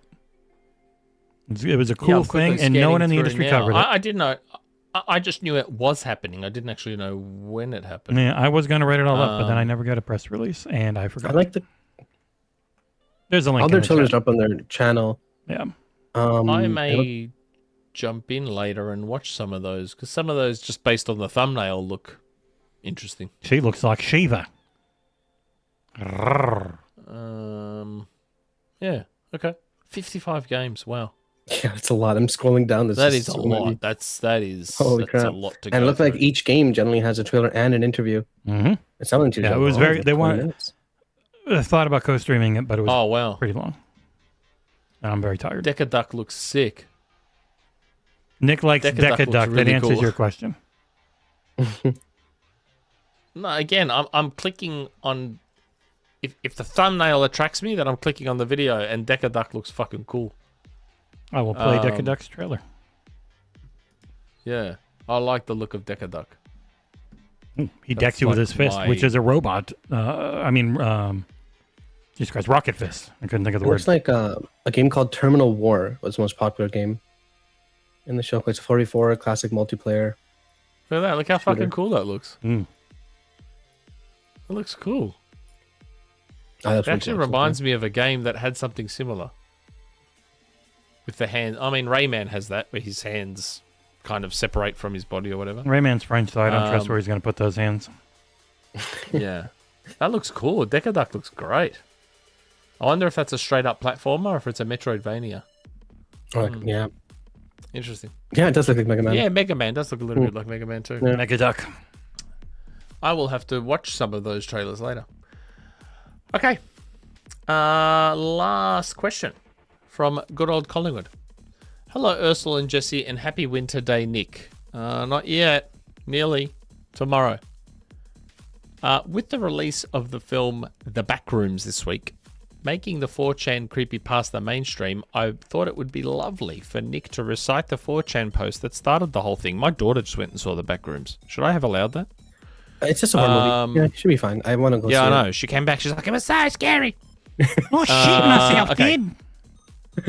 I've got a story about that too from her adventure to the movies. If you're not careful and you clip out of reality in the wrong areas, you'll end up in the back rooms, where it's nothing but the stink of old moist carpet, the madness of mono yellow, the endless background noise of fluorescent lights at maximum hum buzz, and approximately 600 million square miles of randomly segmented empty rooms to be trapped in. God save you if you hear something wandering around nearby, because it sure as hell has heard you. And that's why there have been 95 horrible. Backrooms games, because no one owns it. It's like open source horror. Oh, really? Yeah. It's like, what do they call it? Free. Like when... What do they call it? Like when, how everyone started making Popeye movies and Yeah, all like the those old property Disney becomes IP. Yeah. free use. Yeah. No, What do they open call that use. again? I'm going to let Free- you guys free figure it out. license. Something like that. Free, whatever the fuck it is. I don't know why my brain is like blanked on what that. There's Open a license. term for it. Public license. Something like that. No. You were close. No, I can't remember what it is. There's a term for it, and I'm hoping someone in the chat says it. They should be close. They're catching up now. Now, earlier this week, the 20-year-old director of the film, Kane Parsons, how do you pronounce N-E-E? Is it nay or knee? Nay. Public domain is the Public domain. Yeah, I said you were How do you close with pronounce public. it? Is it knee or nay? I got like nay, Kane. I have no idea. Yeah, Kane Pixels was called out on X, claiming that Kane Parsons must have had a ghost director taking most of the directorial duties. The case made by the accuser was that no studio would gamble millions of dollars on the shoulders of a young and untried director. Many came to Parsons' defense, including people who were on set, saying that Parsons was at ease and well prepared for the task. But in a shocking turn, Kane Parsons admitted that he did have a ghost director acting for him. In a post on a video addressing the claim, Parsons confessed. This is actually all true. They don't tell you this, but 96% of all movies released in North America and Europe are actually directed by the same person. They call him the older gentleman. He has had all of Hollywood in a chokehold for decades now. They make you sign over all your intellectual property, life rights, and genetic information to him when you enter the industry. He loves movies. That is brand new information. Nick is meant to read all this out. Yeah, I did. You did? Yeah, so my daughter went and saw the Backrooms. Yeah. And she said it was very scary. But what happened was she rang my wife late at night after the movie finished and said, I've lost my bag with my keys and my wallet in it. Oh my god. In the back rooms. And I'm like, I was ready to lose it. Thank God I just bought AirTags. So I'm looking for this AirTag Oh, because nice. the AirTag is on her keys. And so my wife drove out there to the shopping center that she was at, and they're looking around, and I'm like getting frustrated because there's an AirTag. The AirTag shows you where it is, and they could not find this bag. And they were there for like in an the hour movie and a half. theater? Like, No, in the shopping center oh. because it wasn't in oh. the movie theater. Yeah, okay. She I'm just like, left why, the bag somewhere. why aren't yeah. you guys like? I'm taking screenshots, and I'm like, why aren't you just following this AirTag? Now, mind you, this was after closing hours, so all the shops were closed, but they still should have had a rough idea of where this AirTag was. Anyway, they couldn't find it, so they gave up. I said, look, the AirTag's not moving, so it's there in the shopping center. We'll try tomorrow. Yeah. So we went out for breakfast yesterday morning. My daughter ended up sleeping at a friend's house. My wife, my son, and I went out for breakfast, and I said, look, I'm going to drive out now to the shopping center. I'll try and find this AirTag, these keys. I walk into the shopping center. Within 2 minutes, I looked, saw where the cone of the Metal Gear Solid cone was pointing. AirTag, looked around at the shops. Yep, Kmart. Pretty sure she said she went into Kmart. Went up into Kmart. Tracking. Press the button that says find nearby. Walk a little bit around. I can't pick up the signal. All of a sudden it goes green. 5 meters away. 4 meters away. 3 meters away. 2 meters away. 1 meter away. And I'm like, where the fuck is this bag? I'm here, right? So I push the button to make a noise, and I hear bleep, bleep, bleep, bleep, bleep, bleep. Bleep, bleep, bleep, bleep, bleep. I'm like, where is this bag? I'm like, so I see this girl working at Kmart. I'm like, do you guys have like a lost and found? She's like, yeah, but it's over there, blah, blah. And I'm showing her the phone. I'm like, my daughter left her bag here, and the AirTag is right here somewhere. I can't figure this out. And I'm looking around, and it's guiding me towards a rack of all these handbags. I'm I'm like, has someone like just Wait, stolen no something way. and dumped the handbag? I'm like, and I'm pointing and I'm going around. I'm like, what the fuck is going on here? I'm making the noise. And I'm sticking my hand in some of these bags in case someone has just shoved the keys in one of them. Anyway, I've grabbed this one bag and I went to move it and the phone's like, it's moving. I'm like, huh? So I've grabbed this bag, opened it up, and there's all my daughter's stuff. And it turns out that this bag was the exact same bag, like my wife bought it for her from Kmart. Oh my god. So she's left it in Kmart. A staff member must have seen it and thought, oh, someone took this off the rack and didn't put it back. Got and put it back on the rack. I'm like, thank God someone didn't buy this bag. It's got her wallet, her money, her keys, all her stuff in it. Within 5-10 minutes of being there, I found these keys. They were searching for an hour and a half the night before and had no idea where it was. I'm like, man. That's crazy. That's insane. I couldn't believe it. It was Right. just on the rack, just with all the other bags that looked pretty much exactly the same. I'm like, thank God I put an AirTag on her keys. Yeah. So That's if a that really wasn't a smart great ad for Apple AirTags, then I don't know what is, because they work really travel well. with someone with an AirTag. If you have an Android phone, check. So they were the Gen 1 AirTags. I've bought a set of Gen 2 AirTags, which I'm going to put in all our luggage for Greece. Smart. Yeah. So that way, if our shit gets lost, Yep. we can track it wherever it is in the world. So If you're ever traveling AirTags. with someone with an AirTag, you'll get a notification like, "There's an unknown AirTag traveling with you." yeah, and all that sort of stuff. I think they've adjusted all that. itzFinn says, bruh, Kmart, that was the shit here in the US. Does it still exist in Australia? Yeah. Kmart's still here. Names will Michigan, stay, too. but like it'll be different parent companies normally. And That's right, not oh, only yeah, that, Kmart like in Michigan. in the last 2 or 3 years, Target actually bought Kmart here. Target bought them out, but they You have a Target there too. Interesting. Yeah, we have Target here. So Target in Australia bought Kmart. They've kept them, but now what they've done is they've started to just blend their stock. Like Target used to be in Australia, Target had started to become quote unquote high-end Kmart. So Target wanted to improve their image a bit and started to have really good high quality products.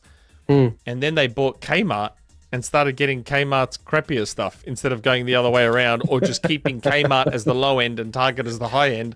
They just started merging it all. And I'm like, that doesn't fucking make sense at all. Why would you do That's that? actually crazy. I don't understand. That's crazy. But yes, we still have, and we have TK Maxx here, where you guys, I think it's a different name in the US. We call it TK Maxx. Like a convenience might store. have been TJ Right, so the slushies. I don't know, but I think it's a different name overseas. TK Maxx. What does TK Maxx do? Oh, they're like another Department store? Kmart, but even lower end than Kmart. Because we have Myers, TJ maybe? Maxx. Yes, you guys. For some reason, it's TJ overseas, and we have TK. Interesting. It's the same yeah. place. Yeah, it's the same thing. Yeah. It's the same place. I just don't know why you guys call it TJ That's and so we call weird. it TK. Even the That's logo one is of the, just K and it's J. one of the That- dumbest things ever. I don't know why. TJ Maxx rebranded TK Maxx in Europe and Australia because I think it's kind of gone in the US. I don't think there's TJ Maxx around anymore. It's in Oh, Michigan. really? But I what was learned the point one. in changing there it to are K? still. I have no idea why they changed it in other countries if it is actually still around. There just aren't any around me, so I thought it was gone. It's That so happens weird sometimes. that Even it's like Myers is only in TK. like 10 states and stuff like that. It's weird. But the thing is, the parent company and founder is still TJX, but they called it TK Maxx in Australia. I don't understand. Maybe they're market research. Market research. It was to avoid That's so trademark conflicts as there was a British department store, TJ Hughes. That makes sense, I guess. Yeah, that's just the way I don't think copyrights go there's a TJ sometimes. Hughes here. That's why that terrible name was given for Immortals Phoenix Rising. Oh, yeah, they couldn't be gods and monsters. Yeah. God, that game was amazing. Well, that's it. Yep. And That's Ciao, the end Ciao. of the show. And John wasn't here, so it went a nice long, just about 4 hours. Yeah, if you have like No, it was- 3 after John, wasn't it's it? crazy. Oh yeah, it was 4 hours. Yes, Holy shit! I it's was about to 4 say hours. 3 hours, but no, it was actually 4 hours. Yeah. Um, Nick pretends it's everyone else except for him. But hey, this is his time of the week to get to talk, so it's fine. Yeah, it is. I'm not on headlines. They own Marshalls. And if anyone wants to do a quick $51.94, we'd hit a flat Even $4,000. 4,000. Yeah. thanks for filling in, Aarsal. Yeah, thanks for the He's invite. done a lot. Appreciate He it. was there with me almost the entire 11 and a half hours yesterday. Oh, that was long too. Yeah. Thanks again, headlines. Jesse, for making the show run smoothly. You're welcome. And if you had made Mort quit, I'd fly to Australia and take you out. I didn't make Mort quit. It was really close. I gotta watch this segment, man. Now you got me like super curious. Holy crap! Look, I could have chosen my words better, but I was misinterpreted. The issue was, if you need to know, it was unfortunately Cat's cat Archimedes wasn't feeling great. Found out he had a huge tumor. Had to be put down. I know Yes. this. Yeah. In the time of saying R.I.P. Archimedes, Nick completely hijacked everything and talked about how much he hated his cat for like 20 minutes. Oh my God, no! And John and chat were just like dumbfounded. That's what happened. Oh my God.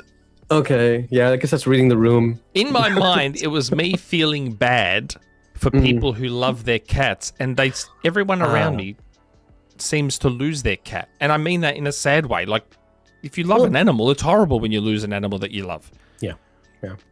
As someone who's not a cat person, it's weird how me, not a cat person, has no issues with their cat, but these people that genuinely love their cats, sadly, lose them. So you were saying like if you had lost your cat, you wouldn't have. And I felt guess as- I as said it hard. poorly. I said it very poorly, but that's what I was It's- trying to say. Some people are more And I callous just than said others, and it's not. It's like very poorly. Well, it wasn't always just how it said. It was also the fact that you immediately cut him off and made the entire segment about you. timing. But that's it. That's the end of the show. We'll see you timing next is rough. time. We should be back next week. Instead of starting at 5:30 p.m. Eastern, which would be 2:30 Pacific, 2:30 Pacific, it'll probably be like 10 o'clock Pacific. So think 7.5 hours late. Yeah, if you're So East we're- Coast, good luck. But otherwise, tune in. Is that next week's show? Yeah. Is that next week's show? Yeah, that is next week's show. Claw gonna be the 117 Predict the Xbox has Showcase. made us an way. even $4,000. There's your 4K. Thank Like you, I said Claw. yesterday, he doesn't care about the beans because it is a Oh, $50 that's awesome. and 94 Thank you cents. so much. I'll eat a bean anyway. They don't have much effect on me, so I'll Yeah. still eat a bean. I don't particularly You know, care. I'll eat one because I'm about to go have dinner anyways. I don't know what this I'm gonna ruin my dinner. is. It might be a stink bug toasted marshmallow. I don't know. Stink bugs. Bugs aren't too There's a bad. lot of blue in there. I'm just reaching. Ooh, this one's nice. Toasted marshmallow, I guess. Toasted marshmallows. Oh God, is I'm that? gonna. I had a booger yesterday and it ruined my day. So time for another booger or juicy Oh, pear. yum. I think that's tutti Pear's not even that good. It's booger. What do you know? I've literally had I no like pear. tutti frutti. Tutti Are you allowed Frutti. to spit it out? You lucked out, Nick, because Tutti. Oh God, this sucks. Tutti Spit it Frutti. out. Tutti I already Frutti swallowed it. is I'm just chewing. Tutti Frutti is great, and Stinky Socks is the worst one by far for Wow. me. It's so bad. I've never had tutti frutti before. That's really nice. What is this? Like one guy's dying. The other guy has the best bean he could possibly have gotten. Wow, Every I time really I eat like a, that. my box of beans is almost entirely bad. The booger one's just annoying. It's just very irony. Yo, I don't know if I want to, man. I Do I you can go guys- buy it. Jesse, Ursul's too young. Jesse, in the US, do you have or did you have juicy fruit? The chewing gum, Yeah. juicy fruit? Oh, yeah, of course we have Yeah. juicy fruit. It was What? amazing for 3 Tutti- seconds. Yeah, it is. For that It's first still 3 good. seconds, it's like, holy shit. That's what tutti frutti tastes like. It tastes like juicy Really? fruit. It's I love that's juicy a fruit. great. Yeah, that was nice. The- I the- really Yes, like that. Tutti Frutti versus Stinky Socks is some of the best versus Ugh. the absolute Crazy. worst. No way. In Aarsal, they also have every bean is unbelievably spicy. That's the other variant. It's not a good or that- bad. It's only horrendously spicy. You know what? That one I think I do. As much as it would hurt. Yeah. Because Oh my I cannot oversell how bad those beans can be. They're horrible. I think you've done a great And job, it's Jesse. funny because Overselling it. blue is the best one now. Blue used to be one of the worst Yes. because blue, Nick, used to be dirty dishwater, but it was so Ugh, bad that they gross. changed it to toothpaste. Like it was so disgusting. So yes, so the chat has spoken. I will see you all. Not only will we see you all for a very late day one show, which for me is fantastic because I get a massive sleep in. Yeah. Juicy But- fruit, it's gonna move ya. I also will be streaming on my own. Unless you can find someone to join you, Nick. The setup is Yeah, pretty unless I simple. can find someone to join so me. it's nice and easy. Yeah, just click a button. Yeah, you're in. yeah. I will be apparently I will be streaming the Xbox showcase for everyone. And here's Hopefully a lot of people tune in and watch to make it worth my while. They always do. I will do my best to Wait. look. I'm not gonna act, but like, I'll do my best to just react naturally. get into the festivities. Just understand that it's 3 a.m. Yeah, it's a hangout chill. Like- It's a chill hangout react for you. You're like the moist critical of day one Are you gonna because bring the beans with you. Yeah, it's 3 a.m. So I'm not going to be overly chipper or awake, and that's what makes it tricky. But we'll see how we go.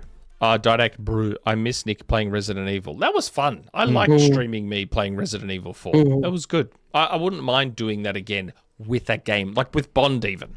I wouldn't mind doing that with Bond. Streaming myself play Bond. Streaming, I want to get back into streaming too. It's just you need to have the setup and blah blah blah. yeah, I think the big thing for us with the way YouTube treats it is it would probably just be like anyone can use Twitch whenever they want Yeah, because YouTube is such a pain in the ass. I should Or stream stream Yoshi.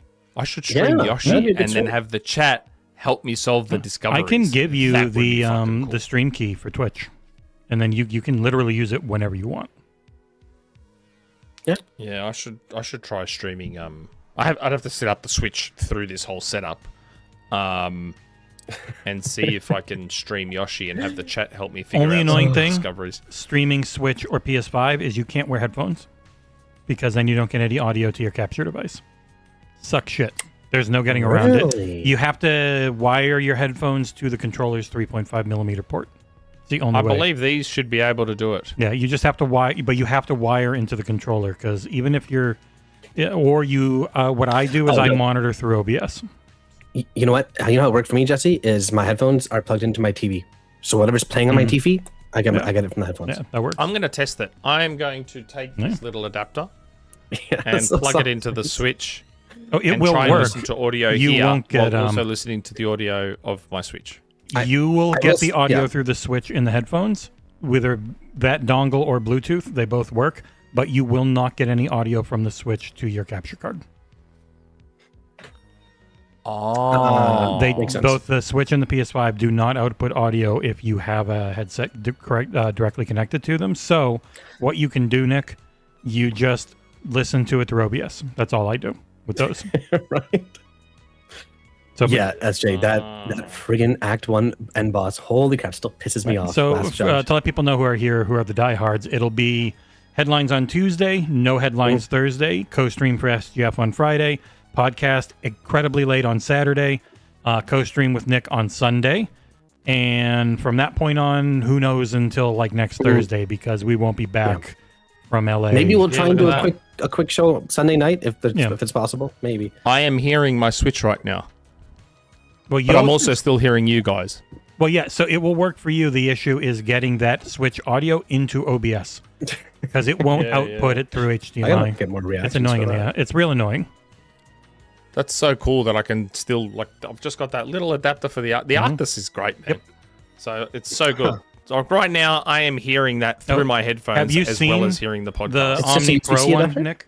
Interesting. This is the Arctis Omni so Pro's base station. So instead of having a dongle, Nick, this is your base station, and it can plug yeah, I've into seen everything. So it can go into That's what I Xbox, had. So good. Switch, all at the same time. It's amazing. They had that at Infinity Ward on every PC setup. That was very loud, very good. So good. Like I love that I can just hear the Switch as well as hearing you guys. We just Don't see a have to white cut off screen, one or but the I'm other. sure it's a good. Okay, there it is. And these Okay. are what the headset look like. It's pretty close to Nick's. These are my Yeah. favorite headset. They actually, I think, sound better than the Odyssey Maxwell's, even though they're way smaller and lighter. Huh. They'll probably be the ones I bring with me. I bought these things like 4 years ago, still going strong, sticking with them. Yeah, I'd They bring were these with overpriced me back then. everywhere if I could, but they're only wired and they're $900, so I don't want to lose them. Yeah, no, don't flip and risk that. Yeah. Not a chance. That's the end of the show. End of the show. That is the end of the show. Thanks everyone for joining us. We will see you for headlines. Yeah? Yes, I just Tuesday, gave the whole yes. schedule. Yeah. And we'll see you next week a couple of times for the showcase. Yeah. Looking forward to it. Mm-hmm. Thanks, everyone. Ciao for now. See you guys.